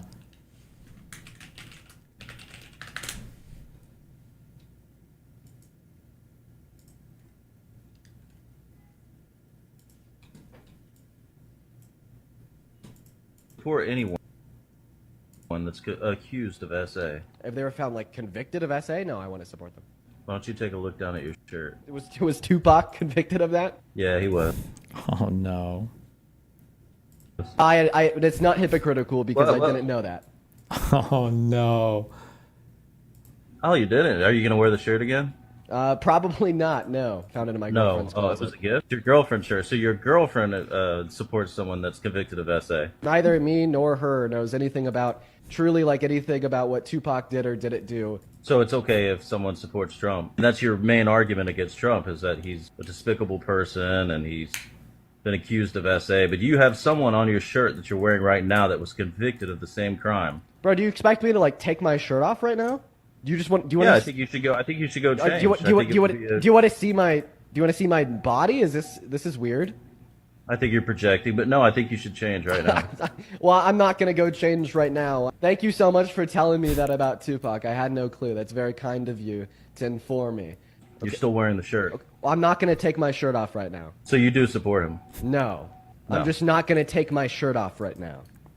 Right. You don't have to take your shirt off. Turn it around. I'm not gonna turn my shirt around. No. Why not? Because that would be like really weird and uncomfortable to do on live.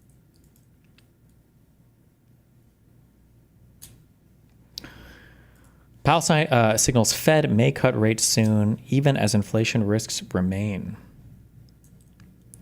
Federal Reserve Chair Jerome Powell on Friday opened the door ever so slightly to lowering a key interest rate in the coming months, but gave no hint on the timing of a move and suggested the central bank will proceed cautiously as it continues to evaluate the impact of tariffs and other policies on the economy. In a high-profile speech closely watched at the White House and on Wall Street, Powell said that there are risks of both rising unemployment and stubbornly higher inflation. Yet he suggested that with hiring sluggish, the job market could weaken further. The shifting balance of risks may warrant adjusting our policy stance, he said, a reference to his concerns about weaker job gains and a more direct sign that the Fed is considering a rate cut than he has made in previous comments.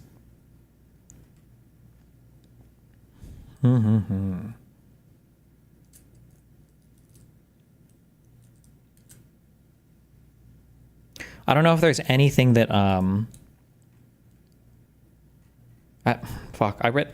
How would you measure, I guess, growth in sectors? There's that one thing we read a while ago that like more than half the growth in the US like job sector and everything is all coming from basically tech/AI and healthcare, that like these industries are consuming so many more resources than everything else. It's the old people, dude. They're fucking us. They're fucking us hardcore. We got to cut them loose. We got to ship them all to Florida and cut them loose.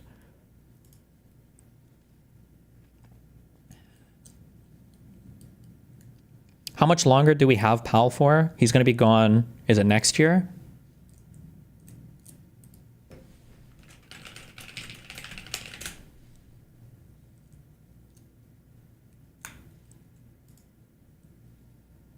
Oh.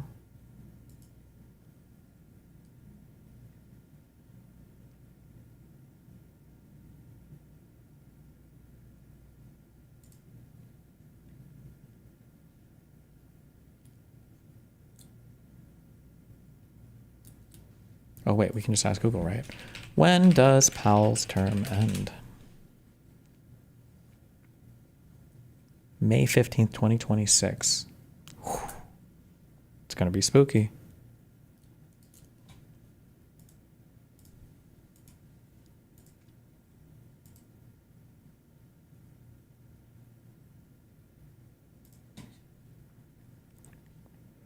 More U.S. companies plan to slow hiring in the second half of 2025.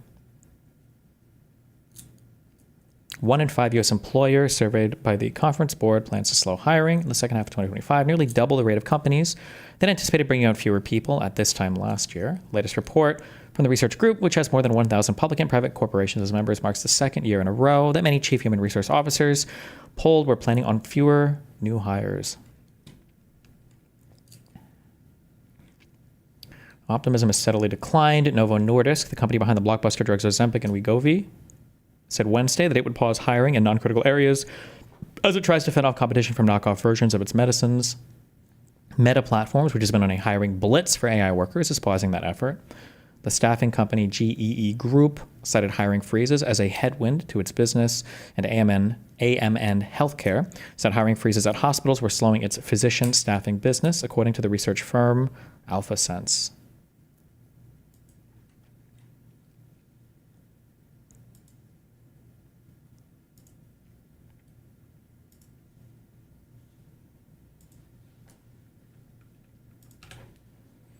MIT just issued a study reporting that 95% of orgs they followed have thus far received zero return on investment in AI.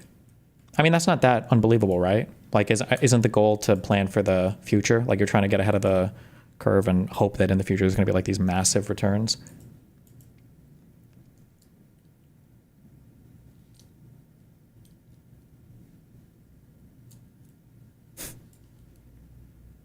What does this actually mean? It's my great honor to report that the US of A now fully owns and controls 10% of Intel. Controls? I thought we said we weren't going to do any governance. It was just equity. A great American company that has an even more incredible future. I negotiated this deal with the Lip-Bu Tan, the highly respected chief executive officer of the company. The US paid nothing for these shares, and the shares are now valued at approximately $11 billion. What does that even mean? Like, where did we get these shares from? Can the U.S., who holds these shares? Is it like the United States Treasury, or?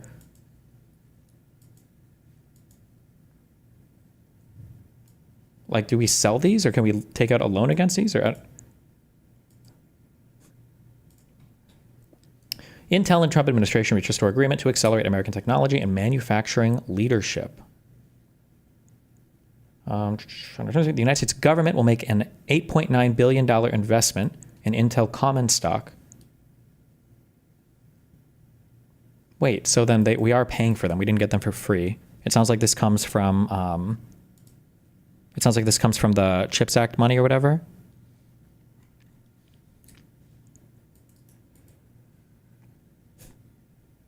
Reflecting the confidence the administration has in Intel to advance key national priorities and the critically important role the company plays in expanding the domestic semiconductor industry.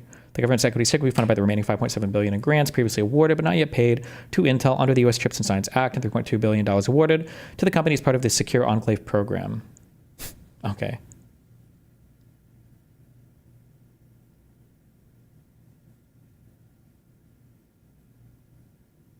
Wait, isn't this really bad?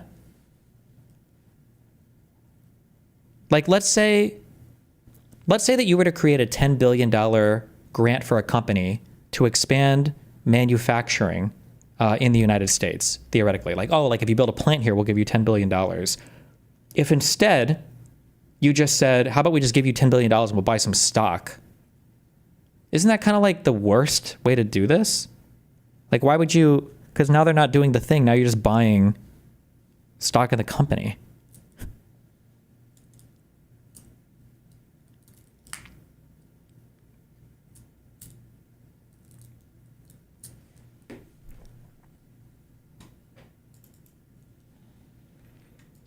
they still have to do that thing as well, presumably, no? Well, how would they? But they're not getting any extra money to do it because the money was just spent buying stock. Does that make sense? Like, let's say we were to say, we're going to give you $10 billion to start a factory in Arizona. And they're like, oh, cool. And then they were to say, actually, we're not going to give you $10 billion. We're just going to buy $10 billion of stock.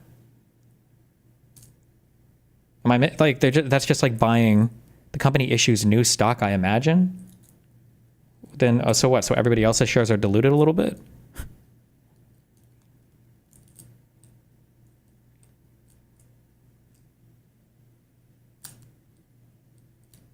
Okay. This sounds fucking retarded.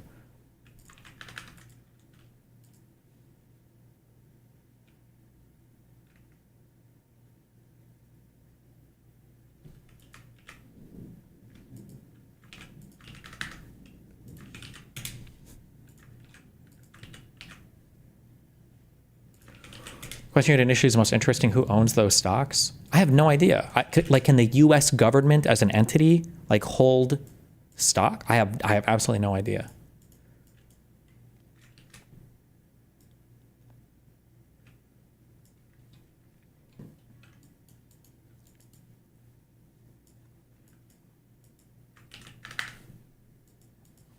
Hold on.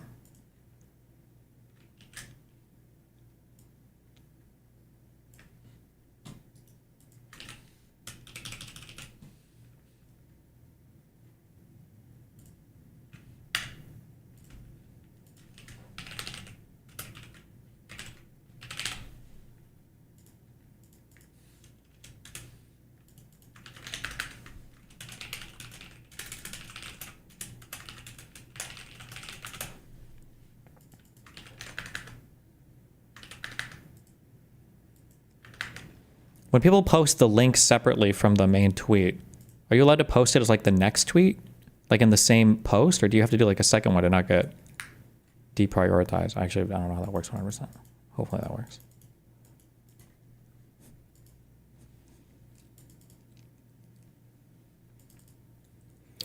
Destiny, absolutely not. You would be showing favoritism to a company. Oh yeah, that's really weird. That's really weird too. Imagine you're, I don't even know who competes directly against Intel. AMD does mainly graphics cards now, right? But like, imagine you're like an Intel competitor and now the US government or like the president has to take some position on something and like there's some new law or something that could hurt your company or help the other company. And now it's Intel versus the other companies.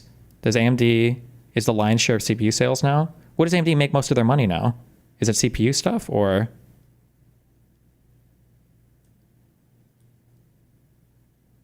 AMD is not known for their graphics cards. Oh, never mind. Just kidding. Yeah,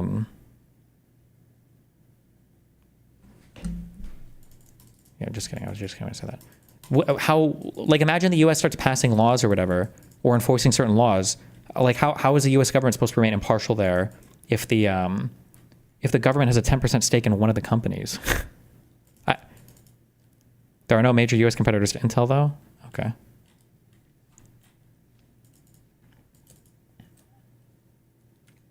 NVIDIA still owns 95% of the GPU. Yeah, for some reason I was thinking AMD equals NVIDIA, because I was thinking of Intel versus NVIDIA, but it would be NVIDIA versus AMD. My brain got scrambled there.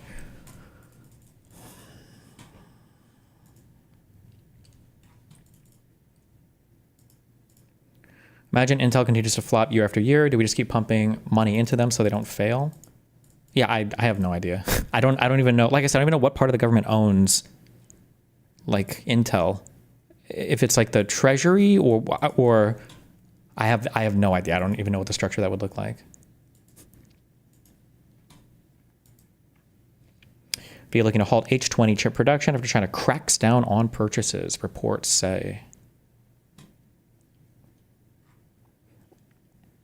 NVIDIA has asked some of its component suppliers to stop production related to its made-for-China H20 graphics processing units as Beijing cracks down on the American chip darling, the information reported Friday. The directive comes weeks after the Chinese government told local tech companies to stop buying the chips due to alleged security concerns, the report said, citing people with knowledge of the matter. NVIDIA is reportedly asked Arizona-based Amkor Technology, which handles the advanced packaging of the company's H20 chips, and South Korea's Samsung Electronics, which supplies memory for them, to halt production. Samsung and Amkor did not immediately respond to CNBC's request for comment.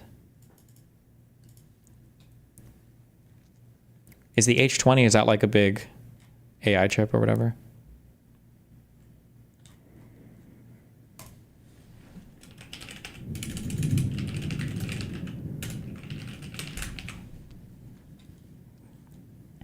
Bro, this stock is unstoppable. When was this announced? People just don't give a fuck? Jesus Christ.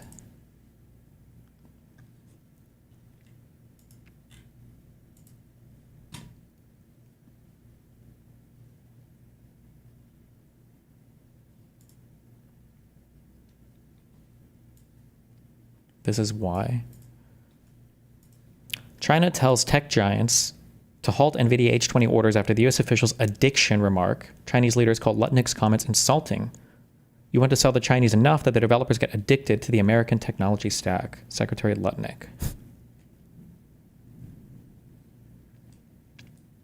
This effort is now intensified after being fueled by U.S. Commerce Secretary Howard Lutnick, saying the aim was to make China addicted to U.S. tech during an interview after Washington allowed NVIDIA to resume the sales of its H20 to the country using a term that holds significant cultural undertones in China.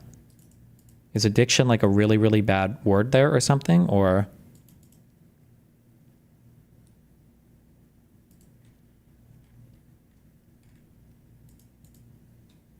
oh, the Opium Wars callback? Based.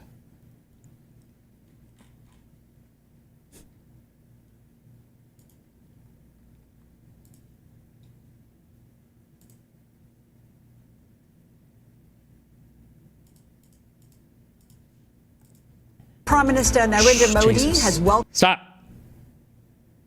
U.S.-India ties test new lows as Besant says richest Indians benefit from Russia improving deals. ties with China, attributing the progress to a shared respect for each other's interests. Modi also says he's looking toward seeing Chinese President Xi Jinping later this month at the Shanghai Cooperation Summit in Tianjin. His remarks follow a meeting with Chinese Foreign Minister Wang Yi, who visited India this week for the first time in 3 years. New Delhi has been recalibrating its foreign policy toward Beijing after Washington threatened higher tariffs over its continued purchases of Russian oil. Treasury Secretary Scott Bassett even accusing India of profiteering from the purchases.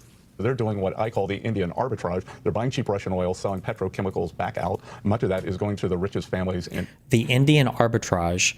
So arbitrage is when you work kind of as an unofficial intermediary between two markets to balance out prices. So for instance, let's say that there's a store across the street. This is why prices tend to be in a stable state in most places with fluid markets. Where people have like liquidity and market information, all that, right? Let's say there's a store across the street and they buy and sell Beanie Babies for $10, and then let's say that there's a store across the street on the other side of the street that sells and buys Beanie Babies for $5, right? Well, what would people do? Well, they would run to the $5 Beanie Baby store, they'd buy all the Beanie Babies, they'd go to the $10 Beanie Baby store and they'd sell them all there, and eventually the market would reach like an equilibrium on prices. The problem when you do tariffs on a country, and historically the reason why tariffs don't generally work is because let's say that you put 100% tariff on China. Chances are, if people were buying from China, it's not just because it's a little bit cheaper than making it domestically, it's probably a lot cheaper. But if you put a huge tariff on China, then what that's going to do is it's going to cause people to just buy from intermediaries that ship first from China and then either export later stage manufactured goods from the stuff they get from China, or just like export the thing itself. So like if India buys oil from China and then sells that oil to us, well, your tariffs aren't really doing much. So this is why you have to start tariffing like every single other fucking person, and it just turns into like an actual fucking nightmare shit show to figure out how to do these. You basically have to tariff like an entire sector in order to make these tariffs work. And it's just, yeah, it's a nightmare to actually get any of this stuff functional. In India, we already have very high tariffs on China, and now India is going to see what it feels like. Hold on one second. Let's get the views of Pushan Dutt, Professor of Economics and Political Science at INSEAD. Pushan, good to have you back. It does look like U.S.-India relations are testing new lows. What's going on? going on, with the bilateral relations between the two? So as with everything Trump, we have to get inside his head and think what he's thinking. So, India has been moving closer to the U.S. since the Clinton administration, and, it was seen as an increasingly important power in geopolitics. Now, with a few tweets or truths, this has completely been upended. Now, why is Donald Trump doing that? There are, a couple of reasons I can think of. One is that he got very annoyed with Prime Minister Modi when Trump tried to take credit for bringing the India-Pakistan conflict to a halt, and India insisted that the U.S. had no role in it. Pakistan, on the other... What? I heard today that it wasn't just 7 wars, it was 10 wars that Trump ended. He said it was 7 and 3 plus 3, which somehow comes out to 10, he said in his press conference today. And said, it was the U.S. played a huge role, Donald Trump played a personal role, he should get the Nobel Peace Prize, so that might have just, miffed him off and he went for it. This is also sort of related to the trade war which has been going on. India runs a large trade surplus vis-a-vis the U.S., so that's why it was hit by 25% tariffs. And maybe it's also to do with the Ukraine conflict, because Trump refuses to put any direct pressure on Russia, but maybe by, targeting this oil trilateral trade, he's trying to put some indirect pressure on Russia. So India now, between a rock and a hard place, looking at China to establish better relations so that they can work together, perhaps, benefit from each other's economies. Can that work if trust isn't there? I think it'll take some time to build it up. So we should see this, the ties between India and China have been frozen since about 2020 when there were border clashes. There are multiple disputes there, but I don't think any of these are, completely irresolvable. So this is about the clashes on the border. This is about the support to Pakistan in the recent conflict. This is about China also not being happy with the China plus one strategy, where all the multinationals set up production, take it away from China and put it to India. But these are not irreconcilable differences, because firstly, geography does matter. The huge Himalayas between them makes conflict actually very, very difficult for both of them, and very difficult to sustain. Chinese investments are not doing well in Pakistan, both in terms of financially and in terms of security attacks. And finally, I think China, as it makes its pivot more towards the industries of the future, India seems to be a natural place for the Chinese to invest in and set up the low value manufacturing. Keep also in mind that they've had millennia of exchange. They have a shared colonial history. They're both part of the global South, even though that's an awkward term. So there are. That's a what term? Shared colonial history. They're both part of the global South, even though that's an awkward term. An awkward term.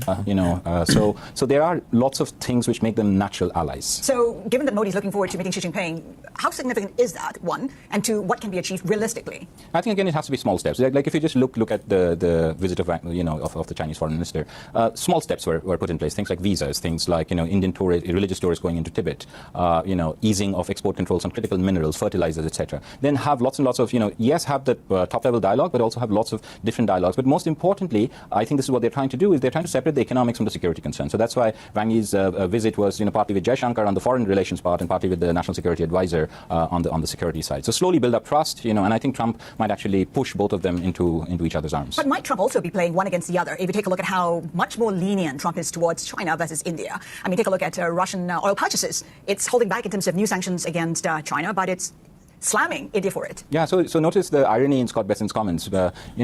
Any trade has two parts to it. There's a buyer and a seller. So India is doing the buying and is getting hit with 25% tariffs, but Russia, which is doing the selling, which has invaded Ukraine, which is violating the UN Charter, they are not getting hit with sanctions. The only reason I can think of is that Donald Trump wants to be seen as a deal maker, resolve the Ukraine conflict, maybe win the Nobel Peace Prize, and that is sort of making him not put direct pressure on Russia. He's not putting pressure on China, because when he tried to do that with those crazy tariffs of 150%, China really showed that it can eat bitterness and hit back very hard with the critical minerals control. So that made Donald Trump back off. India's a much weaker country. One thing to remember is in the Zelensky meeting that happened, which was very contentious, one question that Donald Trump asked is, what cards do you have? And told Zelensky he holds no cards. I'm sure every political leader around the world is not the cards. Asking themselves exactly the same question. What cards do I hold in my relationship with the U.S.? Because the U.S. is becoming increasingly belligerent. For India, I guess the consolation, if you can call it that, is that it's not the only one getting hit by Trump in a big way. Canada, case in point. I mean, how are you looking at how the dynamics are playing out right now? So one of the things to always keep in mind that, there are various strategies that countries are using. Okay, one is the fawning praise strategy, which the Europeans are sort of trying to do. That has worked. That has worked, but we actually don't know whether it has worked, because we really don't know that there are no details in the deal. So, for instance, promising that the Europeans will invest massive amounts or the Japanese will invest massive amounts, it is not clear that it's not the Japanese government, it's the Japanese company, and the Japanese government actually has no way of compelling, its companies to invest. So we actually don't know how those deals will work out. The other one is to actually buy, throw a lot of money, investments, like this is what the Middle East is doing, in constructing data centers. And the third one is to stand strong against Trump. But for smaller countries, I'm calling India a smaller country, but this is in terms of, relative to China, for instance. So for other countries, they have to form coalitions. Okay, ASEAN countries, for instance, they have to form coalitions. But then this is what game theorists call a prisoner's dilemma. Every country is incentivized to actually defect and cut its own deal, and therefore these coalitions are very, very difficult to sustain. And when it comes to India and China, both countries trying to provide that leadership, in BRICS, for instance? Could that cause tension between the two, or could they cooperate and work together? So Donald Trump doesn't like BRICS. Okay, so he's gone after Brazil, he's gone after India. The South African president had a very awkward meeting with him. Okay, with China, he's always threatened but has not actually followed through. Now, both India and China, they do see a big role for BRICS. Okay, but they have a very different vision for BRICS. India sees BRICS as non-West but not anti-West. Okay, so they see this as an alternate grouping, an alternate economic and geopolitical group. China actually sees BRICS as a way to combat the unilateral bullying of the U.S. and opposing the U.S. hegemony or the unipolar global order. So they have different visions of it. India does not want it to become like an anti-U.S. coalition, and I think that's where all the tension between India and China. Apparently, Ghislaine Maxwell transcript of interview. You knew or seen it? It got dumped onto the DOJ website, but it looked like it was long as fuck, so I'm sure other people will go through it. I'd be surprised if there was anything shocking there, because I feel like if there was, they would have made like press releases or announcements based on the transcript, but I haven't seen any of that yet, so. China rises in BRICS. Okay, we've talked about how Trump is upending the global order, and we have the BRICS nations asking for a greater voice in global politics and decisions. Would that happen? Not in the short run, because again... I guess, is this an opportunity for them to play a bigger role? I think there's an opportunity for them to actually have closer ties. Many of the groupings, whether it is BRICS, whether it is ASEAN, they tend to be more aspirational than real. It would require much closer cooperation within all of these regional groupings. It also, I think, in the long term, the fundamentals don't change. You still have to focus on economics. You have to make sure that your country grows. That's how you get cards, in a sense. Okay, you have to now be, in terms of defense, more self-reliant, because you cannot rely on the U.S. Security protection or the Russian security protection. So therefore, all countries have to have this delicate balancing act of being self-sufficient on certain dimensions, but also closely cooperating in other dimensions. So new alliances like China and India, can that withstand the test of time? Do you see that persisting, past Trump's administration? Yes. So I think one mistake that political leaders should not make is that they should not think of Trump as an aberration. Perhaps Biden 2020 was the aberration, and that there is something which has fundamentally shifted in the U.S. So the U.S. has become a lot more inward-looking, also a lot more belligerent, a lot more transactional. So if we think of that is the world that's going to persist, all of these countries actually have to make significant shifts in their diplomatic outlook, in their economic ties, in their people-to-people exchanges, etc. Oh no. That there's no. Well, in just a few minutes, Martha, we've been looking through this, and we can tell you the top line here is that there's no client list, according to Ghislaine Maxwell, and there are no high-powered individuals that were on any sort of list. She did not incriminate anybody in that 9-hour interview that she did with the Deputy Attorney General, Todd Blanche. She said right here, quote, "There is no list. We'll start with that. The genesis of that story I can actually trace for you is from its absolute inception, if that is what you're interested in. That's part of the DOJ transcript." Well, in just oh no, conservatives, what are you going to do? They don't care anymore. They've moved on from it. You just added in a third building. Is what that is. It's a third building. Well, no, but it's a building that's being built. No, it was built 5 years ago. Why? Okay, thank you.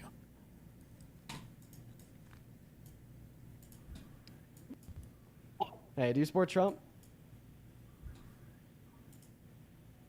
Bite the bullet. You're in the yes. stream. You do. I am. Again. Okay. All right. I'd love for you to pick up maybe where the last guest You're left lagging. off. No, you're lagging.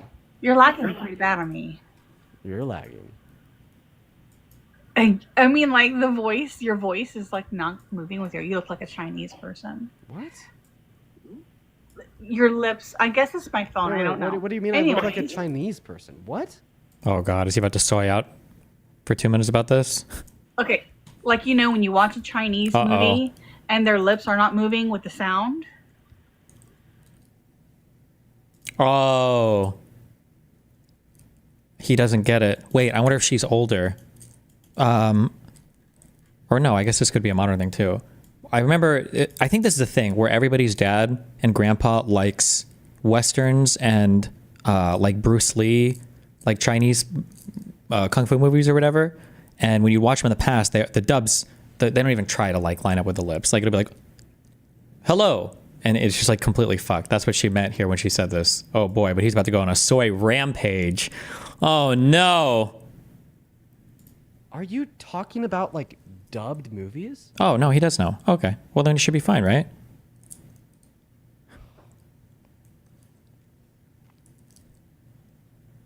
You're talking about dubs.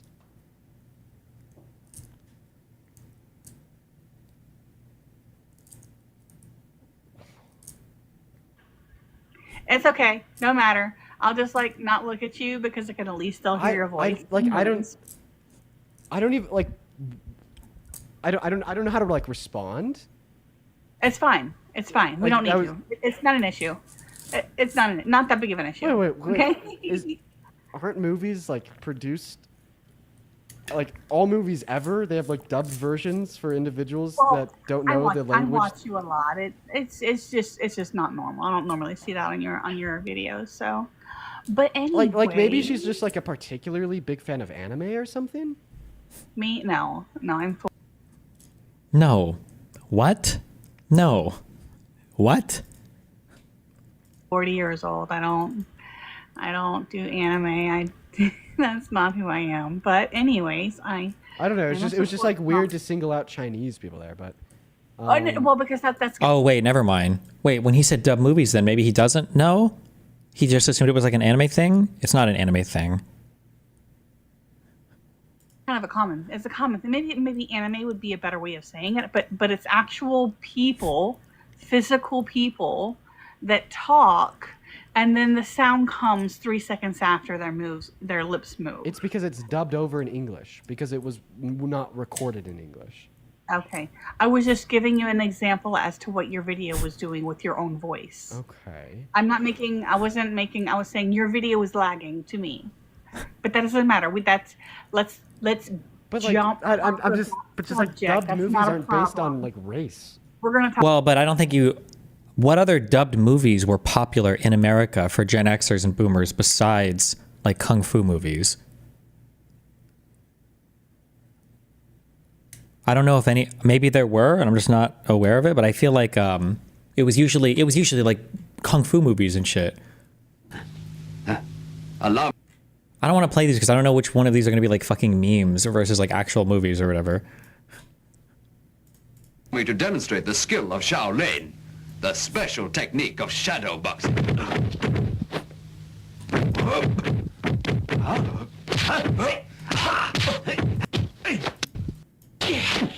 For someone who's a Shaolin monk, your kung fu is really lousy.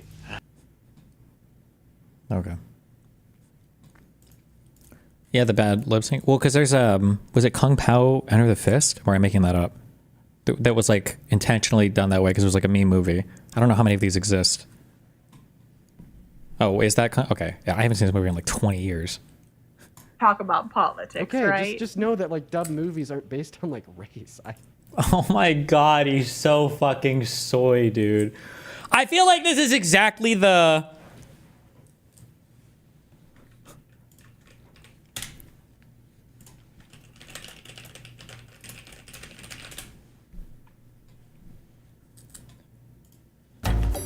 Also. Okay, so we have an African tea. We're gonna start up here. Just tell me when. I'll start in the bottom. And Whatever 5'10" is, he was 5'10". Ethnically, I mean, did what? I mean, was he like us or A woman? no. Female? No, Is that what no, you're no. I asking? would say was he like What? African? Was he African? African. No. He was American, and he was like you. He looked just like you. He was Jewish. Just like you. Okay, Jew. Okay. Like, what is happening here? Oh my god. So you support Trump. Why is that? Oh my god. Have you seen this teen clip? Oh, yeah, we watched that earlier today.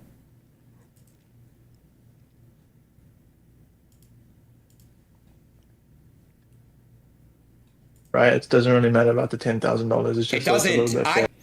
Aiden Ross calls out Lacey for ignoring multiple messages about the $10K he owes. This is what the night out cost us. $16,663 yacht price. Damn. How big is that yacht? For a night? $8K for a table? Is that like bottle service at a club or whatever? Let's see. August 7th. Hey, Lacey, just, I don't know when this first message was sent. I don't know if it appears on the top bottom. It's following up. Apologies if you're busy. Haley's just following up. Just following up once again. Hey, just following up again. All right. Right, it doesn't really matter about the $10,000. It's just it doesn't. I could cover the 10K so quick. You can't even write us back. Like, dude, it's insane. Like, it goes on for more and more days too. There's more group text, bro. Like, we're hitting you up. We're trying to pay everyone out. Yo, can you guys vouch that paid from Team Aiden? Did you guys get paid? I'm telling y'all, bro, this streaming brain shit, I'm a victim to it. But right, it doesn't. Okay. A Venezuelan was detained as a documented gang member by ICE, which refused to provide proof.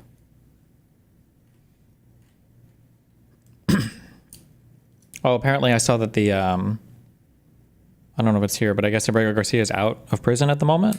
I don't know if that's because I don't think they dropped everything. He probably just like made bail or whatever, and he's just chilling waiting for his court case.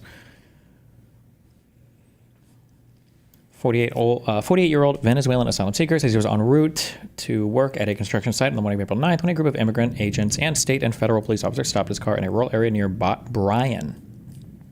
An event that led to him being arrested, publicly accused of membership in a transnational prison gang, and deported. Jesus.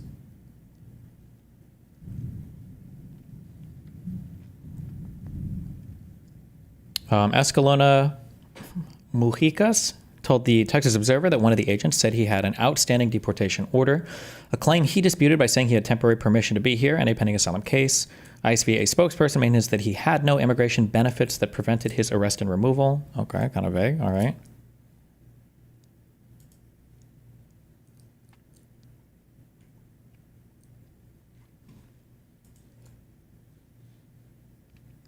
Escalona Mujicas said he was told he'd been targeted under an 18th century law being revived by the Trump administration, the Alien Enemies Act. Agents took him to a gas station parking lot where he was accused of belonging to Tren de Aragua, a Venezuelan gang designated by the United States as an FTO, foreign terrorist organization. The same day, ICE released a press release announcing his arrest and calling him a documented Tren de Aragua gang member, accompanied by a photo of him wearing a camouflage John Deere sweatshirt. Oh, shit.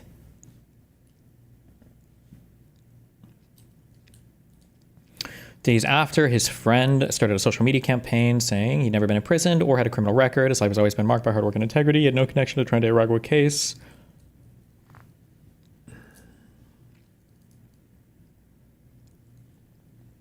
Before emigrating, Escalona Mujicas worked for the same employer, Empresas Polar, a Venezuelan Pepsi affiliate, for nearly 2 decades. He has no criminal history or record of gang activity in Texas, and only traffic tickets in Venezuela, according to a search of U.S. and Venezuelan public records and interviews. In an interview, another Venezuelan friend and former neighbor, Maria Arisa Mendoza, rejected the gang accusation, calling him a very hardworking man. Maybe he was hard at work for the gang, though.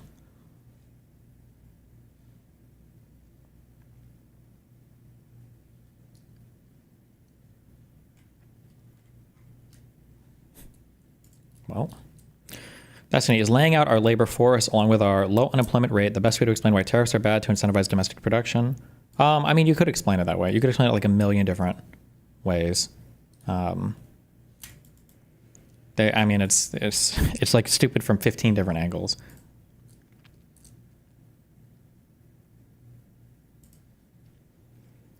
Florida ordered to undo alligator Alcatraz due to environmental risks. A federal judge in a ruling Thursday night prohibited state and federal officials bringing new detainees to alligator Alcatraz, the hastily built immigration detention site in the Everglades. The ruling also demanded the state begin dismantling elements of the facility, including temporary fencing, lighting fixture, and generators, among other equipment, within 60 days. The law requires the environmental studies be conducted before any major federal action or construction project. The groups had requested the site be temporarily shut down while the lawsuit played out. Construction was paused earlier this month following a judge's order. Are these like TROs or whatever, basically? So it still has to run through court, I guess. Who knows if it'll stand up. Jesus. All right, welcome back. Today, Harjinder Singh, an illegal immigrant accused of killing 3 Americans after a absurdly reckless U-turn on a Florida highway, was extradited from California back to Florida. The big question is, how did he get a commercial driver's license in the first place. Now, here's the timeline. In September of 2020, Singh applied for work authorization under the first presidency of Donald Trump. It was denied. In June of 2021, Singh applied again under Joe Biden. This time, he was approved. In July 2023, Singh was issued a full-term CDL. Why don't they have when he came into the country? Hello? Are we missing something here? In Washington state, despite not legally being allowed to. So many questions to investigate. Who? How? CDL. In this time, he was approved. In July 2023, Singh was issued a full-term CDL in Washington state, despite not legally being allowed to. Was he not legally allowed to if he was given a work authorization? Is that true? So many questions to investigate. Why is this newsworthy? Because every single time any kind of person who is even maybe possibly not allowed to be here does any kind of bad thing, it's going to be blown up on all these news channels because it's all that. I mean, obviously it's intentional, right? Who? How? Why? But it's not just Washington. And then this is where you guys are supposed to go, oh my God, we were so close to holding Trump accountable for his unhinged illegal immigration stuff. But since this guy got caught making an illegal U-turn and manslaughtering those 3 people, now it's not going to happen. Oh no. State. In July 2024, California then granted Singh a non-domicile resident limited term CDL. Same questions for California. Then in April, President Trump signed an executive order requiring drivers to be able to read and speak English. But in July, New Mexico State Police pulled over Singh. No indication he took an English language proficiency test. But we do know that he failed the test after this crash. DOT asked him to take an English proficiency test, along with his ability to read traffic signs, failed. I asked Transportation Secretary Sean Duffy about accountability, along with his ability to read traffic signs, failed the test after this crash. DOT asked him to take an English proficiency test, along with his ability to read traffic signs, failed. Was that true? Do we have evidence of that, or?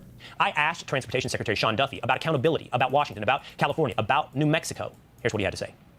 It's more dangerous on the roads than it is in the air. That's compounded by the fact that what we're seeing is a story that we've seen in the past week. This illegal immigrant from India pulls a U-turn in the middle of a freeway. As it turns out, kills 3. He had a CDL issued by the states of California and the state of Washington. Right. We now know that he has failed English proficiency, only answered 2 out of 12 questions correctly, and couldn't read 3 out of 4 traffic signs. Right. How does this happen? So Washington's proficiency, only answered 2 out of 12 questions correctly, and couldn't read 3 out of 4 traffic signs. Right. Couldn't read 3 out of 4 traffic signs? How? I feel like even if you're retarded, you know what the traffic signs mean. Really?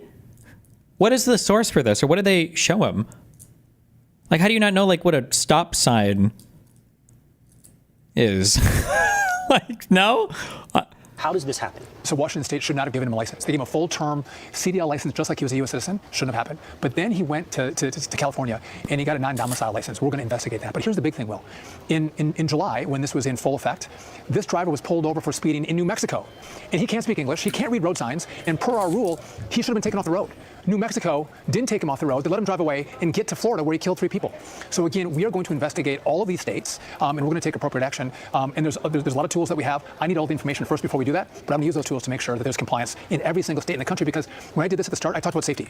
And the left was saying, no, this is about immigration. This is about not treating people fairly. And I said, no, making sure you can speak the language and read the road signs is a direct threat, if you can't do it, to the American people who drive on those roads. The left lost their mind, and you see here how important this is to drive safety across the country, that you speak the language and can read road signs. Let's follow up on accountability. Can you give me some insight into what tools you have at DOT to ensure that a state like Washington or a state like New Mexico or a state like California complies with the orders coming out of the executive branch? Free DMV road signs practice test. Oh, shit. All right, let's go. Which of these pavement markings separates 2 lanes traveling in the same direction? A? Fuck! A single solid yellow line is used to mark the left edge of a divided or one-way roadway. In the United States, single solid yellow lines are not normally used to separate lanes of traffic. Oh, I didn't see the none of the above, because I was going to say I feel like it would just be a dotted white line. Fuck! No, wait, that didn't count. That was a trick. Trick question. Wait, the answer was none of the above, right? It was, yeah. Fuck! Because I'm like, it's definitely not C. It's definitely not B. This would be for like 2-way. So I guess it would be A? Okay, hold on. Refresh, restart. That was a trick one. That was a trickster. Continue. No! Okay, this sign indicates, bro, I don't know. What? A flagger? I don't think I've ever seen this sign in my life. Okay, it can't be a flagger. A school zone? No. Work crew? No, maybe. An emergency? I'm going to say a flagger. Is a flagger a real person? Like somebody directing traffic? School zone just says school zone. Work crew usually has like the fines for whatever bullshit if you're speeding. An emergency vehicle? Would they put a sign up for that like this? Yes! This work zone sign indicates a flagger at. Flaggers are often located in highway or street work zones. They wear orange vests, shirts, or jackets and use red flags or stop/slow paddles to guide traffic safely through these areas. You must follow the flagger's directions. Whew, okay.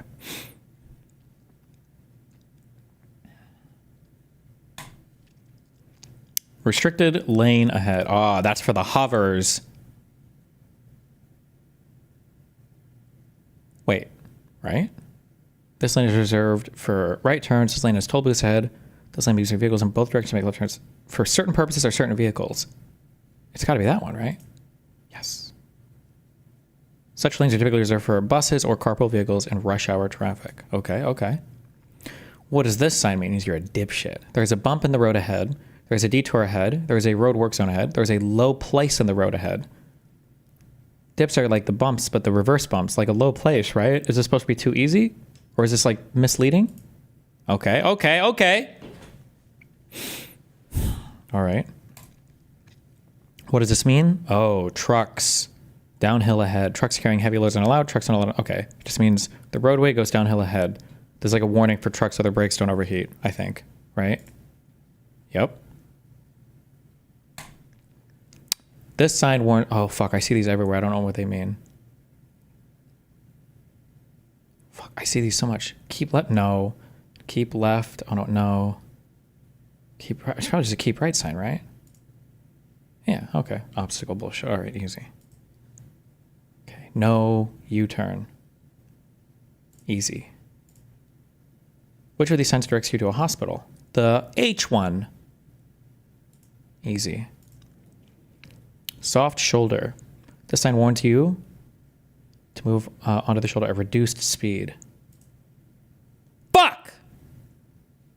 Not to leave the pavement.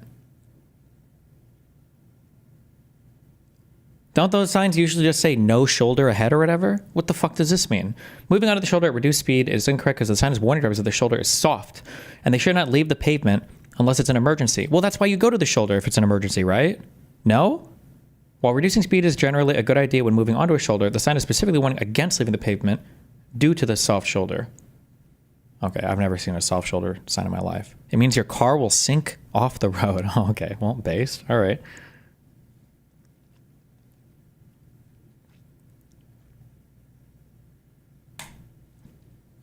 Slippery. Wait. Turn left and right, make sharp turn, speed up. Slow down, right? Yeah, easy, okay. Deer crossing. Easy. Railroad. Easy. A winding road ahead, a right turn ahead, double curve ahead. Okay. A curve to the right? No, it just means a wind. No! A double curve ahead? What does a double curve mean? How is a double curve not winding? What does that mean? The sign indicates a double curve, not a winding road. A winding road is defined as a road with at least 3 curves. A winding road sign would show a series of curved arrows indicating multiple curves in the road ahead. The sign shows here only shows 2 curves, one to the right and one to the left. Is that not winding? Okay, fuck you. This sign indicates the beginning of a 2-way road. A divided highway. Okay, 2-way. Okay. Whew. Oh, pedestrians. Where's the school? They have, what are these, lunch boxes?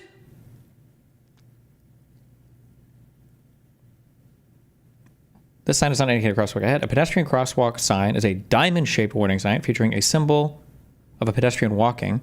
It indicates a designated pedestrian crossing area where drivers must yield to pedestrians. Shouldn't they have backpacks on? Why do they have briefcases?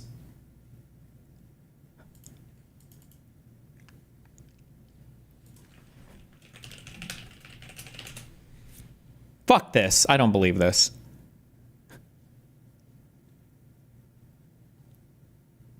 That's their Chromebooks?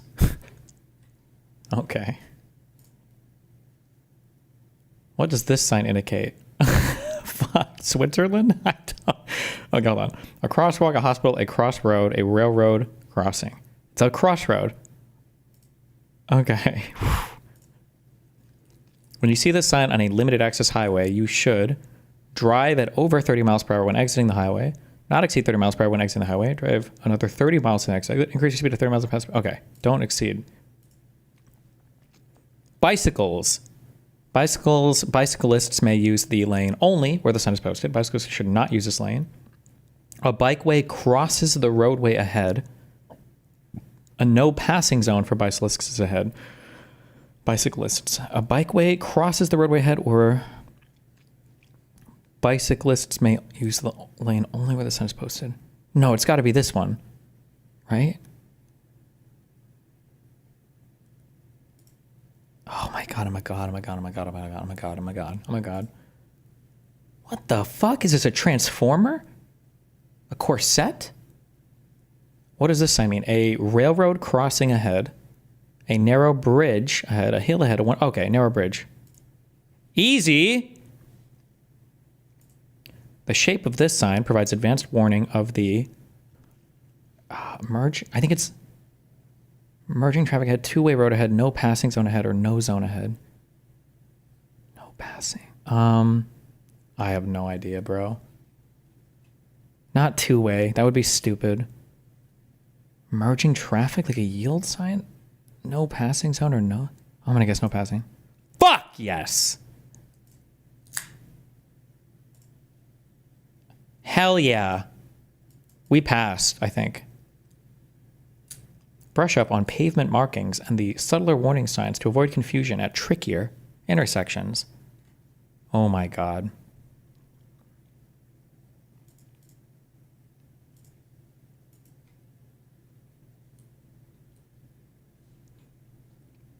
Branch. How can you make it so that Gavin Newsom is not going to give a CDL to someone who can't pass an English proficiency test? So we have to investigate this, which is what we're doing. But there are serious consequences for states who don't follow the regulations. Okay. Now to a fine. Jesus. How big of a deal is this? We paused all work visas for truck drivers? Fox News alert, an Obama-appointed federal judge is stopping Florida from taking in more detainees at Alligator Alcatraz and ordering parts of the detention center to be dismantled over environmental concerns. Governor Ron DeSantis is ready to fight back, telling Fox News, we totally expected an adverse ruling, and we also knew we were going to... Why do they have the most, sad-looking picture for him? What the fuck? Immediately appeal and get that decision stayed. So we will ultimately be successful in this. It's not going to stop our resolve. We're going to continue to do what we need to do to help the Trump administration remove illegal aliens from our country. Former Deputy Assistant DHS Secretary and former Acting ICE Director Jonathan Fahey joins me now. Jonathan, good morning to you. So this judge says that no additional detainees can be taken to Alligator Alcatraz from this point on, and that the state must start shutting down this facility. The judge also said in a ruling that lighting from some of the buildings at this facility are impacting the Florida Panther. So can Alligator Alcatraz operate right now with this ruling in place? Well, it seems like right now, at least for the next, 60 days or so, they can, and they're going to appeal this immediately, so probably overruling this judge. But what makes this so, kind of ridiculous in so many respects is, as you've reported before, this was already an airport run by the state. So the idea that the Panthers all of a sudden are impacted because they made it from an airport to a prison is just utter nonsense. And the Panthers, I don't know, directly, but I expect they don't care. If it's the Storks don't care, the Panthers don't care. They're not impacted. And there's probably a situation has resolved, or saying this now kind of a federal facility. To a story that we've been covering extensively, which is the deadly Florida crash allegedly caused by an illegal immigrant who was granted a commercial driver's license in both California and Washington state. Secretary Rubio posted this on X saying, effective immediately, we are pausing all issuance of worker visas for commercial truck drivers. The increasing number of foreign drivers operating large tractor trailer trucks on U.S. roads is endangering American lives and undercutting the livelihoods of American truckers. Because of one accident? Really? That's the standard now? Okay. So it is state law that dictates whether or not an illegal alien can get a commercial driver's license. But what Secretary of State Marco Rubio is doing here is different. Can you explain that? Yes, this is first of all, he's putting Americans' public safety ahead of illegal immigrants or anything else. But he can decide who can get a new visa to come in here and work as a truck driver. So he's pausing that, saying we're at least pausing it until we could figure out a way to make sure everyone that's doing so can do so safely. Because remember, this person wasn't even able to pass a basic driver test, didn't even speak English, and it seems like that should be a minimal requirement for driving commercial trucking in this country. Wait, how do you get a CDL? Do you not have to take a test or anything? Or do you not need, like, how do you get CDL California? You do? You have to complete an online application, visit DMV to submit to pass a knowledge test and have your photo taken. You must pass a skills test, which includes vehicle inspection, basic controls, and driving in the specific vehicle you intend to operate to receive your CDL. Okay, so theoretically, he must have done all of this, right? I thought he wasn't illegal, that he had an asylum request pending. Conservatives usually won't admit this outright. You have to kind of like push them on this, but nobody talks to them about this. Every single asylum seeker in the United States is considered an illegal immigrant by conservatives. They consider all of them to be illegal. It's the same. So anybody who's here on an asylum process or whatever, all of these people to conservatives are considered illegal immigrants. They just don't come out and say that all the time. But if you ask them, they'll tell you as much.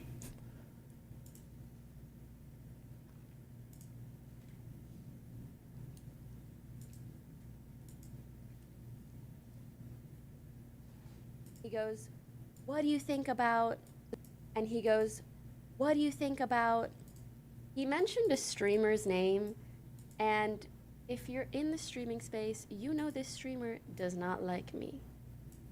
They really don't like me. They don't like a lot of things, and I'm one of them.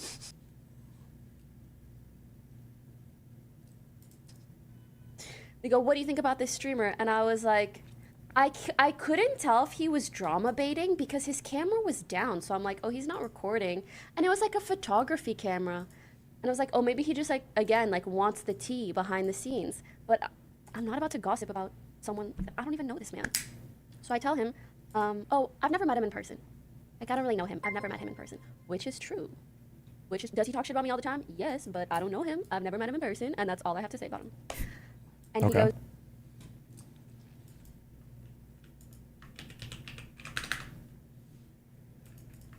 okay. Dog in Twitch politics was Asmongold, but something shifted. Something shifted yesterday, and it turns out we actually have a similar number of viewers. As a matter of fact, I mean, he was hitting like 50K every day. He was always like 20K above wherever I was. Sometimes even 60K. I would have like 30K to 40K. He would have 60K. And now it's... Okay, never mind. Hassan 100% view bots. If he's accusing other people of doing it, 100 billion% he does it then. What guaranteed? What guaranteed he view bots if he's accusing other people of doing it and making it sound like the largest streamer on the platform is doing it. Absolutely. Seems like we have the same number of viewers, which is, I don't know what it is. I'm not even saying that this is, I'm not making any inferences about this. I'm not saying that this is like something that Asmongold himself did. But it has been a significant decrease in the viewership after Twitch said that they were going to go after bots. Like I said, though, I don't even think this is like his own doing, for the record. Because like, if you remember when I was talking shit, when I was talking shit about Kick initially when I was in Japan, not the last time, but like a couple times ago, it was weird that like the three people that were talking shit about Kick was Misgif, Pokimane, and myself, and we all got weirdly botted at the time. Like we had clearly like our view counts shot up, and it was weird. It was like normally in Japan it would be, especially in the weird hours that I was streaming, I would normally have like 20K, but this time I had like 40K. He absolutely view bots. 1 trillion%. Oh my God, he view bots so much. I don't know how much he view bots. I just know he does. If it's at least 10K, that's how much. Now, it could be because people are getting bored of Donald Trump and pro-Trump content and pro-Trump sentiment. Do you think Asmongold view bots? He doesn't seem like the kind of person who would, and he gets unbelievable, ungodly views everywhere else. Whereas Hassan's views outside of Twitch, his like narrowly protected monopoly space, are not really that good. Not as big as you would expect them to be, given how big of a streamer he appears to be on the platform. But yeah, I don't know. Unless Asmongold is botting all of his YouTube shit as well, but that could probably be a part of this. Or, you know, maybe whoever was doing it stopped doing it potentially. He's talking about you right now. In his own backyard. be a good father to his own son, Oh. who literally allowed his own son to become a fucking neo. Jesus Christ. Just reading all of the logistical tweets, talking about my family. This is cool. Nice job. Good one. Good one, Hassan. Anything but the issues. Anything but the issues. If you can just keep deflecting away from them as much as possible. Nice. I'm schizophrenic also, by the way, for thinking that all of these people are in cahoots with each other a bit. Look at his, oh, Jesus. 34,000 views 3 days ago. I wonder, to be fair, Tom's channel doesn't usually do amazing view. I wonder what my video got with him. Wait, how long ago was it?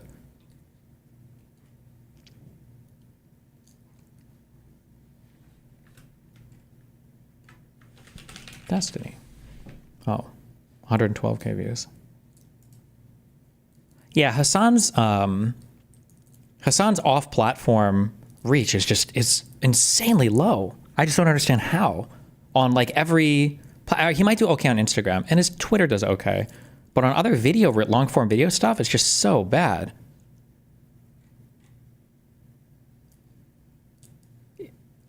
I feel like the yeah, I feel like it's got to be. I think he has to be one on Twitch. And that makes sense, but I mean, obviously, I can't prove any of it.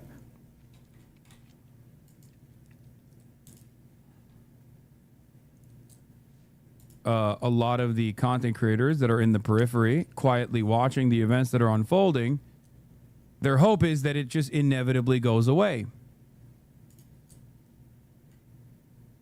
I think what they fail to recognize.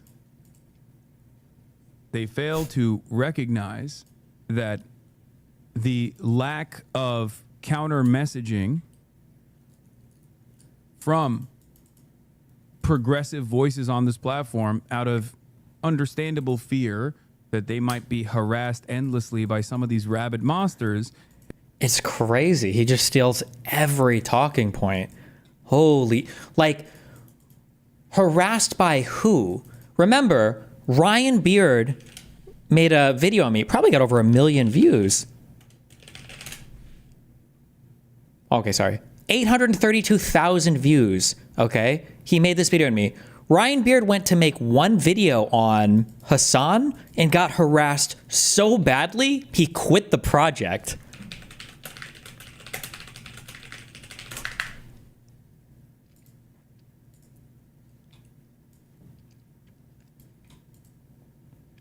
Hey everyone, so I've decided to pussy out of making a video about Ethan and Hassan, LOL. When I announced that I was working on a video trying to give a level-headed perspective on the situation, critiquing everyone involved, couldn't even critique everyone involved. It wasn't even a one-sided video. I didn't expect that I would be threatened by Hassan and attacked by the H3 Snark subreddit for weeks and get a bunch of threats in my DMs. I've kind of realized that everyone on the internet is super entrenched in their opinions on the stupid drama war, and no one is really interested in hearing me try to give nuanced takes on it, and I kind of just want to swear off talking about leftist/liberal and fighting in general. I like how he tries to kind of sort of both sides it, but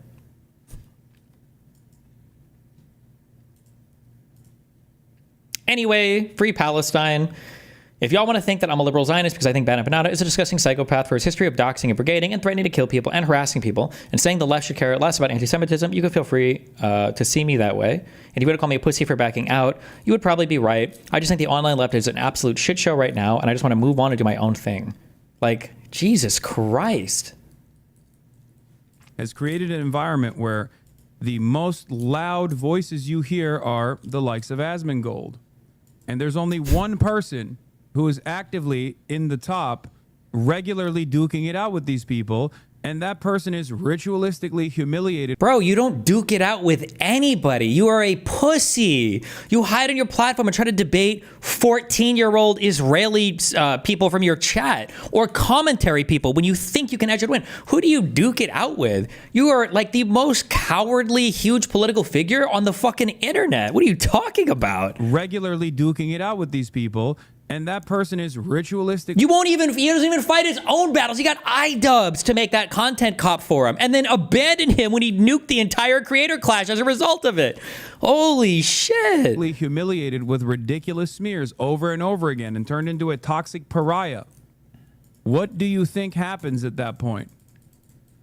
If the only voices of political discourse is far-right voices. And the only major voice of progressive politics is a guy that those far-right voices are explicitly attacking with regular frequency. From the audience's perspective, they don't actually understand where that silence comes from these other content creators. They don't see the way the sausage gets made. They don't know that this is out of real fear of harassment. Like, who? The only harassment that these people have gotten would have been, I guess, if you want to say like Ethan Klein's lawsuits. But other than that, it's just a few people yapping on Twitter. Replay it. He's talking about Twitter. What? Is a guy that those far-right voices are explicitly attacking with regular frequency. From the audience's perspective, they don't actually understand where that silence comes from these other content creators. They don't see the way the sausage gets made. They don't know that this is out of real fear of harassment that they do not want to invoke. So they think, oh, everybody's right-wing. This is cool. Reading an AI script? Yes. I'm reading an AI script.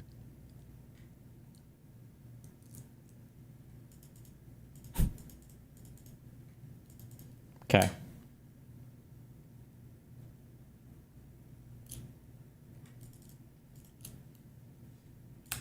Twitter is real life for them? Yeah, I guess.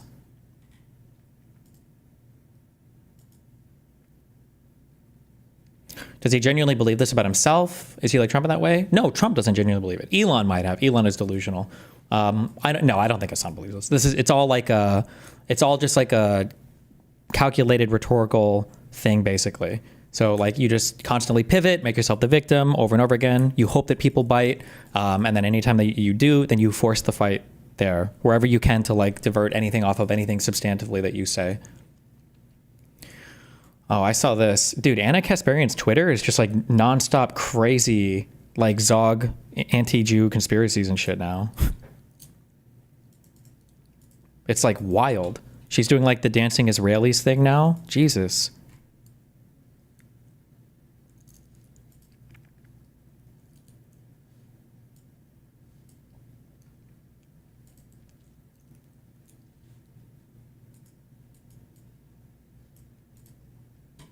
Cannabis smoker killed girlfriend in car and drove body around for 2 hours. What happened? Prosecutors say the 25-year-old mother had received blunt force injuries consistent with punching, but ultimately died from compression of the neck. Why do they call him cannabis smoker? What the fuck?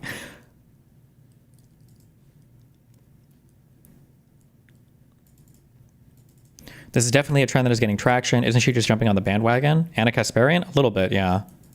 I don't know if, who knows how much further that'll go. It's in like all of the kind of weird, fringy alt media spaces right now that aren't allegiant to Trump. So like Candace Owens, Anna Kasparian, Cenk Uygur, those two are huge ones for it. Obviously Fuentes is. Cannabis smoker is his first and last name. Okay, based.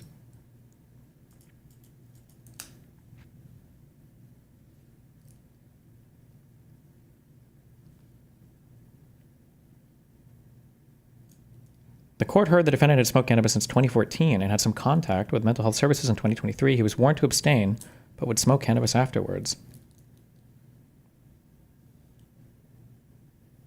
What does this have to do with him smoking weed?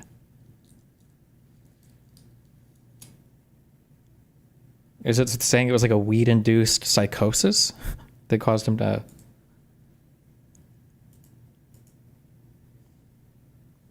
Weed is bad, true, and based.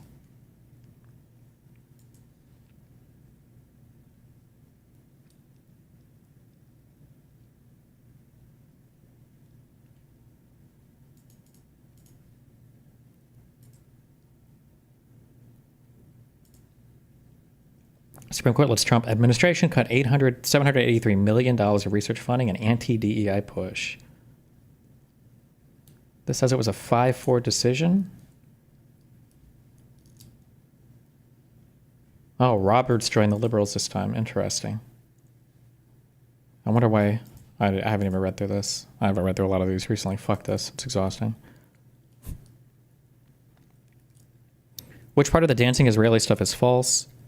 I would have to go back and check. I think there might not be evidence of it happening at all. I would have to go back and check. I don't remember. But the conspiracy is that there were Mossad Israelis that were watching the Twin Towers, and they were happy that their plan to have the Twin Towers brought down by hijackers was succeeding. And so they were like dancing, I think, on a rooftop and celebrating, watching the towers coming down, and that the FBI caught them like dancing. And so that was like proof that the Mossad had agents on the ground that were celebrating the downfall of, it was something like incredibly fucking retarded like this. Or maybe they were there, but it was just like they were people taken out of a house party or something. I don't know, something like this. But just the entire premise of like, this is how they busted them, is they found dancing Israeli Mossad agents that were celebrating the success of their 9/11 plans. I just fucking retarded.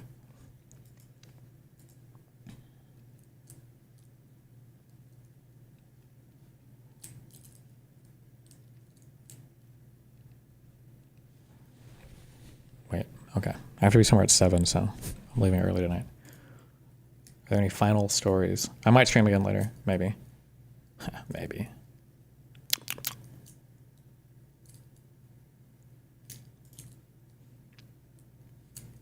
It's funny, Cenk and Anna went absolutely apoplectic when it was conservatives claiming that Muslims were dancing after 9/11. Oh, yeah, because the if you say like anything even remotely bad about any Muslim or brown person ever, it's like Islamophobic or something. People were doing that with Ethan and Frogan, saying that the attacks on Frogan were coming from a place of was coming from a place of Islamophobia. I was like, okay, stupid. You should do a 9/11 conspiracy theory deep dive. It's crazy the amount of people thinking we did it ourselves and demolished Building 7. There was a video called The New Pearl Harbor.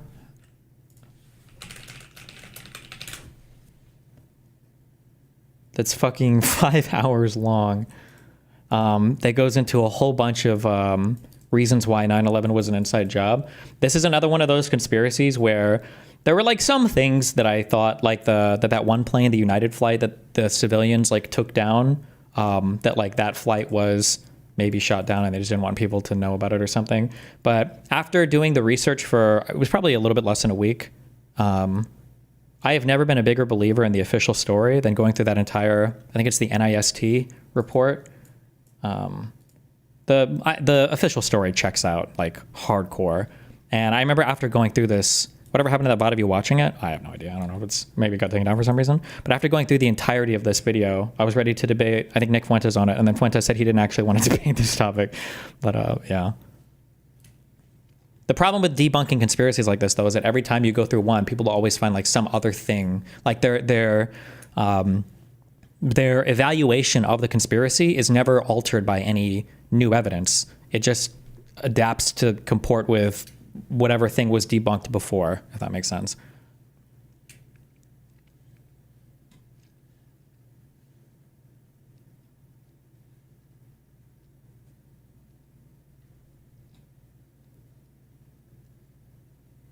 There's 3 or so hour video of an entire timeline from the plane's fly to crash, including calls and ATC in real time. Sure.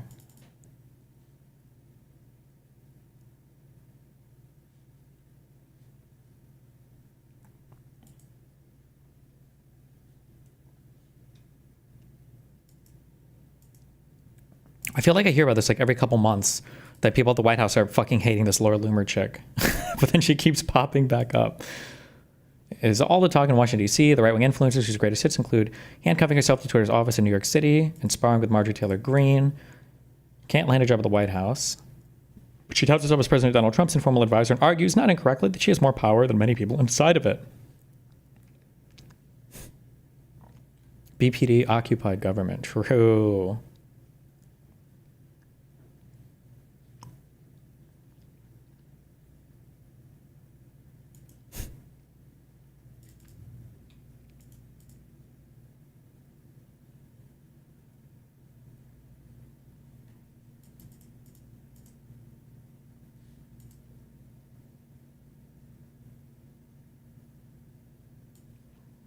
Am I supposed to know who this guy is? With Refin Chan.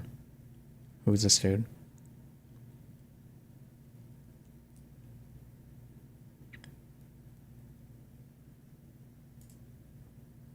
That's a Refin Chan. Wow, thanks. Okay.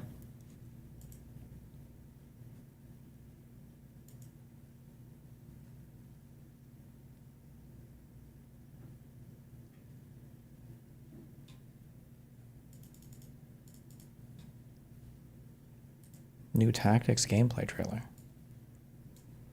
It's still going to be all the same gameplay, right? There's not any point in watching this, is there? My turn. You asked for this. Back in your place. This is but a squall before the storm of battle. Prepare yourselves at once. Time to prove myself.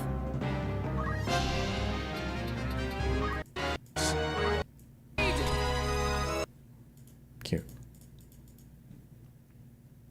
I might play this game. We'll see.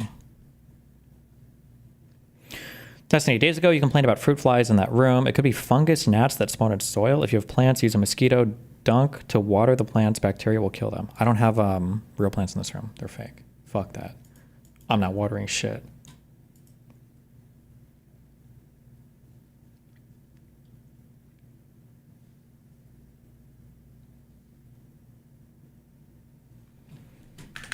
Okay, wait. One more question. I've never bought anything off. This is Linus Tech Tips. Has anybody used these things before? Do you think these are recommended? I'm guessing they only attach. You have to have like a metal desk or whatever.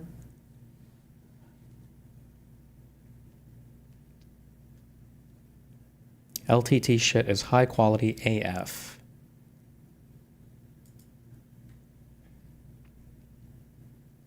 Do they sell on Amazon or do I have to buy through this website? They come with stickers to attach them.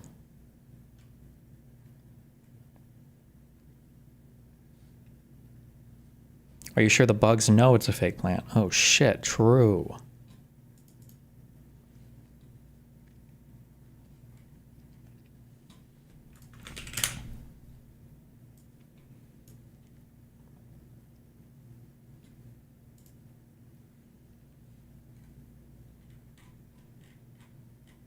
Supporting Canadian businesses. Oh my god, look! The tariffs, the anti-tariffs. Look, they were 220, now they're 180.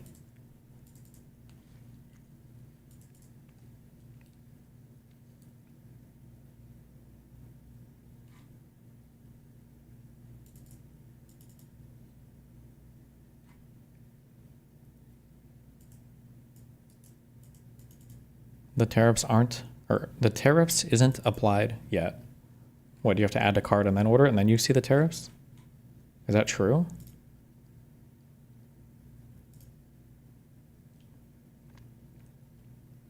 Because if so, that'd be pretty funny. Fungus gnats can also live inside the pores under toilets and never get flushed. I think the gnats have been gone. I haven't seen one in a while. It's been like 2 weeks, I think.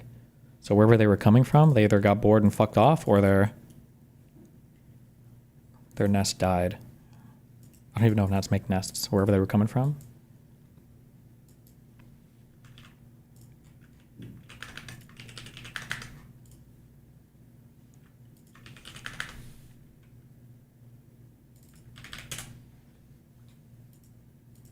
Me with talking points that he got from Destiny's community for years and years. Guy gets donated $400 in the space of a couple minutes watching the Trump conference. Wait, what is he watching? Who's watching what? Also, who's getting Destiny talking points for years and years? And this is what it took for him to finally be like, yeah, maybe he's not such a good guy. Will he go back and apologize for the videos he made? Will he turn around and say, hey, by the way... What? Too loud. Don't care. Okay. Don't know what this is. Volume is fucked. When you do checkout and shipping, it's where you see the shipping product adding any VAT, tax, tariff shit. Oh, well.